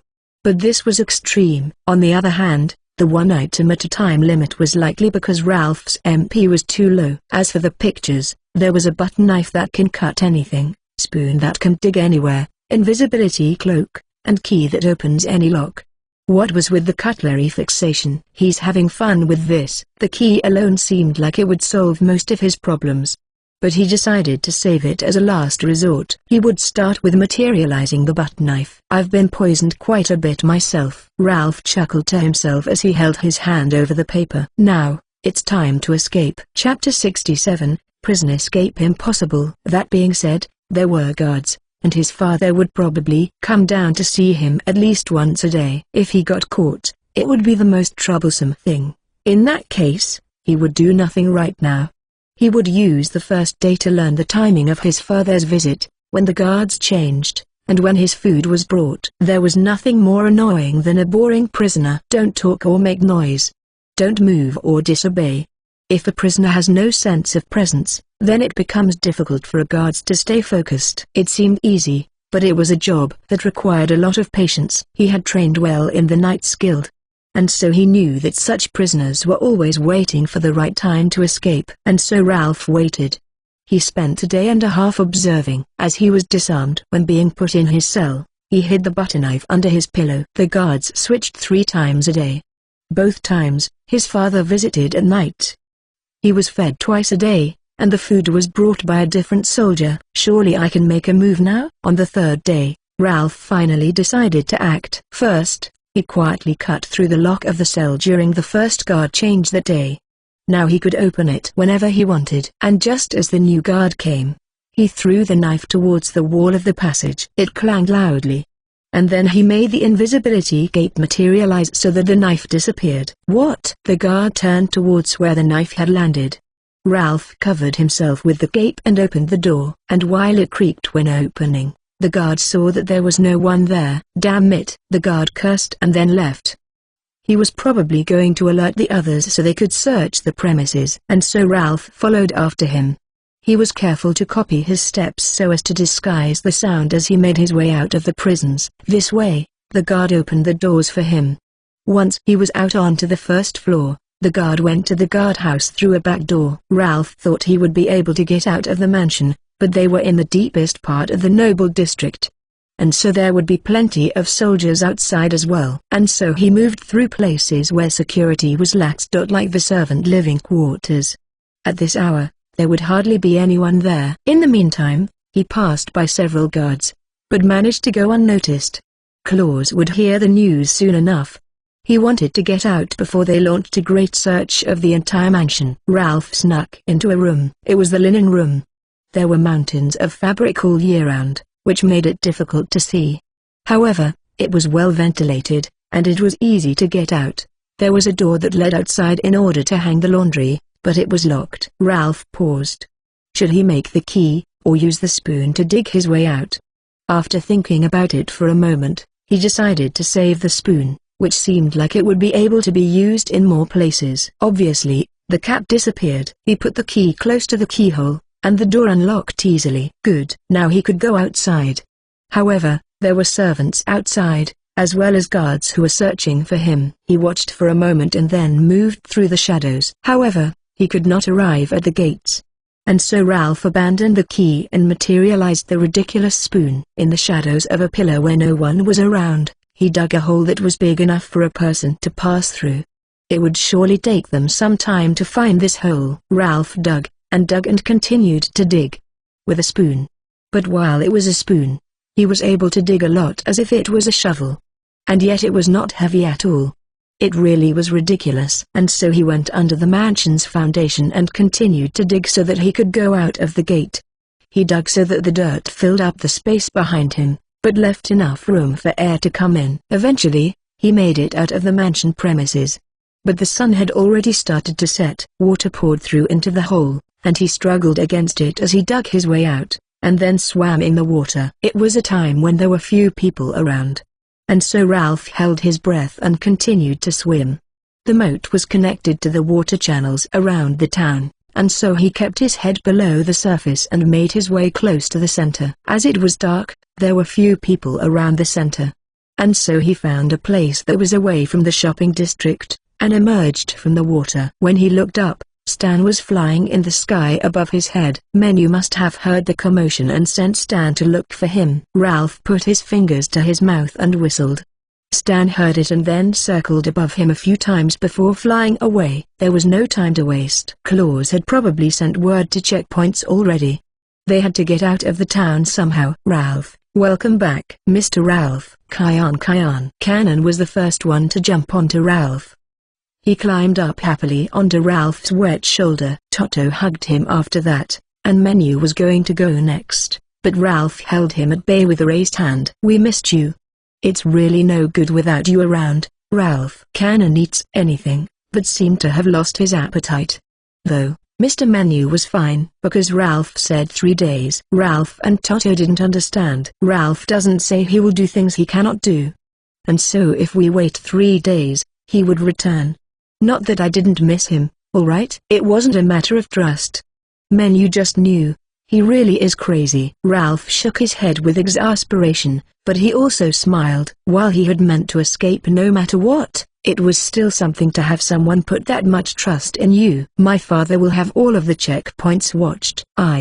After all, we will be leaving through the side that takes us out of the country. So the security is especially tight. Ralph sighed. Menu took out his brush and used a combination of fire and wind magic in order to dry off Ralph. As it was autumn, he might catch a cold if left like that. Once the magic dryer finished drying Ralph, he nodded. I will speak with my father. Right. Menu nodded understandingly. There was no real need to run if they had done nothing wrong. He was done going along with Claus. And if he gets in your way, I'll just summon Waldung's true form. I am a summoner, after all, he said as he turned to Mr. Vile, who was on Toto's back. And the stuffed dragon nodded. All right, after Shawshank, we get an emotional reunion and separation of father and child. A tear-jerker double feature. Menu chuckled to himself, but not a single person had any idea about what he was saying. Chapter 68, If Birth is Everything. You came, son. Claus was wearing the mask of a strict father now, as he stood in front of the gate. I wanted to speak with you, father, Ralph said as he took a step forward. Currently, he was wearing the copper armor that Menu wore, over his shirt and trousers. He was unarmed. Speak, then. I will become a new type of hero. I will not swear allegiance to the king alone, and I will not abandon the world. Ralph had been thinking. Claus was right. He was. However, there was something else. Ralph had wanted to be a hero. But does someone who merely goes along a decided path? Is such a person really a hero? Great feats. Saving others. That is a hero. Surely there was no set path to accomplish that? Fool. You will be cast out of society. Who would call such a person a hero? Claus looked angry. But Ralph did not back down. The two glared at each other. Menu scratched his head and stepped forward. May I? It was reckless to interfere with the affairs of other families. But it was also troublesome to let this continue. I was thinking. You want Ralph to take on your position one day? Yes, that is right. Ralph. Do you want that? Of course. He would not abandon the people. So, he intends to return to this place. After he has become a hero that is different from many other. What is the problem? When put like that, it did not sound like a big deal. Claus's expression changed. There was some compassion in it now. What father would not stop a son who is chasing a hopeless dream? Why don't you believe in him? Menu asked. My son has a gift for leading people. But when it comes to his skill with the sword, he is not at the level of a hero. Why do you think that? Because he wasn't born with that talent. Claus himself realized that this was not a good excuse. However, he was not in a position to just support his son no matter what. There was a path that was clearly best for him. He wanted to lead him there. And could not understand why you would choose unnecessary hardships. It's ridiculous, Menu said. He looked at Claus with cold eyes. Gift? Ralph is growing the most important gift of all. Something everyone has, but not everyone can use. What is that? To be able to dream. Can't you see it? Status, skills. It's not something you choose yourself. You can't choose your family. But Ralph worked hard. Since he was young, he obsessively pursued his dream. If birth was everything, then only kings and sages would be heroes. Only those who are blessed. No. But that was not true. And so Ralph worked on his strengths. He put effort into acquiring skills. He studied a lot. Trained a lot. Desperately. Your son is more skilled than you, isn't he? Claus grimaced. Ralph had surpassed him some time ago. Menu. Ralph stopped him there. Ralph is amazing. I guarantee it. And so, please allow him to continue to travel, Menu said with a bow of his head. Toto rushed forward and bowed as well. Ralph was startled. He looked at them and then to his father, and then he bowed his head as well. I promise to become a good person. Someone who can be called a hero. A son you can be proud of. Claus lowered his eyes and seemed to be deep in thought. Then he turned around at the checkpoint and told them to open the gate. Ralph. And you too. The next time you step foot in this city of Yark, I expect you will do so with the appropriate resolve. Claus had given his permission. While they had not prepared, they could not let the opportunity pass. Ralph's equipment was then brought out. He quickly put it on. And just as he was passing by Claus, "You made some good friends, Ralphie," Claus muttered. Ralph smiled and stopped. Then he raised one hand. "Aye," he replied. They left the city and camped in a spot that was not too far away. As they were pitching the tents, many laughed. Your father really left an impression." Ralph worked quietly while the other two talked. The way he talked, the way he was both intimidating and kind. While they were probably complimenting him, Ralph felt a little awkward. "Watch your mouths. He's still my father, after all." When they were finished, a piece of paper slipped out of the sleeve of Menu's robe. He was puzzled as he unfolded the paper. It read, "Please take care of my son." When had that gone in there? It was probably when they passed him by. Menu had not noticed it at all. His eyes widened with surprise, but then he looked at Ralph with a mischievous grin. "It's like you're a bride who is being sent off," he laughed. Ralph's angry fist came down over his head, and he was silent after that. And though it hurt, things were starting to go back to normal. While Toto would not be able to visit his mother's grave for some time, there was a guardian who protected it. And though there was no farewell feast, Ralph's father had seen them off. "Now, let's have dinner. What kind of meat should we eat today?" Menu asked with a laugh. Chapter 69, Preparation and Review. Sekka, Sekka, Sekka. Before going to sleep, Menu wrapped himself in a blanket and chanted Sekka's name. His consciousness was pulled away, and when he opened his eyes, he was in that space. The field of reeds. As always, the gentleman was sitting on a sofa and drinking tea. Sekka waved towards him. "Hello, Mr. Menu. It seems like you are continuing to live a civilized life. Thanks to you, I live very healthily now." That had been the first promise that he made with Sekka.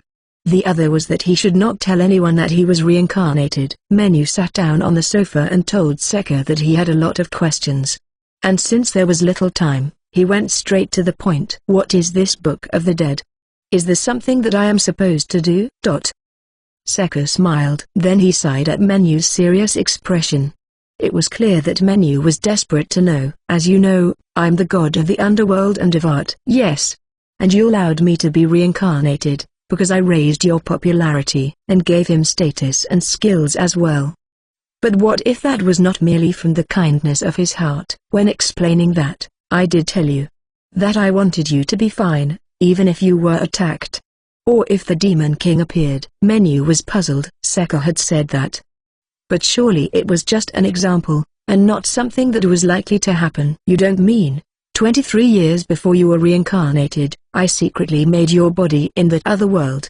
And I took my time, slowly making you grow. That is your body. But it takes time for the soul to move.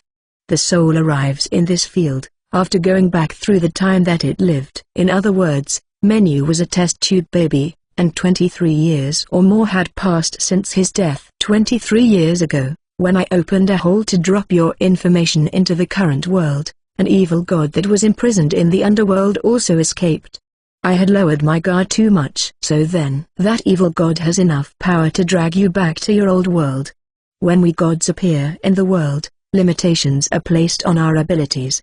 Because each world has its own rules, and the flesh understands that. The evil god took your body's information, and created an appropriate body. Sekka paused here and took a sip of his tea. Menu tried to organize his thoughts. A god that was imprisoned in the underworld was now in the other world, with Menu's body. And there was nothing Sekka or the others could do about it. Menu felt like he was going to faint. The evil god's name is Apep.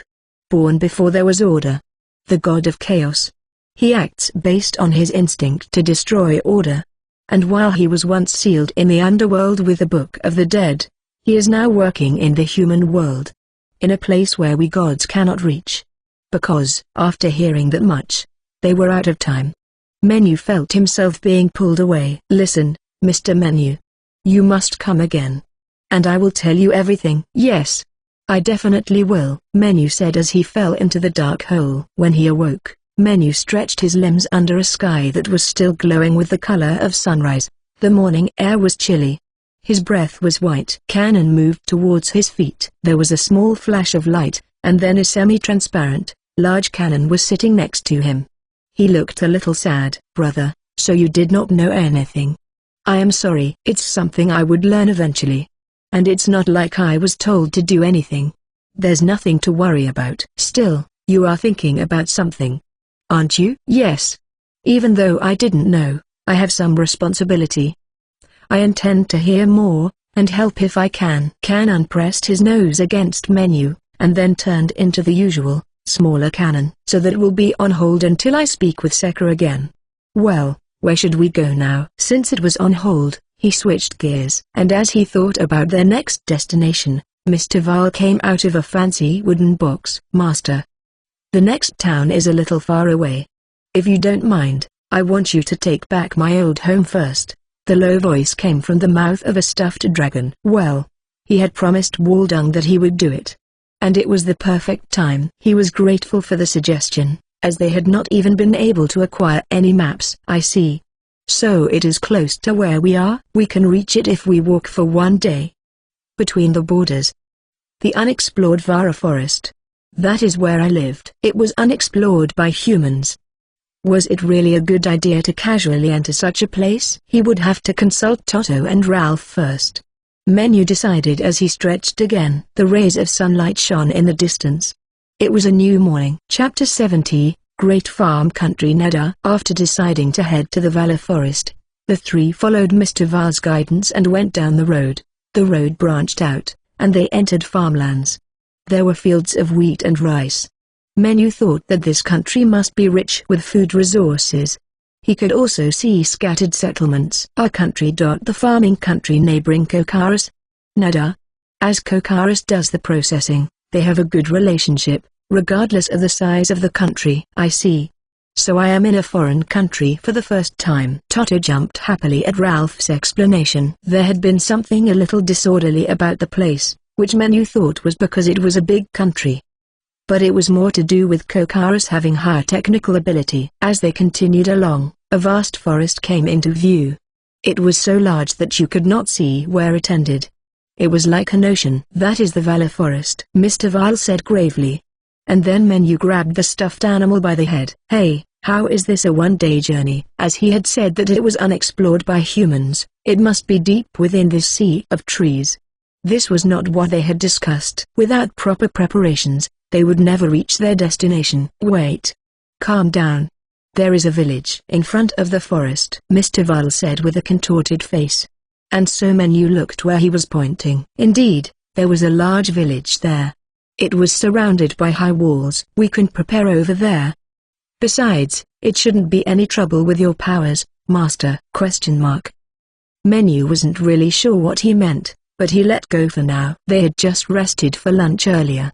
And so the party continued to walk, hoping to reach the village before sundown. Toto would pick herbs from the side of the road and put them into Mr. Val's mouth. Menu wondered how it was different from food, and decided to ask. "What goes into my mouth, carves its information into me, and is converted. And you need it. The information if able to restore it in this world. In other words, as long as the information is not too dense, you can duplicate things." A chill went down his spine. He had wondered if he could hide in Mr. Val's stomach in an emergency. But he did not want to be taken apart and then put back together again. He did not know how accurate it would be. Menu's level was rising steadily. But in the end, it was just experience and power turned to numbers. Could all that be restored? Did memories equal real experience? He did now know. "So that's why Mr. Val did not want to put gold inside," Menu muttered, and Mr. Val nodded. It would be mixing wood with gold. That is poison for me. Well, some alchemy tools would be fine." As they talked, they eventually arrived at the village. They told the gatekeeper that they had business in the forest, and wished to stock up on supplies and prepare for the journey. The gatekeeper gave them a sympathetic look. "We don't mind you staying one night, and we have tools and food, if you are willing to pay, but that forest changed some time ago." Yes, they knew that. The dragon there angered the gold dragon. And now it is a horrible place of unknown monsters. We used to be able to go near the edge and pick herbs. Indeed. Menu and Ralph looked at Mr. Vile, but he was pretending to be nothing but a stuffed animal. Toto chuckled and looked away. Well, we cannot get dried flowers anymore, so the prices have gone up. If you find any, please share them with us. We will pay, of course. Toto was about to take some out of his bag, but Menu stopped him. And then he smiled and agreed to the conditions. And they were allowed to enter the village. Inside, there were rows of wooden houses. It seemed a little dangerous, since monsters appeared in the area. As they wondered about this, their guide explained. Apparently, the walls also acted as a barrier, which made it so that monsters could not come inside. The only reason that Cannon, Mr. Vile, and Stan were able to come inside, was because they were much stronger. The old barrier master is also the chief. It's because of him that this village exists. And so they were told to go and meet him. Apparently, he was a lively and adventurous man, in spite of his age. Huh. How old is he? Who knows? I think he is over 120. Ralph and Toto froze. Menu looked excited. In this world, the average lifespan was about 60. It was little wonder, since medical technology was not very advanced. And yet he was living twice as long. Not another strange one, Ralph said with a sigh. That is quite old. Indeed. I wonder what his secret is? I want to meet him now. Toto was amazed, and Menu was curious. Their guide laughed. Well, it's late today. But I will guide you tomorrow. After all, you will need to prepare carefully if you mean to go deep into the forest. So you should rest for today. They were taken to an inn that was practically empty after the forest changed. And so the innkeeper was overjoyed. They used to have adventurers coming in all of the time. But that had stopped once it became too dangerous. Even the carriages, which used to travel regularly between this village and the next town, had stopped coming. The kindly innkeeper, who was also a farmer, gave them room and dinner, and the three all rested. Toto had a room with Stan.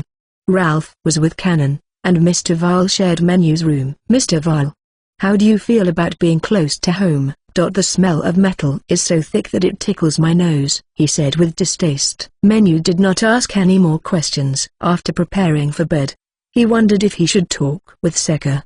But he decided against it. He had to focus on Mr. Vile for now. Apep, god of chaos. Born before there was order. The same body as Menu, but with much more power. What is this Book of the Dead? I suppose I should ask Cannon. But Sekka probably knows more. No matter how strong Cannon was, he was a being of this world. Sekka saw all from above. He had more information. As there was no point in considering it further, Menu closed his eyes. Chapter 71, Is this person a sage? Early next morning, the three woke up and gathered together in the dining hall of the inn. As it was run by a farmer, they started early. There was bread, vegetables and soup. And so they ate. While discussing their plans, Mr. Vile seemed to have ideas. But we'll want more bread and vegetables. There will be little light in the forest, so warmer clothes will be necessary. We should buy blankets. As there was no limit to what they could carry, they did not need to be stingy about it. I want to meet this old man. Me too. The man who is 120 years old. What do you think he is like? Ralph was quiet as he frowned. Apparently, he had a bad feeling about it. Perhaps he was not confident about being able to stomach it if another eccentric character joined them. The chief went out into the fields. But he should return to his house soon. Why don't you go and see him? Said the innkeeper. And so they decided to wake up Mr. Vile and Cannon and go and pay the chief a visit. The chief's house was towards the back of the village.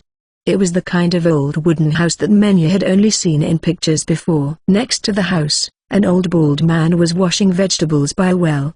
He was small and with a curved back. And the young man who guided them yesterday was helping him. He turned to them and waved his hand. Good morning. Morning, Chief. These are the travelers I told you about yesterday. As Menu greeted the young man, the old man finally raised his head and looked towards them. Your voice is too quiet.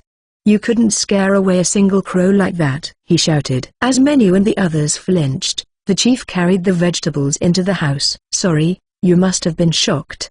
But he's always like that. Well, he certainly seems energetic. Yes, I was shocked. He hit me with He is clearly quite skilled, Ralph muttered. Menu looked at him as if to say, huh? Really? The old man returned a moment later and introduced himself as Mofusen. Sorry for shouting at you. If you came here to meet me, then you shall have a cup of tea before leaving. And so they decided to accept his invitation. They sat around the eyrie in the center of the room with tatami mats laid on the floor, and green tea was served. Apparently, this fussy youngster was the chief's grandchild. I'm training with Grandpa to be a barrier master. My grandpa is amazing at making barriers. Everyone looked at Mofusen, and he just laughed happily. Is that the secret to living long? Menu asked, and the chief nodded. It is. I am able to create barriers inside of my body. Do you understand that? That sounded incredible. Ralph's eyes widened. Currently, it was assumed that the only way to affect your flesh in such a way was through cursed items. While barrier masters may be able to affect the outside a little, it was an entirely different thing to influence the insides, which were not visible. I make a barrier to isolate the disease, and annihilate it. That is why I've been able to live this long. I'm amazing. Toto was an alchemist, and so he knew just how advanced such a technique would be. Menu was also astonished. In other words, this old man could perform surgery without opening the body. It was no wonder he lived so long. The techniques far exceeded their expectations. The result of experience and imagination. The technique of making a wall work as a barrier was also devised by my grandpa. Now, it is used with all kinds of magic. Ralph and Toto's expressions darkened a little. They were reminded of that stone room. Still, it was impressive. And so Toto smiled and clapped his hands. Barriers are incredible. I've never met a barrier master before. Well, it's not something that anyone can do. Only my grandpa. Hey, Grandpa, why don't you show them it? The young man said boastfully. And then Mofusen touched his beard thoughtfully. Well, visitors, if you tell me about your adventures when you return from the forest, I will agree to show you a secret technique. Yes, please. Menu nodded immediately, as he was curious. And so the group went outside, and were then taken to a demonstration area where there were logs wrapped up in straw. Mofusen stood in the center of the logs, and with a speed unfitting for some of his age, he kicked them all down. His foot should not even have reached the logs at that distance, and yet, each broke in half and fell to the ground. What just happened? Mofusen had a body like a dying tree branch. And it was clear that he didn't do it with strength or wind pressure. Not kick either. Ralph would have noticed it. Ha ha. It's quite simple. I cut them by creating a flat barrier that protrudes from my feet. I can make a shield or sword easily. So saying, he created plate-like barriers on his arms. And while they were made to look like a glistening glass, so as to be visible to the others, he was also able to make them completely transparent. After that, Mofusen and the others showed their statuses. Mofusen's occupation was barrier master. Level 103. Ralph was stunned. This man was not in the records of heroes. But Ralph was lucky to meet someone at that level right after starting his journey anew. Old Moff, can I ask you a question? What is it, Menu? Did you perhaps go back to level 1 once? Only Mofusen and Ralph reacted to this. Normally, level 103 was impossible. In that case, perhaps there was a true level that exceeded normal levels. Like what Menu was raising right now. Menu. Are you? Yes. I returned to level 1. Right now, I am 23. I finally caught up with my age. I see. So it's that kind of system. While the grandson would end up seeing it, Menu decided to show his entire status. Both grandfather and grandchild were stunned by the numbers and skills. They did not fit the level at all. It was also Toto's first time seeing it. But he was not really surprised. Ha ha ha. It is great to live a long life. What interesting travelers you are. After laughing, Mofusen coughed so hard that his false teeth fell out. Menu couldn't help but burst into laughter. How filthy. It was quite rude, but it was too amusing, seeing the teeth on the ground. Even if he seemed superhuman, he was still human. Ha ha ha. Wait, there ith nothing I than two out teeth. Mofusen picked them up and went to wash them. When he returned, he was able to talk normally again. A carver had made them out of monster fangs. As people did not live long in this world, they must depend on him for a lot of their business. Ha, Mofusen sure is an interesting person. I would have liked to train with him for some time. But we're not in the same field. I want to learn how to affect people's bodies. Menu's enchant relied on imagination, so he could not teach it to others.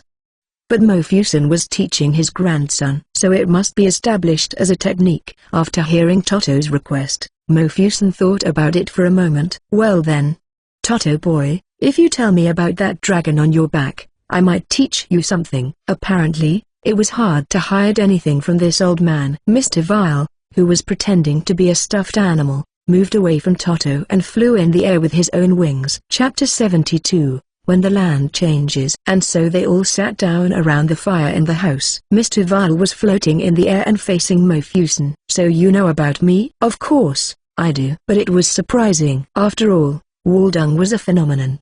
Just like how one did not think of the blowing wind, or where it came from, it was difficult to really sense him. But the old man could do it as if it was the most natural thing. Ralph looked suspicious. And then the old man straightened his posture as if in reply. I have a special attribute detection skill. It's helped me live a long life. That made sense. It was odd that he could cut out the diseases if he couldn't see them with his eyes. But it would be possible if he was able to be aware of his insides in other ways. My grandson is still learning the basics of barriers. He hasn't even started his second leveling. As we were rooted in this land of trees, it is not desirable for it to change to a land of gold. Why did you return? Mofusen's expression was severe. Having your homeland change was a scary thing. Plants that used to grow would stop growing, and you would have to find different work to make a living. Your life would change. And while it was mostly Waldung's fault, Menu felt glad that he came. They did not want change. And so this matter with the gold dragon must be settled quickly. I was driven out of my home. And so I returned with my master in order to take it back. Eventually, the energy of the trees will return. Do not worry, the stuffed Mr. Vile said in a serious voice. Mofusen scratched his beard thoughtfully and opened his mouth. I see. So Menu is your master. In that case, I will accompany you as well. Huh? Why? But it's dangerous. Menu, Ralph and Toto tried to stop him. But Mofusen just laughed. I can see that you are in the middle of a journey. There is no reason to put your lives in danger. And I am able to protect myself. Please let me come too. I ask you as well. If my grandpa thinks there is a change, it must be quite severe. After all, he acts normal even when there is a typhoon. So it must be quite bad. For Menu and the others, they were just trying to clean up a friend's mess. But for Mofusen and his grandson, it was their livelihood at stake. Even if the forest lands did not look that different at a glance, the mere fact that there were new monsters in the area meant that years of knowledge now meant nothing. It made sense that he wanted things to return to normal, and witness it happening. Besides, Mofusen was the village chief, and a sage. Menu crossed his arms and thought about it. Very well. But you have to make one promise. What is it? Do not be surprised, no matter what you see. And do not tell anyone about it. I accept. Now, let us prepare, Mofusen said as he headed to his storage house. He had blankets, coats, bread and vegetables. It was kept dry and out of the sun. Ah, I'll carry them, Menu said as he went to help Mofusen. And so Ralph and Toto decided to talk with the grandson. Is it really fine to take that old man out? Grandpa likes adventure. And we couldn't stop him even if we wanted to. Besides, this is for the village. That being said, they were still worried. Toto and Ralph looked at each other, and then they gave him some of the potions and medicine that were stored inside of Mr. Vile. Here. Use these while Mr. Mofusen is away. That should be enough until he returns. After all, they were taking away the one doctor in the village. So this was the least they could do. While the grandson looked surprised, he still accepted them gratefully. They were expensive potions, but his grandfather was still worth more. Thank you. It's not just this village, but surrounding settlements rely on him as well. Shortly after, the preparations were completed. They departed before it became dark. For some reason, the whole village came out to see them off. But according to Mr. Vile, they would arrive in no time. It would be embarrassing if they returned so soon. Mofusen laughed the whole time. Perhaps this really was nothing to him.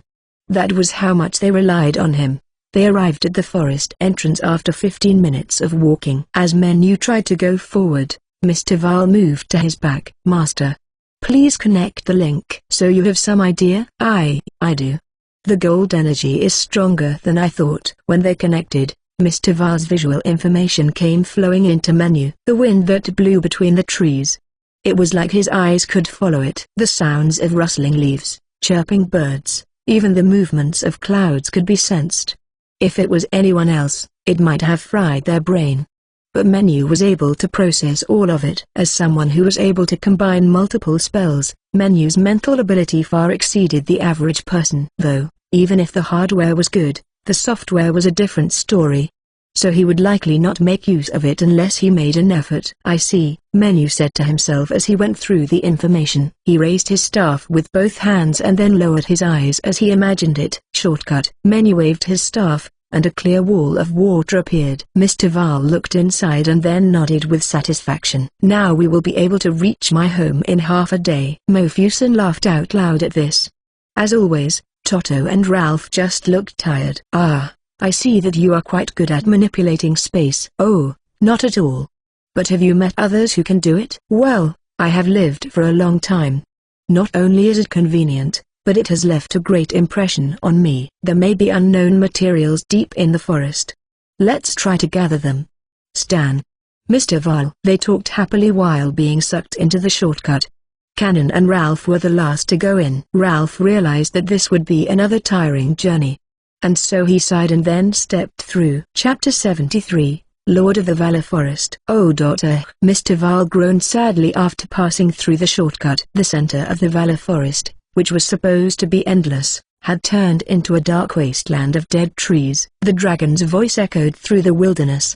But there was one great tree that stood in the middle. "That is my home. Born with me. And it will be there until the day that I die." As if being sucked towards it, the Mr. Val moved towards the great tree. Menu and the others followed silently. Mofusen looked grave as well. This was supposed to be a land of green.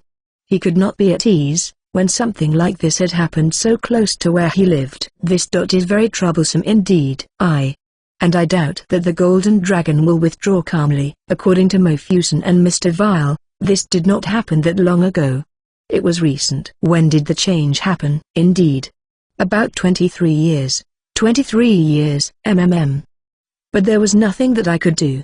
23 years. Menu was not listening to Mofusen now. 23 years ago. That was when Apep appeared in the world. When Menu's information was dropped in here. What if Apep was affecting this world somehow? This is related to me after all. After all, Menu's body was an important thing to him. If this world was affected by Apep, then Menu might be affected as well. In fact, he had been returned to his old world once already. What if the scarab had not been there? How long would it have taken him to return to the field of reeds? And what would have happened to everything he gained in this world? He felt a chill, just thinking about it. As they continued to walk through the dark wilderness, a shadow fell over them, and Menu raised his head. They had arrived at the great tree. "So my life was saved. But the gold energy is thick. Be careful, Master," said Mr. Val. And then Menu sensed the danger, and enlarged Stan. Stan then carried Toto, Mofusen and Cannon on his back and flew high into the air. Menu quickly picked up Ralph and jumped far to the back. The next instant, in the spot where they had all been standing, something like golden icicles sprouted out from the ground with a thunderous roar. Had they stayed, they would have been skewered. Menu then landed on top of one of the icicles and let go of Ralph. Menu looked up and confirmed that Stan and the others were fine. And Mr. Val quickly flew down towards him. "Oh? You can dodge it so easily? How boring," came the seductive voice. It had all the sweetness of melted sugar. And then from behind the tree emerged a woman with golden hair and golden eyes. She was wearing a black cocktail dress over a curvaceous figure. She was adorned with extravagant jewelry. But it was obvious that she was responsible for the magic attack just now. "That is the Golden Dragon, Master." "Huh? But she's so pretty. Dragons are phenomena. They can take countless forms," Mr. Wall said bitterly as he descended to the ground. "Gold Dragon. It cannot be helped that you drove me out. I had done you wrong. I apologize. However, what have you done with this place? Mr. Vile said as he pointed at the dark land. The gold dragon widened her eyes in mock surprise. Oh, Wood Dragon. How small you are. I did not recognize you in this adorable form. She was playing like this was a puppet show. Menu thought, but it is too late for an apology. This is now an important ore deposit for me. You know, don't you? What lies below these grounds? She laughed with red lips and pointed to the ground. Did you kill the ground? No. You can say that it was reborn to suit my tastes. Stan came down to where Menu was. Mofusen spoke with a serious expression. Menu. Below us, it is likely mostly lava now. So that's why the ground is burned and the plants are dead. And if you are going to make an ore deposit, then the gas will have to be extracted later. The volcanic eruptions will ruin this entire area, said Mofusen, and then Menu turned to Mr. Vile. His summoned beast was consumed by sadness. And Menu felt rage rising within him. Waldung, he shouted and raised his staff. You are the lord of this land. So make up your mind, and let's take it back. Master. Mr. Vile raised his head at this. I don't know what you mean to do, but what can a human and his pet dragon do against a natural phenomenon? Menu laughed confidently. We mean to beat you and take this place back. Let's go, Waldung. Menu held his staff and drew Waldung in the air, and the lines glowed green. I summon you, Menu shouted, and then Mr. Vile fell to the ground. And then Waldung, in his original size, began to take shape. Cannon howled like a wolf, and the tree energy gathered together, helping to shape Waldung. Ralph smiled when Waldung was fully summoned. And then Menu climbed onto the dragon's back. Tree Dragon, Waldung. You have been summoned, Menu shouted with an expression full of anger. Chapter 74, Tree Dragon Waldung. Now, it's time to show your ability, Menu said excitedly. However, Waldung was lacking in energy. It was little wonder. The whole area was a wasteland. The gold energy was strong, and there was no way that Waldung could do much by himself. What's the matter? Menu asked at his feet. Waldung lowered his head gravely. I cannot fight like this. There is too little tree energy. So you will be able to fight if there is more? Menu put away his staff and took out his brush and sketchbook. A mere human has summoned the tree dragon? Impossible. This is impossible. While the gold dragon was still stunned, Menu climbed onto Waldung's back in order to look at the world below. However, it was not high enough. The wind stroked his cheek. It wasn't as if there was no tree energy here at all. Fly, Waldung. Understood. While it was a short reply and answer, their minds were still connected. And so Waldung extended his wings. They beat the air as the giant body rose. And then they ascended to a point where the giant tree was just a small dot. Here, he could finally see the edges of the blackened wasteland. After that, the rest was easy for Menu. He began to draw a field in his sketchbook. Green sprouts, veins of water underground, rich soil. He pulled out information of the original forest from Waldung's mind, the awakening of life. His brush filled the page with numerous shades of green, and details of leaves and branches. Won't let you. He sensed a change with the gold dragon. He instinctively knew that they could not stay there, and he jumped up. In the air, a golden spear appeared and tried to skewer them both, but it hit against an invisible wall and disappeared. Thank you, old Mofu. Bah, it was nothing. I came, so I must be useful. Mofusen's barrier had stopped the attack and dispersed the energy. Even though dragons were high-ranking creatures, when it came to their magic, Mofusen was still superior. Menu concentrated and drew beautiful greenery. When seen from afar, people saw things as a vague whole. But if you focus on a single point, you could see the details. Menu's eyes were able to do both at the same time. Over the vast greenery, smaller details, browns, yellows, and a blue that mirrored the sky. Even with his divine artist skill, it took him 5 minutes to draw all of it. However, Mofusen and Ralph kept the enemy busy. Ralph would use the golden pillars as footholds to climb, and then knock them down.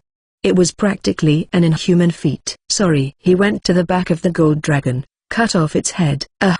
I liked that doll, a voice murmurs as the head falls to the floor, but the body was still hovering in the air, and not a single drop of blood was spilt. The stump showed that the body was metal and hollow. Menu was reminded of a lotus root. Regardless, He placed his hand over his finished picture and shouted, "This is the real appearance of the Valor Forest." Currents of energy flowed out from Menu's body. The shining magic energy rained down over the lands, and plants began to sprout out all at once. Towards the sky, they grew as if to praise the sunlight that came down on them. The vast lands began to take back its former shape. "How beautiful!" Mofusen muttered, and Toto laughed. "Mr. Menu really is amazing." Menu's anger was painted over with joy. Waldung's emotion had made him angry, and now Waldung's emotion made him happy. It was both his own heart, and the heart of someone else who was there. "Ugh! I worked so hard to remake it all." The body moved down towards the head and picked it up and reconnected it. "Tree Dragon. Even now, I am more powerful than you." Waldung also descended to the ground, and answered with a happy roar. "You are not even in your true form. I was summoned by Menu, and would never lose to you." While Menu's magic energy was greatly depleted, there were still things that he could do. The vast lands. He waved his staff over the greenery, gathering together the energy, and sending it over to Waldung. Waldung collected the energy towards his mouth. It would cause the target to rot. And he unleashed the breath at the gold dragon. And then the metal body started to melt away. It was quite a grotesque sight. "No, no. My real body. My real body would not have lost." Those were its final words as the gold dragon vanished. "Yes. You won, Mr. Vile." Menu threw his arms around Waldung's scale-covered neck.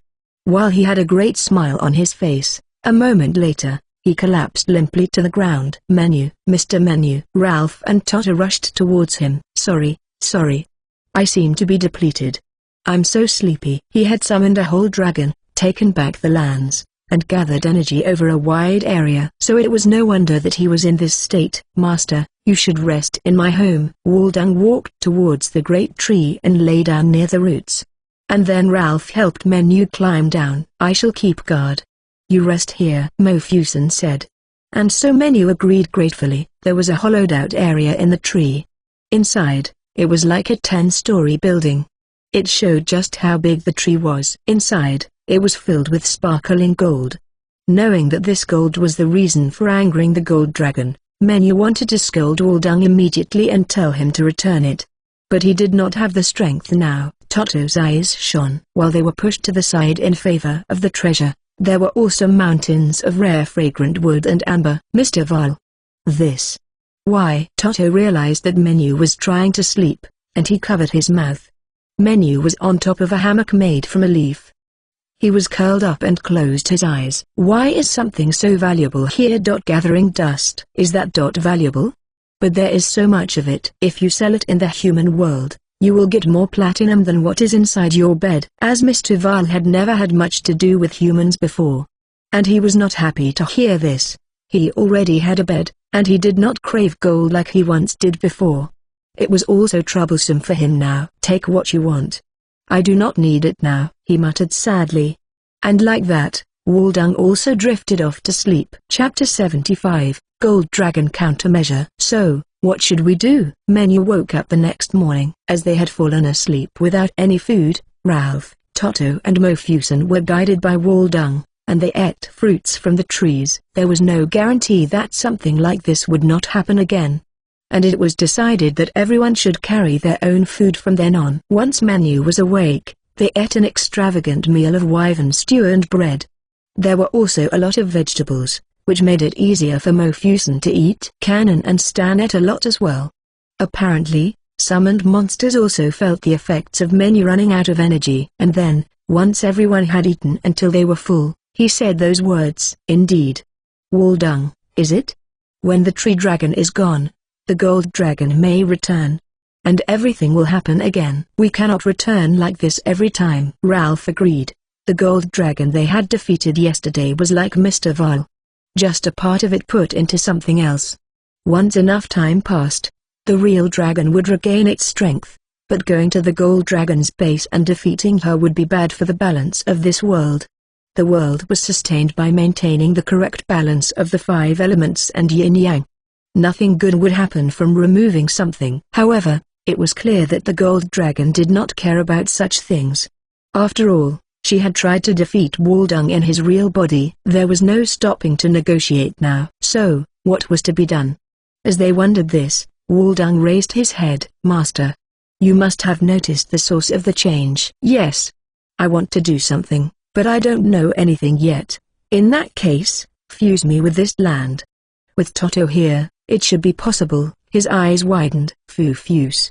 But what will happen to you if I do that?" "Do not worry. It is just temporary. I know." After swallowing Toto's tools, he uses some very interesting arts. They all turned to Toto then. He scratched his head and looked embarrassed. It was like he wasn't quite what they were talking about, but he was being praised. "Alchemy for using and separating," Ralph muttered. "Yes. I am a phenomenon. Not a real being. Like the wind and trees. I will still be me even if fused with the lands. And I will be the same when I return." Menu looked like he was not convinced, but Waldung dropped the stuffed animal in front of him. "I will move most of my consciousness here. I must witness the solution of this change. Now that I think about it, the change might have been the reason that I became mad for gold." Indeed, right now, he did not fixate on gold at all. He was lying quietly in the tree, with that giant body. "I must waken the gold dragon. And it is possible that other dragons have become mad as well. I will go with you. If you need my power, just draw and summon me again." "Tree Dragon, Waldung. In order to protect our village, I agree that you should join the land and stop the encroachment. However, are you sure about it?" "I said it already. I do not exist here. Whatever form I have, it does not matter." For humans like Menu, it was a chilling thought. But Waldung had made up his mind. In that case, they should respect him. They talked about this decision in my detail, and then they went outside. First, Stan was enlarged, and Menu and Toto got onto his back. Out of the 10 magic circles that Toto had, he placed one, fuse, on Stan's back. And he held it down with both hands so the wind would not blow it away. Below them, Waldung was leaning against the giant tree. They were now high enough to see the entire Valor Forest, so he was about the size of a fist. "Let's go, Toto." "Yes." Menu stood up behind Toto and began to pass over the magic energy. It glowed as it passed through. From Menu's staff to Toto's back. Toto then used it to charge up the magic circles. It was in human magic control. "Here it goes. Mr. Vile. Fuse." The magic circle shone, and the light reflected on the ground below, making the same pattern appear. Waldung, who was in the center of the forest, lifted his head to the sky and roared. Those two were so powerful, but it was still not enough energy. And so he made up for it with himself. From the ground, vines grew and tangled around Waldung's body. He started to become covered in grass, and Waldung became like a round boulder, until he looked like a silent and great part of nature. Now, the fusing was complete. Now, it would be incredibly difficult for anyone to change the land. "Mofusen, please." Upon hearing Menu's words after he descended again, Mofusen created a barrier around Waldung's body and the giant tree. He carved a seal into the land that would last forever. It was Ralph's job to bury the keystone. With Waldung and the tree in the center, the magic stone was taken out of the metal that was buried, and Mofusen used it as the keystone for the barrier. Now Waldung's body should be safe, and for the finishing touch, Menu placed the stuffed animal next to Waldung, and then he tapped it with his staff. "Summon," and then it moved.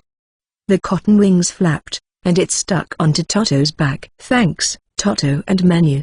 And you too, Ralph and Mofusen." While he may have looked silly, Menu was relieved to see that he had not lost his memories. "Welcome back, Mr. Vile." Toto hugged the stuffed dragon happily. As he had been carrying him for some time, Toto probably preferred this form. And then Toto rubbed his eyes sleepily. Aside from Ralph, everyone was exhausted. Mofusen was tough, but he had stayed up for the night watch, and he couldn't help but yawn. And so Ralph prepared some food and a place to rest, and they quickly ate and fell asleep. Ralph, Cannon and Mr. Vile kept the watch the whole night. Chapter 76, Mofusen's Decision. With this countermeasure in place, there was nothing left to do. They were going to return to the village, when Menu suddenly remembered something. "What about the Dryads?" "Don't worry, Master. While their home is returned, it is still dangerous. Once everything is back to normal, I will summon them." "Yes, we still haven't dealt with the gold dragon." With this satisfied, they were about to leave. But then Toto raised his voice. I forgot something. Can I go and get it? Yes, but... Ah, Mr. Val's treasure. Yes. It would be a waste to leave the fragrant wood and amber. And so Toto and Mr. Val went together. Indeed, there was quite a lot. I will help them. Ralph said, and then it was just Menu and Mofusson left. Mofusson. Do you like going on adventures? Well, I suppose. I would like to test the limits of my abilities. Menu had just asked on a whim, but he also realized that he was sad to separate from Mofusson as well. He was about to invite Mofusson to come with them, but then remembered the grandson and the village. I see.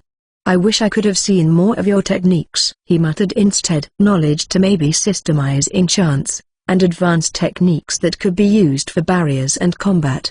Imagination. Everything about him was interesting. He.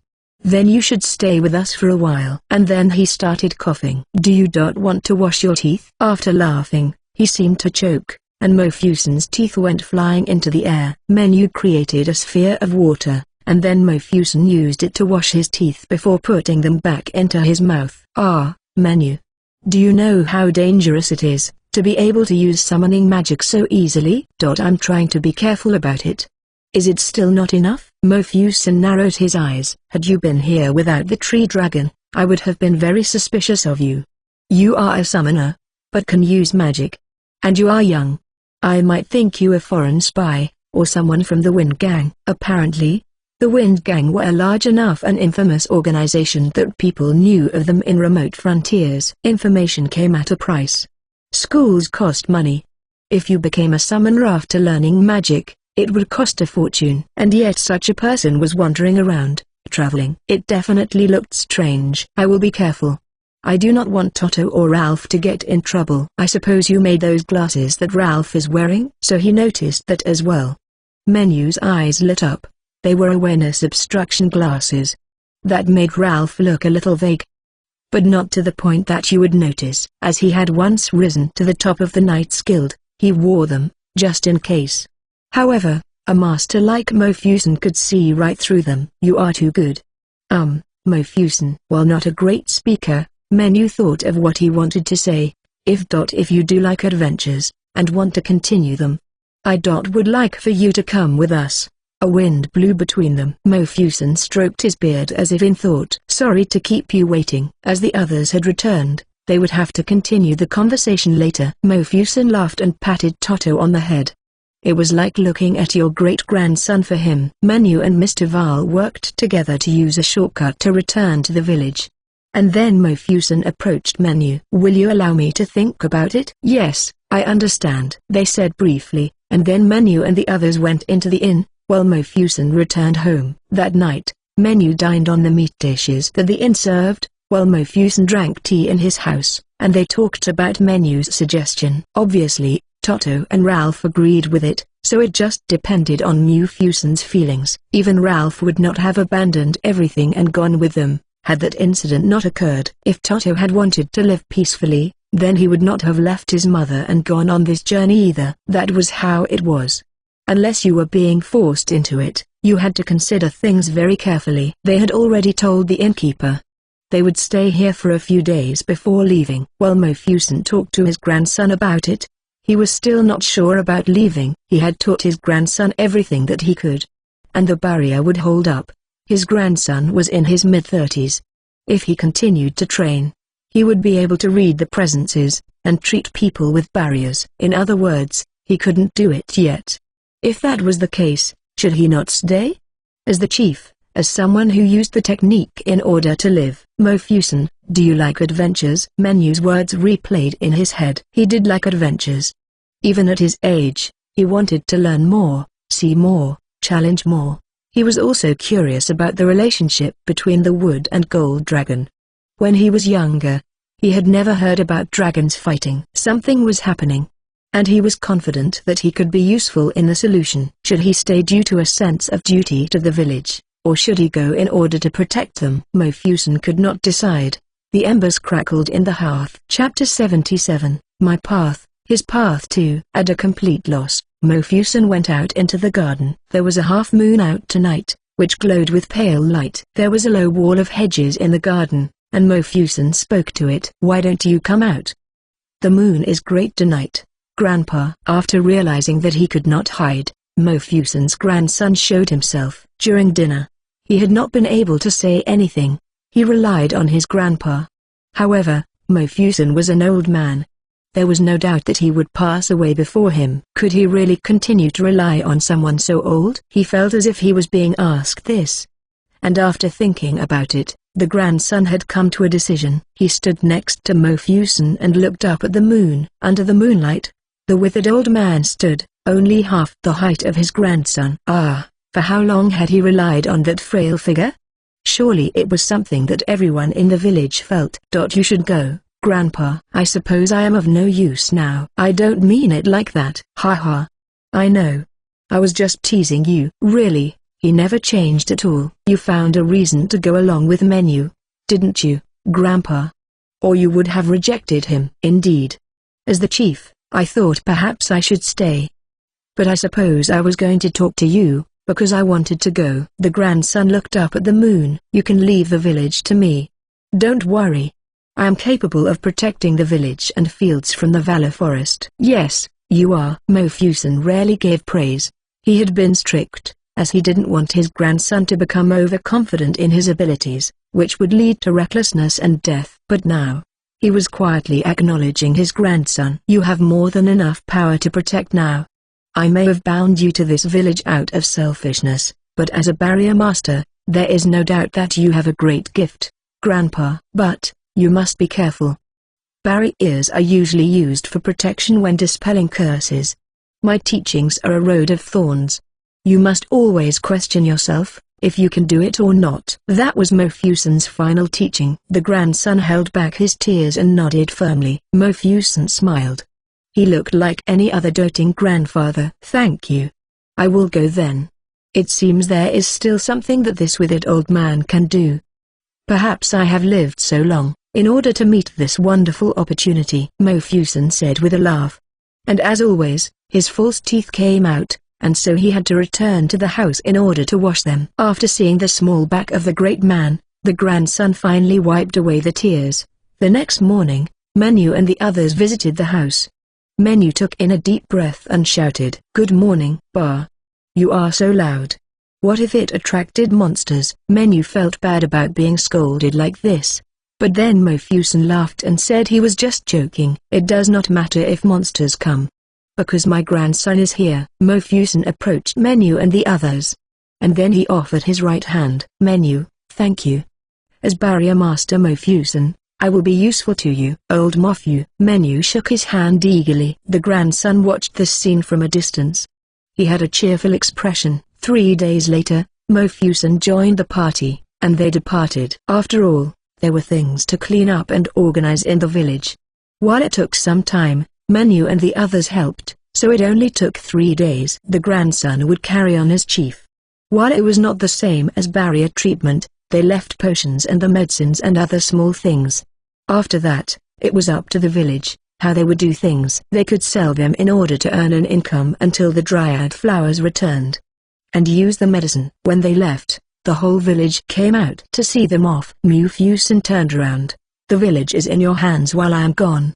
Also, hurry up and get married, Grandpa. The grandson turned red. Once they were away from the village, Toto asked Menu, why didn't you sell the dryad flowers? That.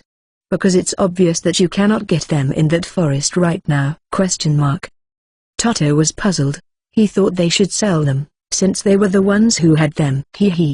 Menu really is bad at speaking. Listen, young Toto. It takes time for an environment to change back. And so if Menu were to bring something that shouldn't exist, then people will start going to the forest. Do you think that is a good thing? It's dangerous, and they will get nothing. So it is bad. Exactly. But it wasn't Toto who was moved by this. It was Ralph. Finally, there is another person who can interpret for Menu. It was troublesome that elderly people tended to talk a lot, but it was worth it, since he could explain to others what Menu was trying to say. That alone made his presence worth it. Menu scratched his head apologetically. He really was bad at communication. Even though he had improved a little. You need to add more words. I'll be careful. In general, it was Ralph's role to do the talking. Menu suddenly thought of something. One elder, one child, and 2 young men. It's the Lord from the manga. He recalled an old anime and manga from his student days, and became excited.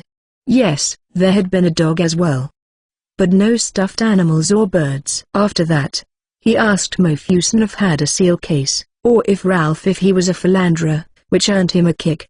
After all, no one there understood the reference. Chapter 78, Lost Center. The best way to express the situation was that they were separated. Manu and Ralph, Mofusson and Toto. With those pairings. After returning to the main road, they had camped twice, and the Valor Forest was still seen to their left as they traveled. There were also monsters, but nothing too dangerous would appear near the roads. Just a few monsters that Toto could carve up. Though, one imp had picked up Mr. Val's button eye, which had fallen out during the fight, and run away. Toto chased after it into the forest. As Mofusson knew the lands well, he ran after him. But the two had not returned. And so Manu and Ralph entered the forest as well, and then became lost. What are we going to do? We really should have waited for them. Don't worry. You say that, but we have no map or place to meet up. We do have a place. We just need to go there and wait. Manu wondered why Ralph was so calm. Do you have an idea? We just need to follow that. Obviously. Manu turned his head and froze in disbelief. Ralph left him and started walking. During the same time, Toto and Mofusson were also lost inside the deep forest. In the end, they had not caught the imp, and the place they entered was very difficult to walk through. Mofusson had been following after Toto, but then realized that Toto would not have the energy to return the same way. They had managed to come out into a path, but he could sense that there were level 60 monsters in the area. Stay close to me, young Toto. I'm sorry. This is all my fault. You were trying to get my eye. Do not apologize for that, Mr. Val said, trying to comfort him. His eyes did not function as actual eyes. Mr. Val's consciousness was inside of the stuffed body, but he could detect his surroundings through the elements. And so not having one eye meant nothing. This whole trouble was Manu's fault, as he had not explained this to Toto. Mofusson had known as well, as he could sense it. But they could not expect Toto to be able to do the same. While Toto was a first-rate alchemist, he was incomplete in every other way. In any case, this is a dangerous place. While we just need to follow that thing, you must still keep your guard up. Mofusson wasn't walking blindly. While they had been separated, Manu and Ralph should not be that far away. In that case, if they followed the forest scarabs, they should be able to reunite. Even now, a giant scarab of about 30 centimeters was rolling a dung ball in front of them. They were much larger in the forest, and were the outside cleaners. Though they were called forest scarabs, they could be found anywhere outside of the city. From dungeons to fields, they dealt with the waste from monsters and adventurers. They were not quite as numerous as the city scarabs, but monsters rarely attacked them. They coexisted, and even if they were stepped on by accident, they would be revived in a day. The gods had given them that cheat, and so Mofusson followed them in order to reunite with Manu. However, he then stopped suddenly. Toto stopped as well. Indeed, how dangerous for an old man like me. Just why the imp had run to a high-level place like this. The reason was in front of them now. A skull knight. A skeleton knight in black armor and cape was standing there. It wielded a great sword that was about 2/3 of its height.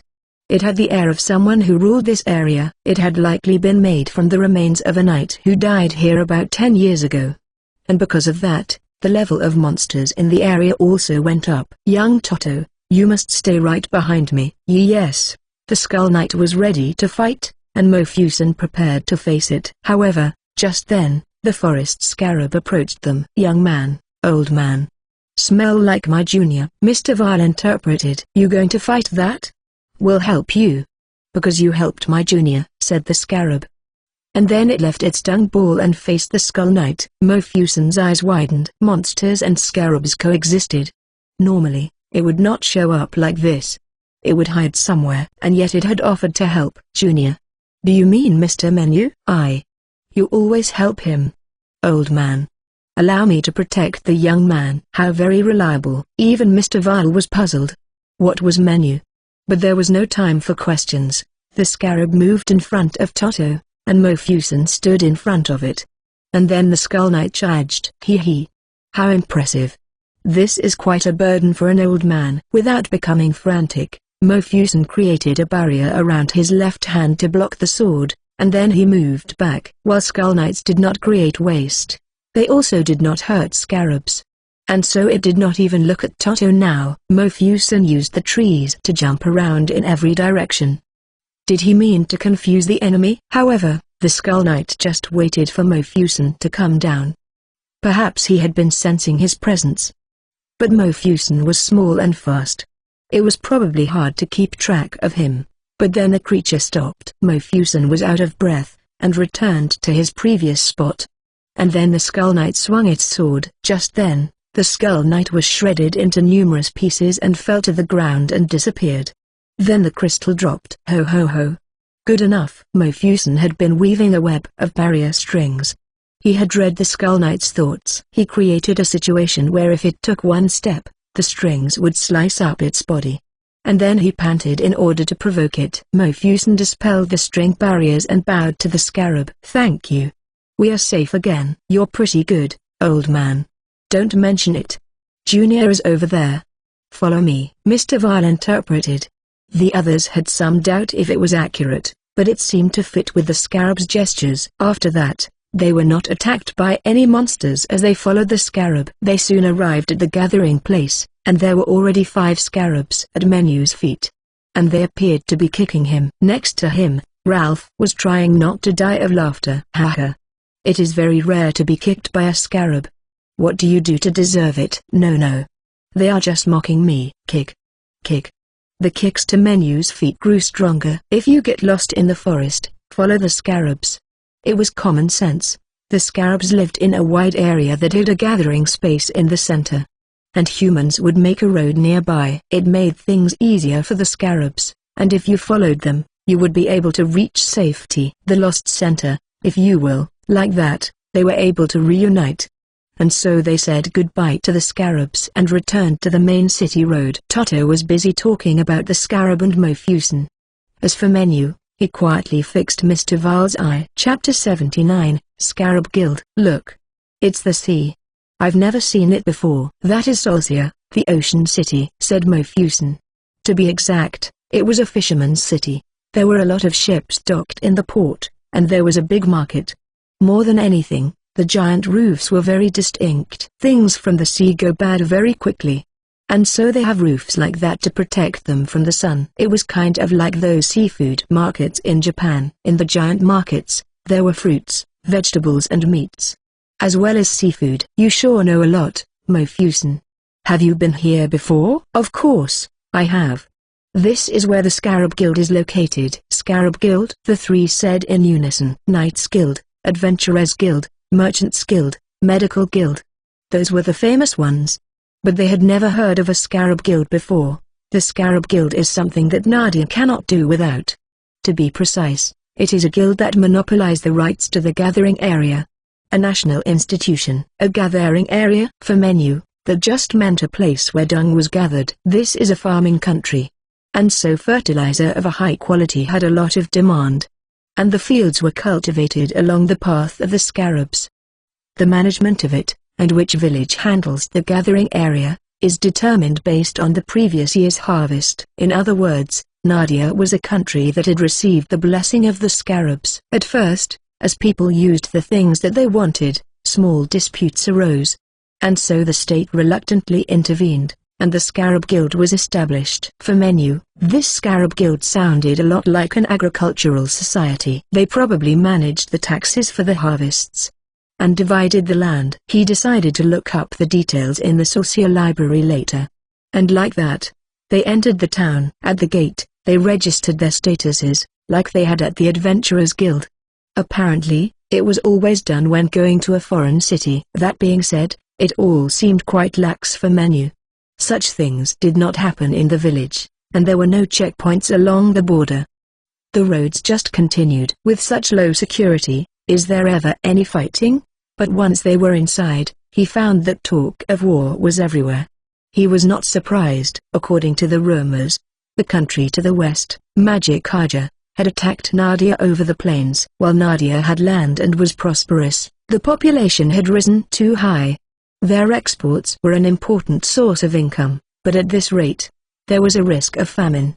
though, that was still decades ahead. Because of this, Magikarja was targeting their land. Apparently, they do not even cultivate the land, and keep the plains for mysterious rituals. They are a country of slothful people. We should crush them and develop their lands. And yet those sloths are invading us.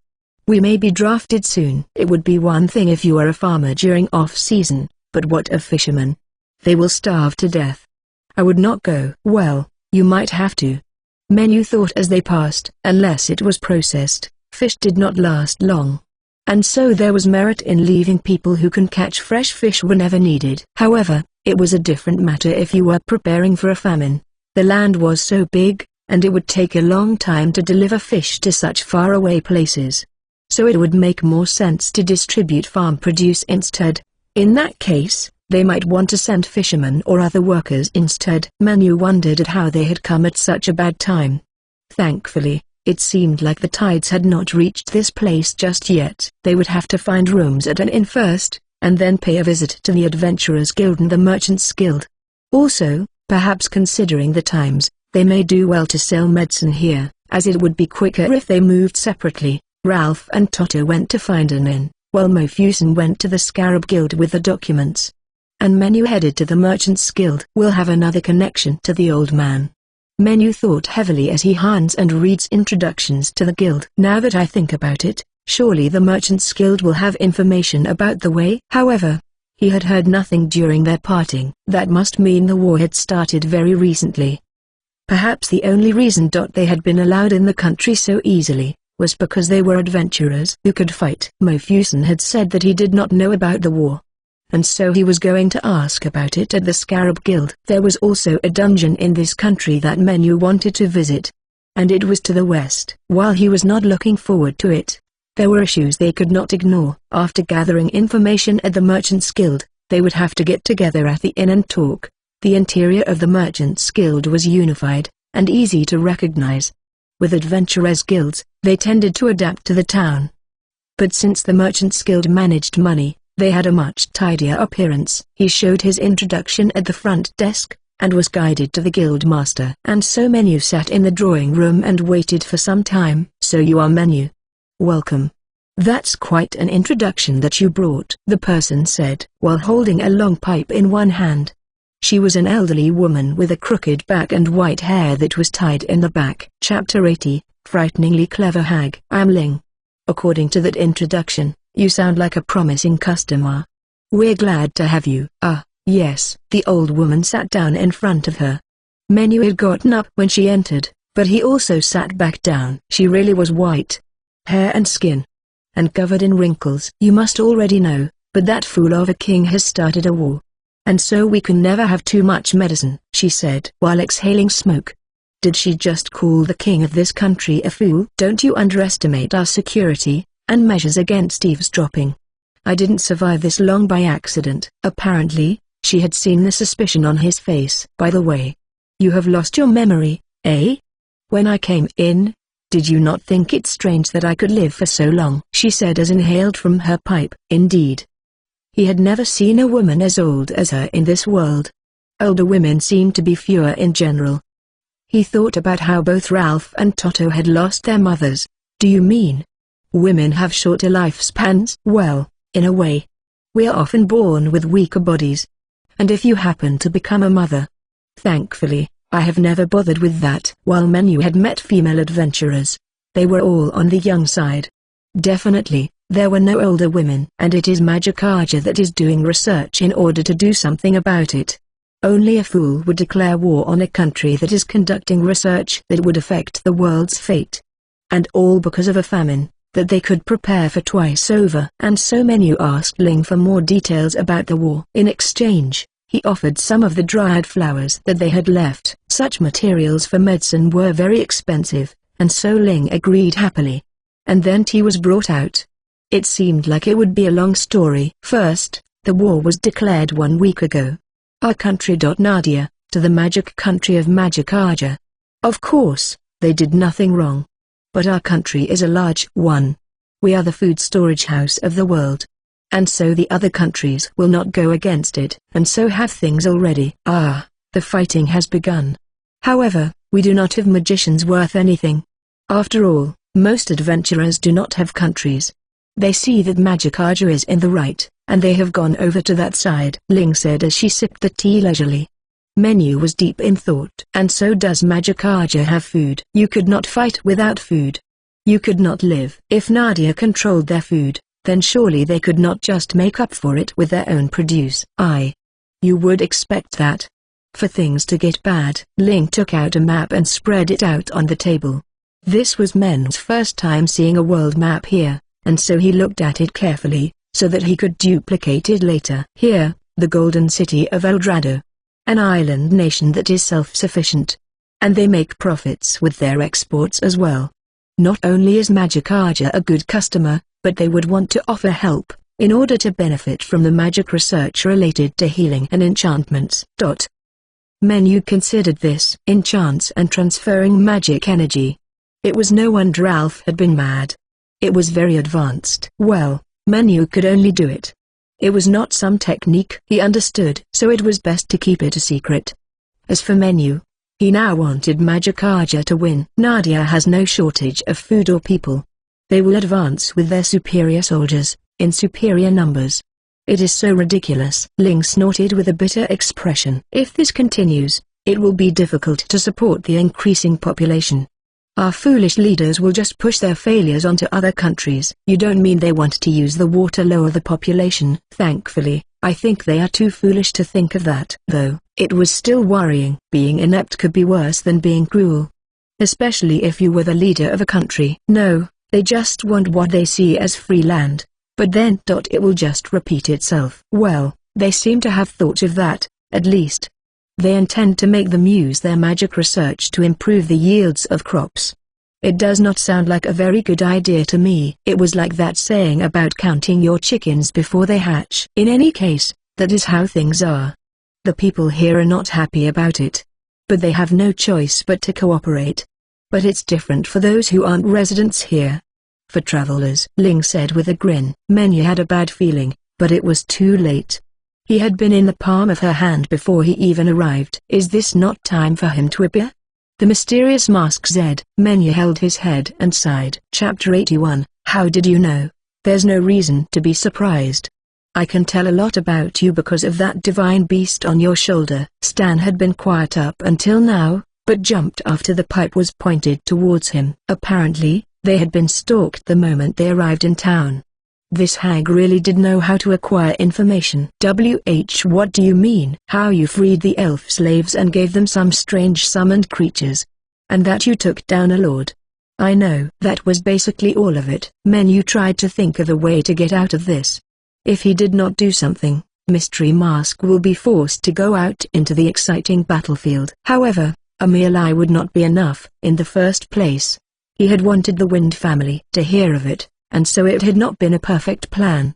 So he could not complain if others found out about it as well. But, you won't tell others, will you? Surely she understood the danger it would put them in. As he had done a lot, Menu had to be on his guard. Who would believe me anyway? I can say this as someone who has monitored you for some time. Ling tapped her pipe into the ashtray. Her round back became even more round as she lowered her head. I am asking you now. I have hopes for Magicka. I want a world where women can live longer. And so I want you to stop our foolish king. Stop this war. Ling raised her head. There was a sharp light in her eyes. While there is life in me, I will not allow the Wind family to do as they please in this town. However, it does not apply in the whole country. They even have the king fooled. She cursed. According to her, the Wind family had been gaining momentum during the past 20 years. For the most part, they act as apothecaries and sell illegal potions to soldiers on the battlefield. I suppose that is why they are able to face Magicka's magic. Right now, it is just the soldiers, but if drafted citizens started to use them, at worst, food sources will vanish. It was a frightful thought. Menu crossed his arms in contemplation. They were on the right side. It would now be too difficult to get involved, and bring this war to a close. For Menu, that is. Do you have a sample of these illegal potions? I acquired some. It was easy. Clearly, the country is not that interested in enforcing the restrictions. Ling took out the vial and handed it to Menu. who put it away. Very well. I will go. However, I have to explain it to my friends. And will need 2 days to prepare. That is fine. Come back here when you are ready. I will have a Pegasus carriage for you. There are Pegasuses? Menu's eyes lit up. Elves, dwarves, and now a Pegasus. He was very excited by the idea. It is nothing unusual. A domesticated divine beast. Those with money can buy them, but it will draw some unwanted attention if you are not someone with authority. I don't care, as long as I get to ride one. Ling looked a little put off. Still, she talked to him about the reward. I will make it so that you will be able to meet with any guild master at any merchant's guild from now on. Just tell them your name.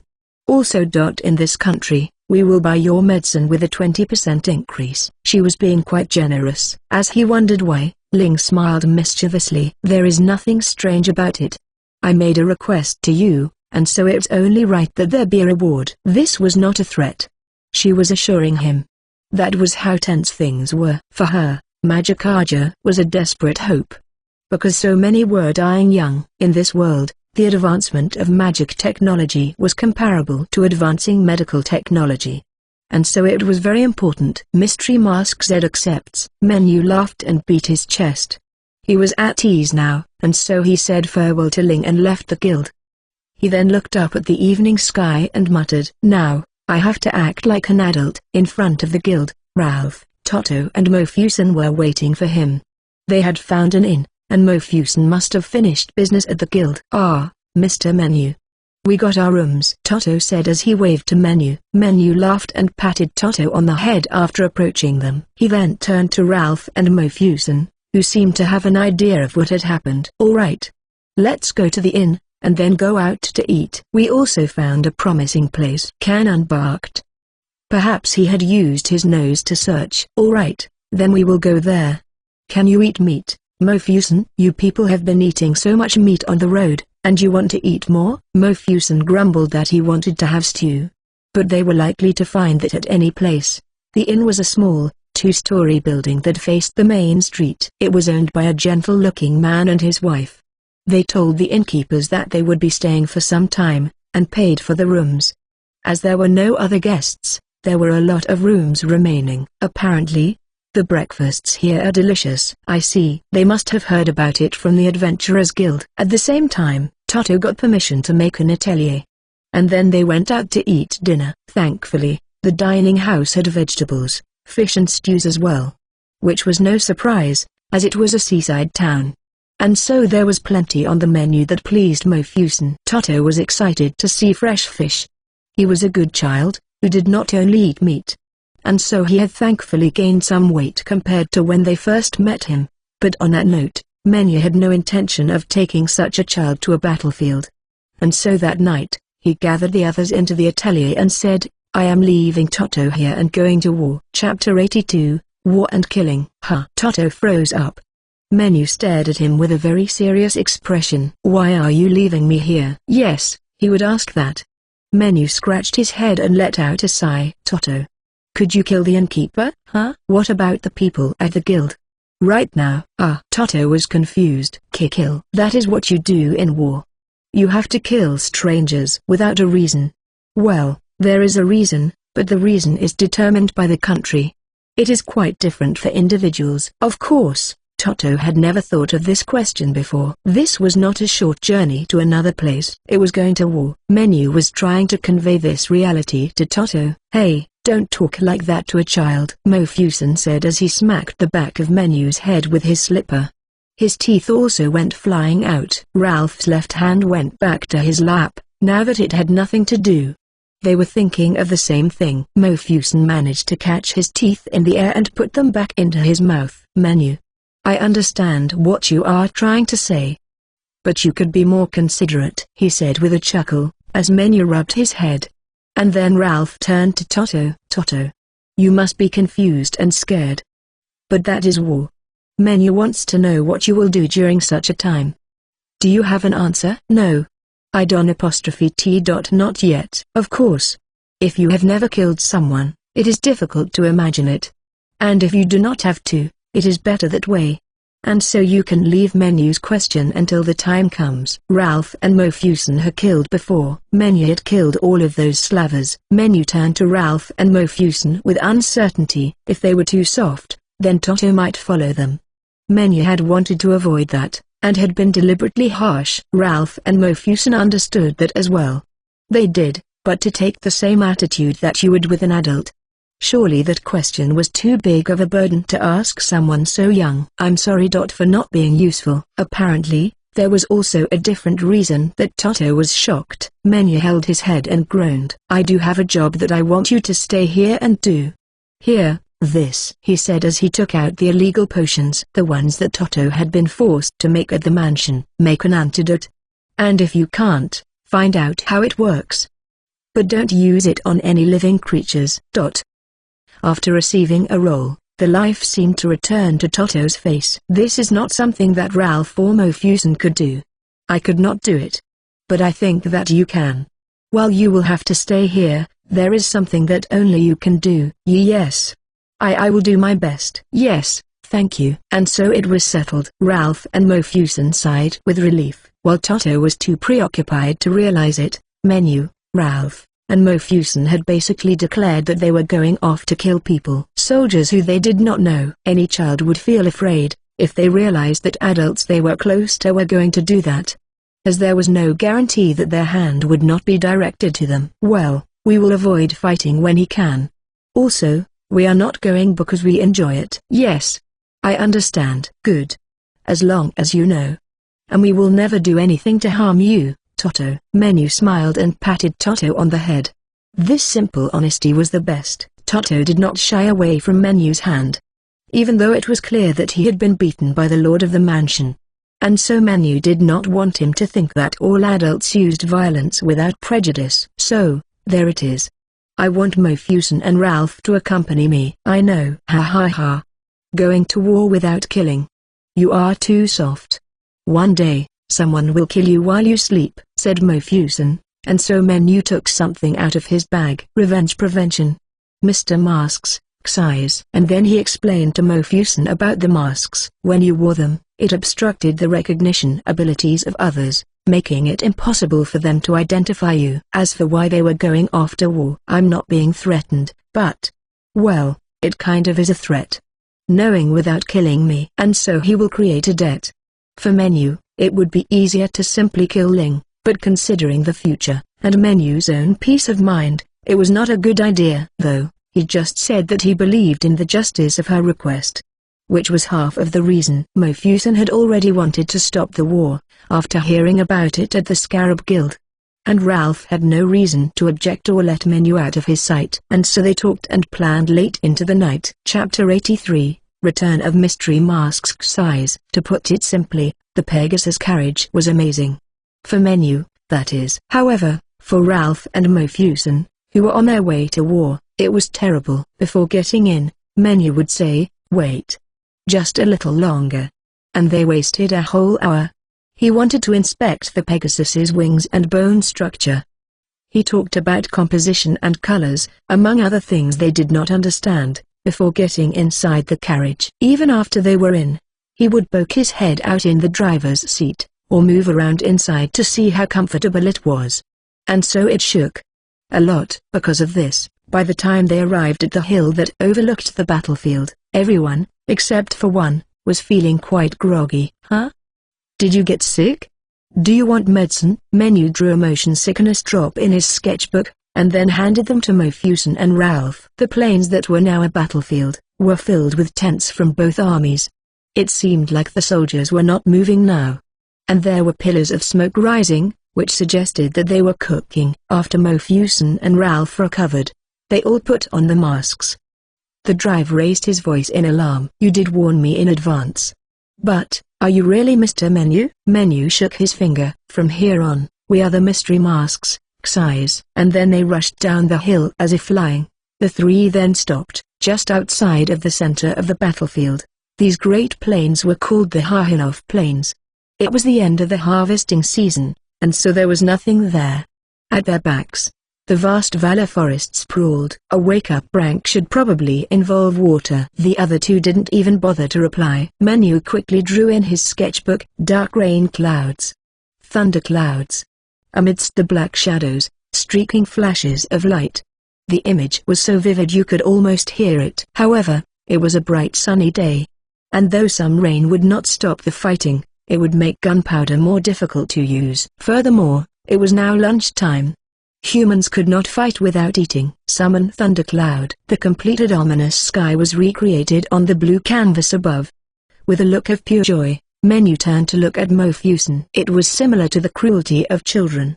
However, he had the eyes of a person who knew. Mofusen did not know what to say, and so he turned his eyes towards the battlefield, which was turning into mud. The rain was slamming hard into the ground. Each drop was so heavy that it shook your very core. Occasionally, lightning would tear through the sky and fall onto the empty field. Menu added more lightning. He saw that people were rushing towards certain tents, which must contain provisions and weapons. And so he targeted those ones. Now, both armies would be lacking in supplies. Oh, dear. What a horrible thing. As long as you are alive, you can make more food. That is true. At least no one has died. The reason that Menu did not use magic was because it caused phenomena. But with materializing his art, he could control everything. If he drew lightning that would never strike a person, it would work just like that. Mystery Mask X, also known as Ralph, waited with his hand on his sword. First, Menu would chip away at both armies, and weaken them. Then, they would try to split them up. I always wanted to do this. The Hammer of God. He really should not say it in such an excited voice. Menu appeared to be measuring the distance with his brush. The two armies must be physically separated. That way, they will not be able to fight. I can't make a wall, but this should be enough. And it will be intimidating as well. After Menu finished with the measurements, he drew numerous, giant spears falling from the sky, so that they would rain over the ravaged ground, where the two armies would have been fighting on for days. The spears would take 5 grown men to carry. And he filled the sketchbook with them. And then he made them fall down as if to replace the lightning. What is that? Is Magikaju attacking? All troops, retreat. As the Nadar troops were thrown into chaos, on the other side, the Magikaju army were also in a frenzy. This kind of magic. It is impossible. Damn it. Does Nadar really have this kind of magic? Run. You'll die. They would not actually die, but it was little wonder that they would think so. After seeing a cluster of giant spears in the sky. It's going to shake a little. Summon hammer. That was an understatement. Hundreds of spears flew down from the sky and pierced the ground. Menu wanted them to separate the two armies. And so the land should be fine, but an outsider would hardly know that. The ground trembled for a good 5 minutes, and by the time it was settled, there was a giant wall of iron between the two armies. Cannon. Well, it's up to you two now. Certainly. Understood. Menu climbed onto the enlarged cannon, and they flew up towards the top of the spears. And then the two who remained, ran towards their designated camps. Chapter 84, Crafty. Barrier. Mask Y. This was the plan. Separate the two forces and carve away at their strength. And the second stage of the plan was to chip away at what strength and spirit remained. As Menu had taken care of the first step, it was up to Ralph and Mofusen to do the rest. The Magikaju army had magicians. They were not as good with close-quarters combat, but due to their smart combinations of magic, they were doing well. Ling had even predicted that Magikaju could win, as long as they kept their distance. However, Menu had not come to ensure that one side won. As a third army, they wanted both to lose, without holding a grudge against the other. While wearing the mask, Mofusen headed to the center of the Magikaju army. With Mask Y covering his face, no one would be able to perceive him properly. Even if they brushed against him, no one would think he was an enemy.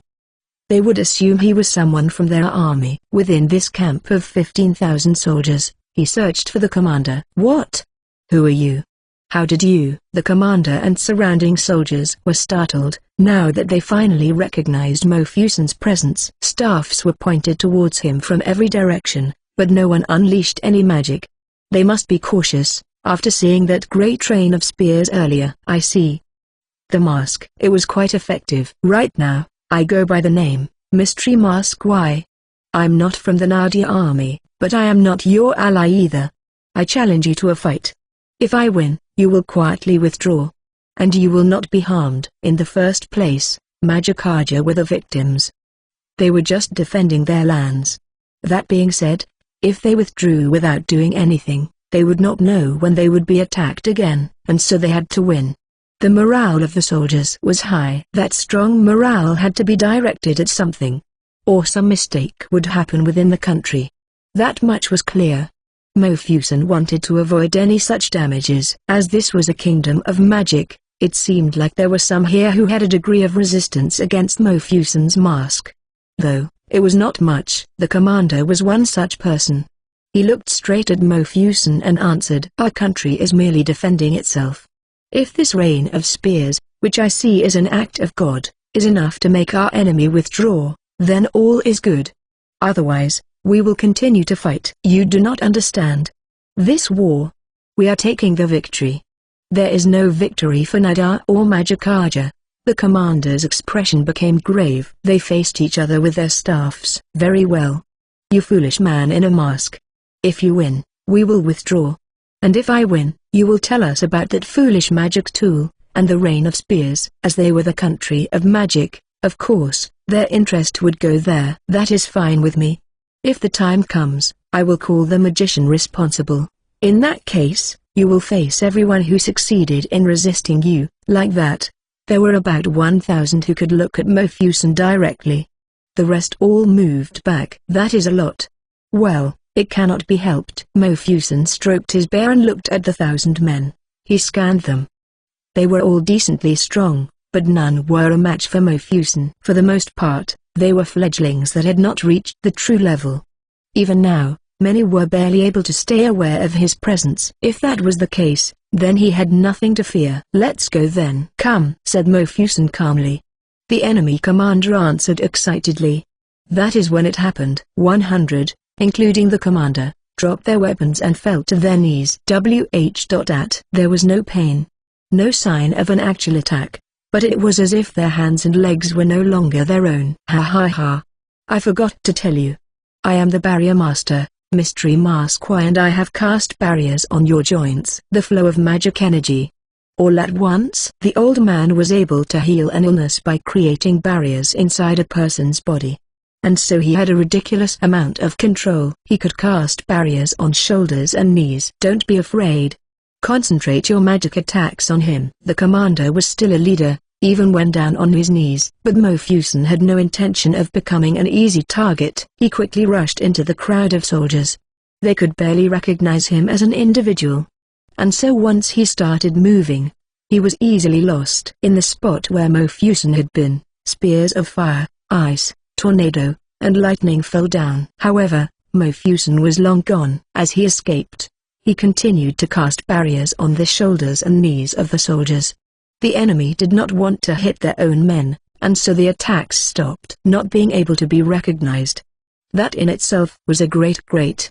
The soldiers that had been watching grew pale. Their strongest men had all dropped their weapons without reason and fallen to the ground. Some had even collapsed in the mud. And yet, they did not know why it was happening. The disastrous rain in the morning, the giant spears, and now the mysterious attack on their comrades. It was utter confusion. And the soldiers slowly started to retreat. It wasn't because they did not know the reason. They were running because they did. Their spirits and morale were broken. They did not want to be there anymore. It did not take long for this feeling to consume the entire army. A staff was a magic catalyst. With your magic energy as the core, you gathered the energy from nature and unleashed it. It was their shield, sword and armor. But they could not carry it. They could not move their legs to run. They could die at any moment. And like this, Mofusen squatted behind the commander and smiled behind his mask. "Well, it looks like I win then?" No one in the Magickaja army objected. Chapter 85, Thrilling. Exhilarating. Mask X. While Mofusen was dealing with Magickaja, Ralph was facing the Nadia army. On his belt was not his usual sword, but the blunted training sword that Menu had made. It could not cut through anything, and was basically a toy, as it would not break. He did not have to worry about that point. But Ralph still let out a sigh. Ralph had no talent for magic. He had also trained to take on large groups of enemies. But this was an army of 20,000. So there was no way he could face them alone. Of course, he still had to do it. As the army was still in confusion, he boldly appeared, with the giant spears at his back. Ralph had once been the chief at the Knights Guild. And he knew soldiers well. With the way the Nadar army was now, if he had a small army, he would be able to defeat them in spite of the difference in numbers. However, he had no soldiers.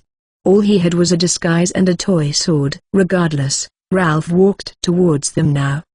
They looked at him with surprise at first, but then they quickly looked away. He went around, knocking them down with his sword.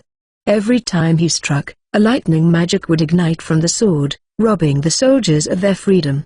It was Menu's enchantment. And like this, he made his way through the camp and towards the general. Ralph was angry, cowardly, so cowardly. How he had to stand in a battlefield with a weapon that could not kill a single enemy. How he lacked the skill to disarm and suppress without killing. How he relied on this toy, which made things so easy. Cowardly, he struck the enemy.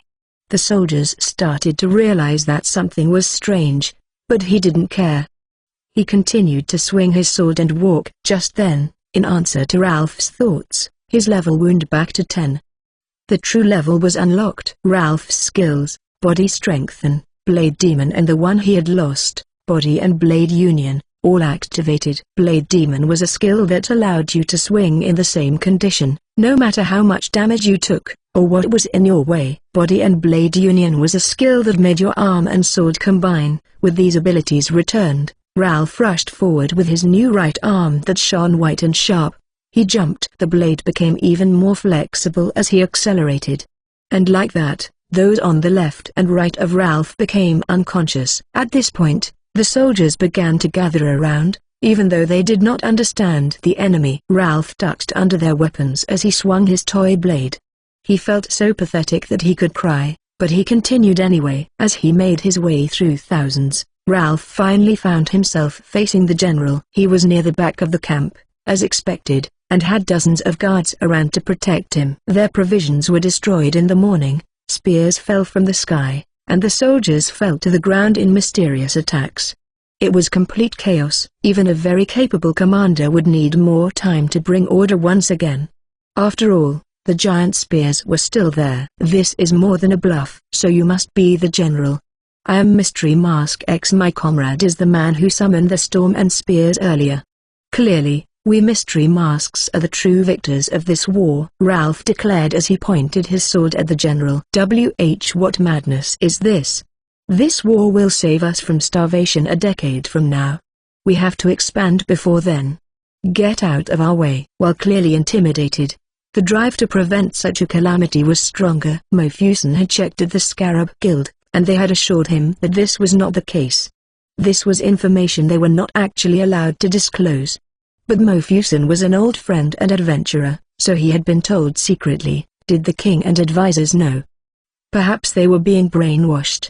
Regardless, this man looked like he was just following orders. How foolish. When that is not even the truth. What are you saying? Regardless, I will give you a choice. Fight me, and if you lose, then retreat. If you win, then I will die. With a weapon that could not kill, he would wager his own life. He would not forgive Menu for creating this situation. While Ralph was thinking this, he remained calm on the outside. The perception obstruction mask.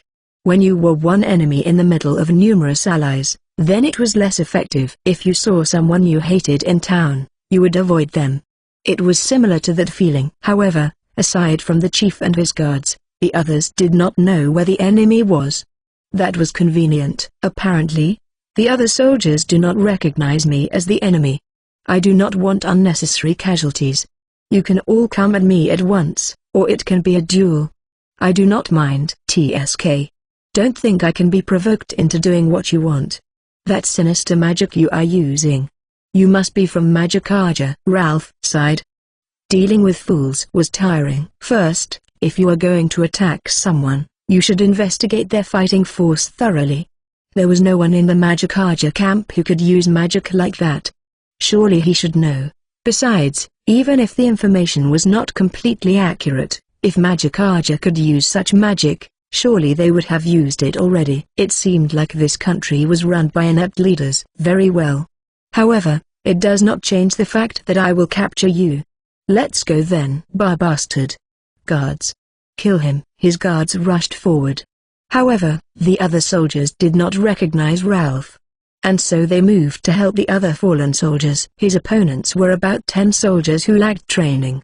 They were nothing to Ralph. He dodged their blades and whipped them with his own, robbing them of consciousness. They were down in no time, and then the general charged at him. But with one jump, Ralph was right in front of him, and his sword struck the general in the chest. And the fight was over. He caught the man as he fell, and then Ralph shouted loudly, with an intimidating voice, "Your leader is defeated.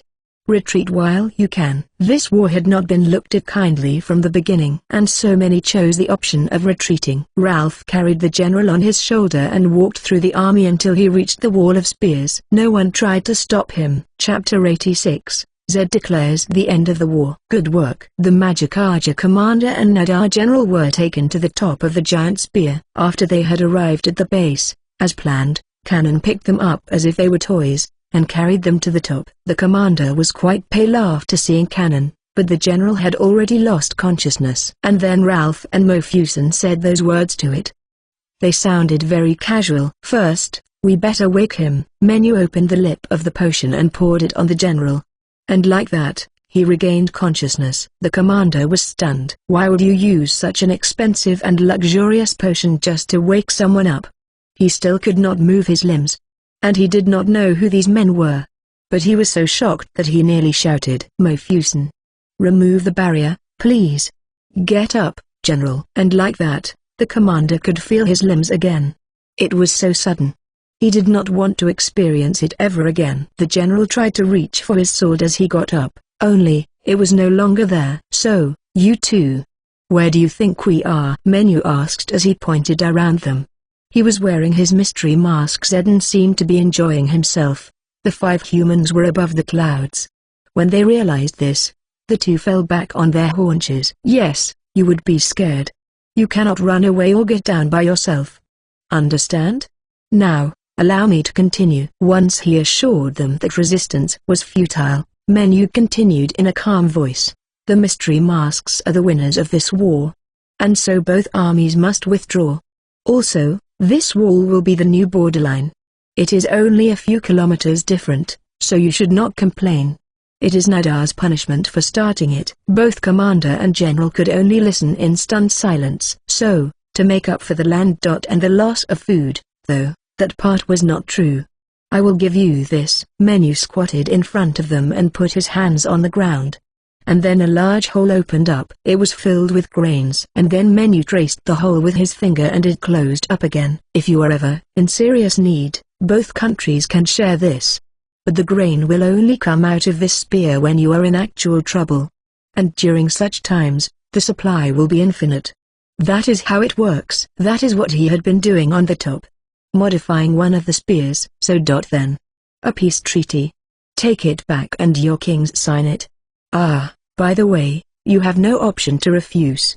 And if you try," Mask Z added casually, "if you try to battle again, I will bring my entire army." Menu said as he patted the spear. A chill ran down the spines of the 2 men. If such spears rained down again, they could destroy an army in the blink of an eye. The battlefield would be gone. "I understand." "Understood." "All right then. Cannon." "If you please," said Menu, and then Cannon howled. And like that, except for the one they were standing on, the wall of spears turned into particles and disappeared into the treaty. A promise with the world. The Magicka's commander understood it. It was not something they could do, even if they wanted to. The field was still being studied. You could not go against it. Physically. Your fate was decided. That is how it is. Now, let us descend then. He told them to not drop the documents as Cannon picked them up. "I'll take them back," Menu said to Ralph and Mofusen as he climbed onto Cannon's back. And then they descended. "Ha ha ha. I thought I could be quite vicious, but I was no match for Menu." "I don't know if I would use that word. It's much worse." "Well, perhaps. It is not like the wickedness of a child. But more. He doesn't understand his own power. Though. He does try. The two could only smile wryly as they watched them leave. I have high hopes for him. Yes. Menya had no idea they were saying such things as he returned the leaders of both armies. And then he went back to the top of the spear. I'm tired. Let's go back now. He was merely tired after ending a war in less than half a day. And so they left the giant spear and returned to the hill where the carriage waited. On the ride back, Menu slept soundly.